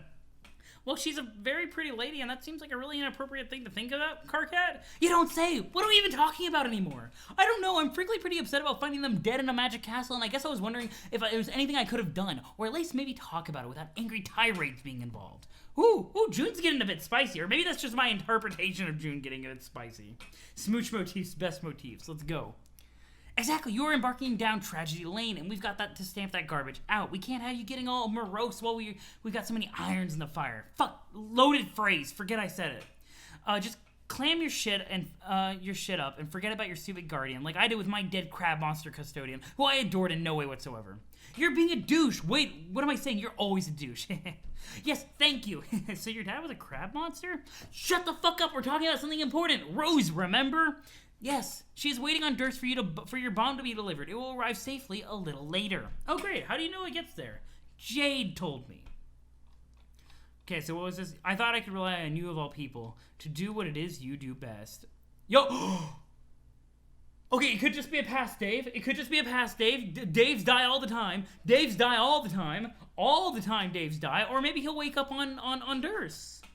It'll be fine. It'll be fine. It's just a slightly dead Dave. The gun. Yeah. Ooh, man. Deadly firearms. Oh, jeez. There's so much here. Targeting the frog. Get the fuck out. Wait, what? Oh, that was when the Jade Sprite thing was happening, right? Like... Aradia, dead Daves. Oh, hey, yeah, hey, good morning, Dave on Durst. Jade from the further ahead on the timeline. Before my piece of shit clown bro made everything terrible here, she and I were hammering out these plans. I talked to her about pretty much the full spread of her timeline. until the scratch starts and the feed cuts out. So now I have a sense of the whole picture, and it's my job to put some things into motion. That's cool. It's nice to hear you two are working together. I should pester Jade to see what she's up to. 200 IQ play from Jack using his body as a portal? Absolutely. If past Dave dies, didn't they break the timeline because there wouldn't be a present Dave? So he is our Dave? Yeah, you're right. And he woke up on Durst, which is also a confirm. Also the panel in the lower left. Oh yeah, what the fuck is that? What the fuck is that? I don't even know what that is. Bro, just sludge? I don't know. Yeah, I meant alternate Dave, not past Dave. Thank you. You're correct. But yeah, Dream Self needs to, like... Yeah, Dream Self is now the active Dave, I'm assuming. Probably gonna get revived in Durst. Let's see. You should sit your ass tight and do the fuck I tell you, the fuck to fucking do. Oh. Anyway, she and Dave do a lot of frog beating, accelerating the process significantly by exploiting time travel with help from me and Kanaya since we were in charge of frog duties in our session. Frog duties? Wait, which one is Kanaya again? Don't interrupt! I am following a train of thought. Okay, Kanaya is my other best friend and she was a hero of space like Jade, which means she's the stoker of the forge and is basically in charge of frogs, which sounds stupid, I know. You breed the right frog to make the universe you want to make, which is a long, arduous process, and I kind of fucked it up in my game. You fucked it up? Excuse me? That's a whole other story, which I'll get to later, okay? Wait, excuse me? Carcat fucked up the Genesis frog? What? That seems like an important detail. Don't skip over that. Okay, did Carcat actually cause all of this? Like, okay, to be fair, everything causes everything in Homestuck because stable time loops. But, like, Even that lower left panel is Kanaya at her volcano? Gotcha. That's interesting. Wow, okay, she and Dave ran into Jack, which I'm pretty sure he must have saw coming because I've never seen anyone exploit time travel so shamelessly as him. Not even Aradia. Aradia? Just another dead troll. Who cares? Aradia's not dead, Carcat, damn it! Stop frowning. She was already dead before she died. ... So she and Dave fought with him for a while, and long story short, he died. What? But it's fine. I guess that was his plan, like some bizarre, useless last stand, even if he didn't tell Jade, who was pretty freaked out until I talked her through it. Did she kiss him too? You are not supposed to kiss her, Mr. Noir. You're supposed to kill her! Oh, shit. Oh, shit. The 8-ball. Yeah, Carcat doesn't know that Aradia god-tiered. Also, Forge is an anagram of Frog. I hate that so much. I hate it. Yeah, Jade kiss, please, Jade kiss. Oh my god. Corch Smooch combo. Oh, I love it so much. This panel is badass right here. Oh. Look at his ears are back. He's like, oh, like sweet little puppy demigod. Puppy demigod, so cute. Oh. Oh my goodness. Yeah, right there. Well, Jack watched like a fucking creep, but it worked. Oh my god, Carcat, is this like your shitty shipping grid is coming true before our very eyes? Remember when you made that ugly thing? Who gives a fuck about shipping or my ludicrous stranglehold over the topics concerning romance? I'm still talking. He woke up alive on Durst and met with Rose. That was the end of the line for Alpha Dave. To my knowledge, he doesn't time travel after that, and he and Rose stay on Durst waiting for the bomb until you start the scratch. But I can't see either of them because of the blackout lingering around Rose for whatever reason. Nobody knows what's up with that. Regardless, his job is to plot a course through the ring to find the sun, and when he does, either he or Rose will deliver the bomb. I don't know which. Now leave and never darken my door again. Whoop. Oh, we back over here. Vadoop. Okay. So we have Jade over here. We have whatever this is, and I don't know. Maybe it's probably some reference to something. Oh, that's bad. That's bad. Is this character not dead right here? Is that not dead? Is that not dead? Is that what's going on? Oh, no. Oh, no, that's not good. That's not good. That's not good at all. Okay. There's a lot of stuff about happen, it feels like. June is so positive no matter what. Absolutely. It's very endearing. Demi-dog, you mean. You're right, though, Blue Glass. You're right. Yeah, attack helicopter, that is pretty accurate. Homestuck is literally just time shenanigans all over the place. That's from when he shot Equius. Okay, thank God. I got concerned. I got very concerned. Oh, you're right, though. I can see it now. Where he's, like, on top of it. You can see the text box. Okay, thank God. Huh. Huh. Huh.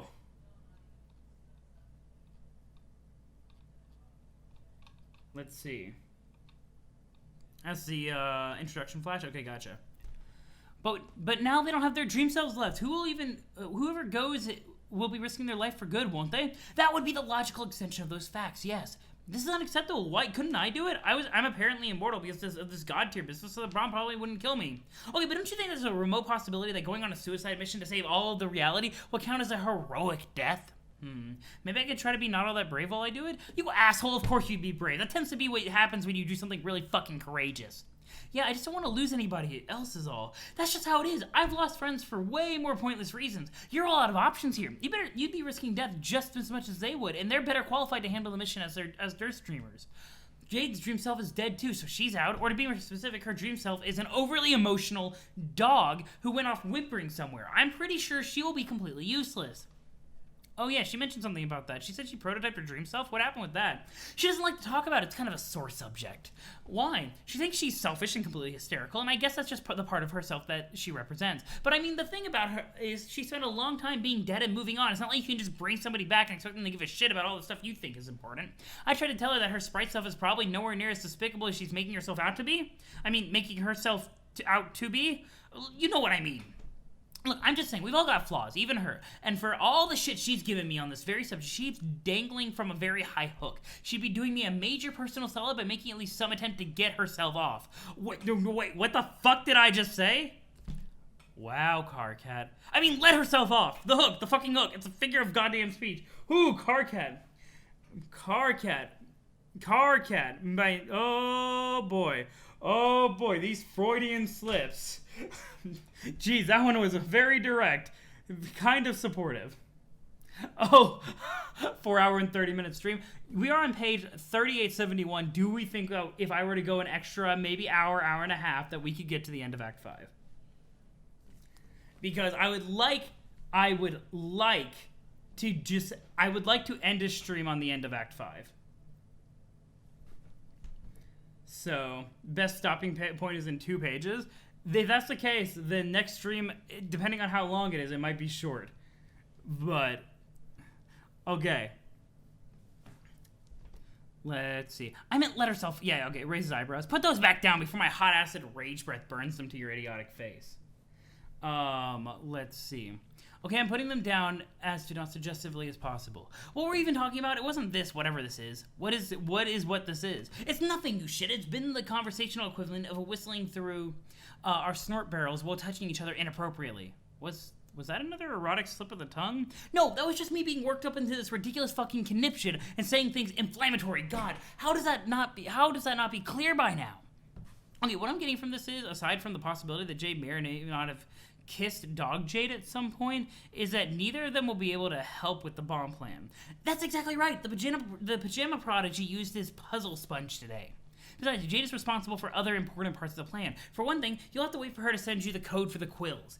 You can't scratch the mesa without them. She got them from the denizen, or will later on her timeline, now that she's lit the forge and woke the monster up. Aren't those really tough to kill guys? Yeah. Did she kill him? Hell if I know. Her explanation of the entire encounter boiled down to, and I quote, shenanigans. Limed for infuriatingly vague. Anyway, after she gives that to you, she then has to go through all the rest of the plan, which is making sure you all survive after the scratch, minus one of the Durst streamers, of course. The plan revolves around some really baffling hand-wavy mumbo-jumbo, which I don't really understand, but she told me to trust her about it because the info comes from a reliable informant. Oh, God. Oh, no. Oh, no. Let's see. As much as you'd like to, there's no way I'd be able to do it in a timely manner. Gotcha. Just don't go beyond 6:25. I don't know what that means. Don't go beyond 6:12 with the time. Gotcha. Let's see. Whiten for smug tool. It involves something to do with a yellow lawn ring, which isn't the human word for it. It's just your word for something so dumb, so I felt dumb saying it. Word for what? I guess your entire escape plan somehow pivots critically on an unwatered piece of residential property? What? It has something to do with a yellow lawn ring? An unwatered piece of residential property. It doesn't matter what it means. Jade said she has this figured out. I don't have time to do much but trust her. The point is, she's all booked up and all too mortal, so she won't be delivering the bomb, and neither will you. Okay, well, what about this? Since she is mortal and I am not, sort of, and I don't need to do the scratch for a while, can I go help her? I mean, she could use some protection. Maybe that's what Dave was trying to do when he temporarily died. Remember, Jack is still on loose. He's killed Rhodes and Dave once, and me twice. No. Sweet bleeding Gigas, Egbert. You keep bragging about your immortality and then brainlessly announcing plans to go off and do something heroic. You're going to have the shortest lifespan of any immortal in history. Sorry, that's very true, though. If June goes ahead and, if June goes ahead and does, like, literally any plan whatsoever that involves heroism, it's dead. Just dead right from the beginning. Besides, it's a total non-issue. Jack wouldn't hesitate to stab you again, but he won't hurt Jade for some reason. If anything, you could use her protection. Really? I never noticed when looking through her timeline earlier. It wasn't until I was talking to her in those time frames, and she told me he just keeps following her around. I can see him off in the distance in some frames, just lurking there, shadowing her movements. It's incredibly disturbing, kind of like what Beck would do way back when. He lingers around her until the scratch begins, and I lose the feed and never once doing anything threatening. She says she thinks it's because Jack inherited the loyalty of her Lucis. If she's right, I guess her Lucis really did offer her the most protection possible by prototyping itself, albeit by dooming us all. The idiot. Aw, that's actually kind of cute. Sadly, he holds no such loyalty for any of us here. He regards us all as ripe for the repeated skewering. Oh fuck, maybe we should have all just dressed like Jade? I can't believe the stroke of genius only occurred to me now. I don't think he would have been fooled. Dogs have pretty good senses of smell. It was a motherfucking joke. Let's see. So this is where we left off with Doc Scratch. Let's see. Yeah, if I don't make a connection right away, that doesn't mean I should immediately make it for me. Yeah, I would agree with that in general, Blue Glass. I would agree with that in general. Let's see. This next one is the last page that you guys would think. We look at this mess. Let's see.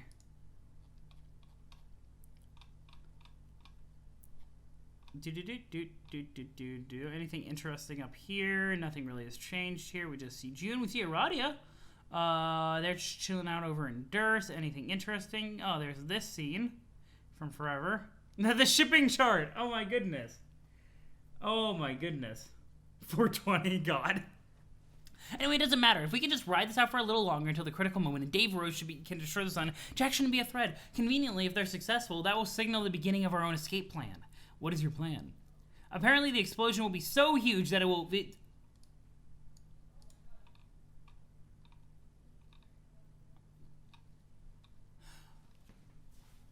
Sorry. I just had a thought. And it has to do with the concept of, what was it again? Simultaneous, circumstantial simultaneity? Yeah.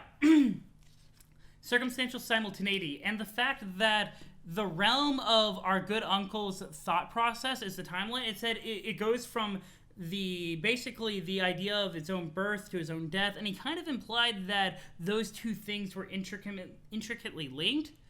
I have a bad feeling that whatever they are about to do is going to destroy the green sun and also create it. Because I'm just thinking, obviously rhetorical, as always rhetorical, like do not confirm or not. It was just a thought. Like, it just popped into my head while I was when they were talking about the mission. I am concerned. Because this is how time travel works. This is the stupid shit that time travel gets involved into. Sorry. Wanted to get my thoughts out there before I continued. Apparently the explosion will be huge, so it will be visible at the greatest distances throughout the furthest ring, even from different sessions like yours and ours. You won't be able to see it because by then your session should be wiped out from the scratch, but we will. The plan is to use it as a beacon and travel there as a rendezvous point. Okay, actually, I can see why that would actually go into it. Also called very basic Homestuck vocabulary. You right, hetero. That is very much one that I gotta like remember because I keep wanting to say simultaneous I said it earlier. I don't remember what my jacked up version of it was, but I just gotta remember the proper term. Rendezvous with who? We've got people there. That's what Jade tells me. Jade knows so many things lately. What is even her deal? Hell if I know. This is basically dream intelligence. Every time she goes to sleep, she has more to ramble about. She says I should just go to sleep to find out, but I'm like, how the fuck am I supposed to be napping between making all these plans and getting persecuted by this demented honking asshole? So yeah, we'll meet in the aftermath of the explosion with our people on the inside, or I guess I should say outside. I don't think they can come with us, though. Come with you where? Who are they? Dead people. As for where, I'm not sure. It's not like I'm gonna stick around there forever. That would probably be depressing, since we're not fucking ghosts. The Scratch will reboot our session, or your whole universe actually. So somewhere in this dreadful abyss, that new session will start up in its own insiposphere from scratch. Look at that, another pun, because using that fucking word every other sentence. Kill me now! But that from scratch, fucking lol, session is what you're shooting for to survive. The idea is for you all to preserve yourselves by escaping there. Through the lawn ring. Yes, once you're there, you'll be able to help find our way there too. And then we can all finally figure out what the fuck to do with the rest of our lives. Fucking lol. Lawyer Viscerator. One of your favorite Homestuck terms is weird plot shit. Oh my god. Yeah, no, I won't feel too bad about it, hetero. It's like, if there's one, the thing is that that's actually one of my favorite terms in the thing. It's just sad that that's one of the ones that I forget. Shenanigans is Homestuck in a nutshell. Let's see. Oh, then this is how we're supposed to meet. That's kind of exciting. Yeah, I guess if enough of us are alive by then to meet. So I guess if you're not worried about it turning into a huge sloppy makeout fest anymore. Right. John, you and Visca better keep your hands to yourself or everyone's gonna be really uncomfortable. No interspecies funny business, is that clear? Blah. I'm convincingly flipping my lid about this, waving my arms around a lot and making all my best yelling face. So, look at that. It's time to change the subject again. Huh? Yikes, Carcat, you are terrible at this. June's gonna get way more suspicious if you're being like this. Poof, subject changed. If it works, you'll wind up in the new session. That's why it'll be important to make sure one of the Dirt streamers stays with you, so they can help guide us there from the ring. Won't there be, like, other players in the new session? Like, alternate universe versions of ourselves or such? Probably, but those chumps won't know anything about us or all of our plans. Why would they? Yeah, it's just kind of a weird thought. So, out of everything we just talked about, this is the thing that has been tripping you, that has you tripping globes? Whatever you say. But I guess it's sort of comforting, too. If Rose or Dave have to go off and die, at least I get to see them again in some way. Even if it will only be alternate universe John to them. But maybe my dad will be alive in that session, too. Okay, maybe, but before you get too excited about that, you gotta make sure that you get there first, which means you have to do as I say and stick to the plan. You need to focus on getting ready to start the scratch. The game doesn't make a hard reset that easy to pull off. Once you initiate it, the game throws everything it's got at you, which is the reason why you're the best guy for the job, because of your superpowers and silly wind bullshit. Okay, I'll do my best. What should I do right now? Get prepared. Make all the equipment you think you'll need. Stay out of trouble. Wait for Jade to send that code. Wait for me to contact you for the first time. And do your best to humor him while he ignorantly attempts to flame you back into the puddle of slime you crawled out of. Please. Oh, man. Oh, our first conversation ever. I can't wait. Yeah, but can I just say something in my defense before that happens? I don't actually hate you. And I never did. I was deluding myself. Deep down, I'm sure I was always pretty okay with you. Aww. That's really sweet. That's really sweet of Carcat. Thanks, Carcat. It wasn't a fucking compliment. Oh my goodness. To be fair, June could see it as Carcat being uncomfortable with the troll human sloppy makeout. That's fair though. So we just go for another 4.5 hours and we good? The ultimate stream, let's go.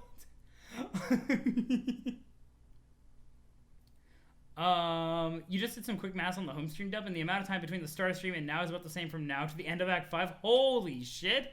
Holy shit! That's still so much! I never really hated you. Oh, romantically. Oh, okay. I got you. Yeah. We are on page 3872. So I can read 2 more pages, I believe it said. I'm sure it'll be pretty obvious when I need to stop. This scrapbook is now in hopeless disarray. Feel free to examine the clippings while I tidy up.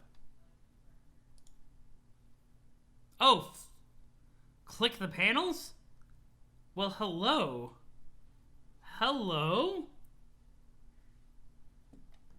Are you saying I should wait to click the panels, guys? Like, what does it do? What does it do, though? What does it do? Okay, sure. We can stop. I don't mind.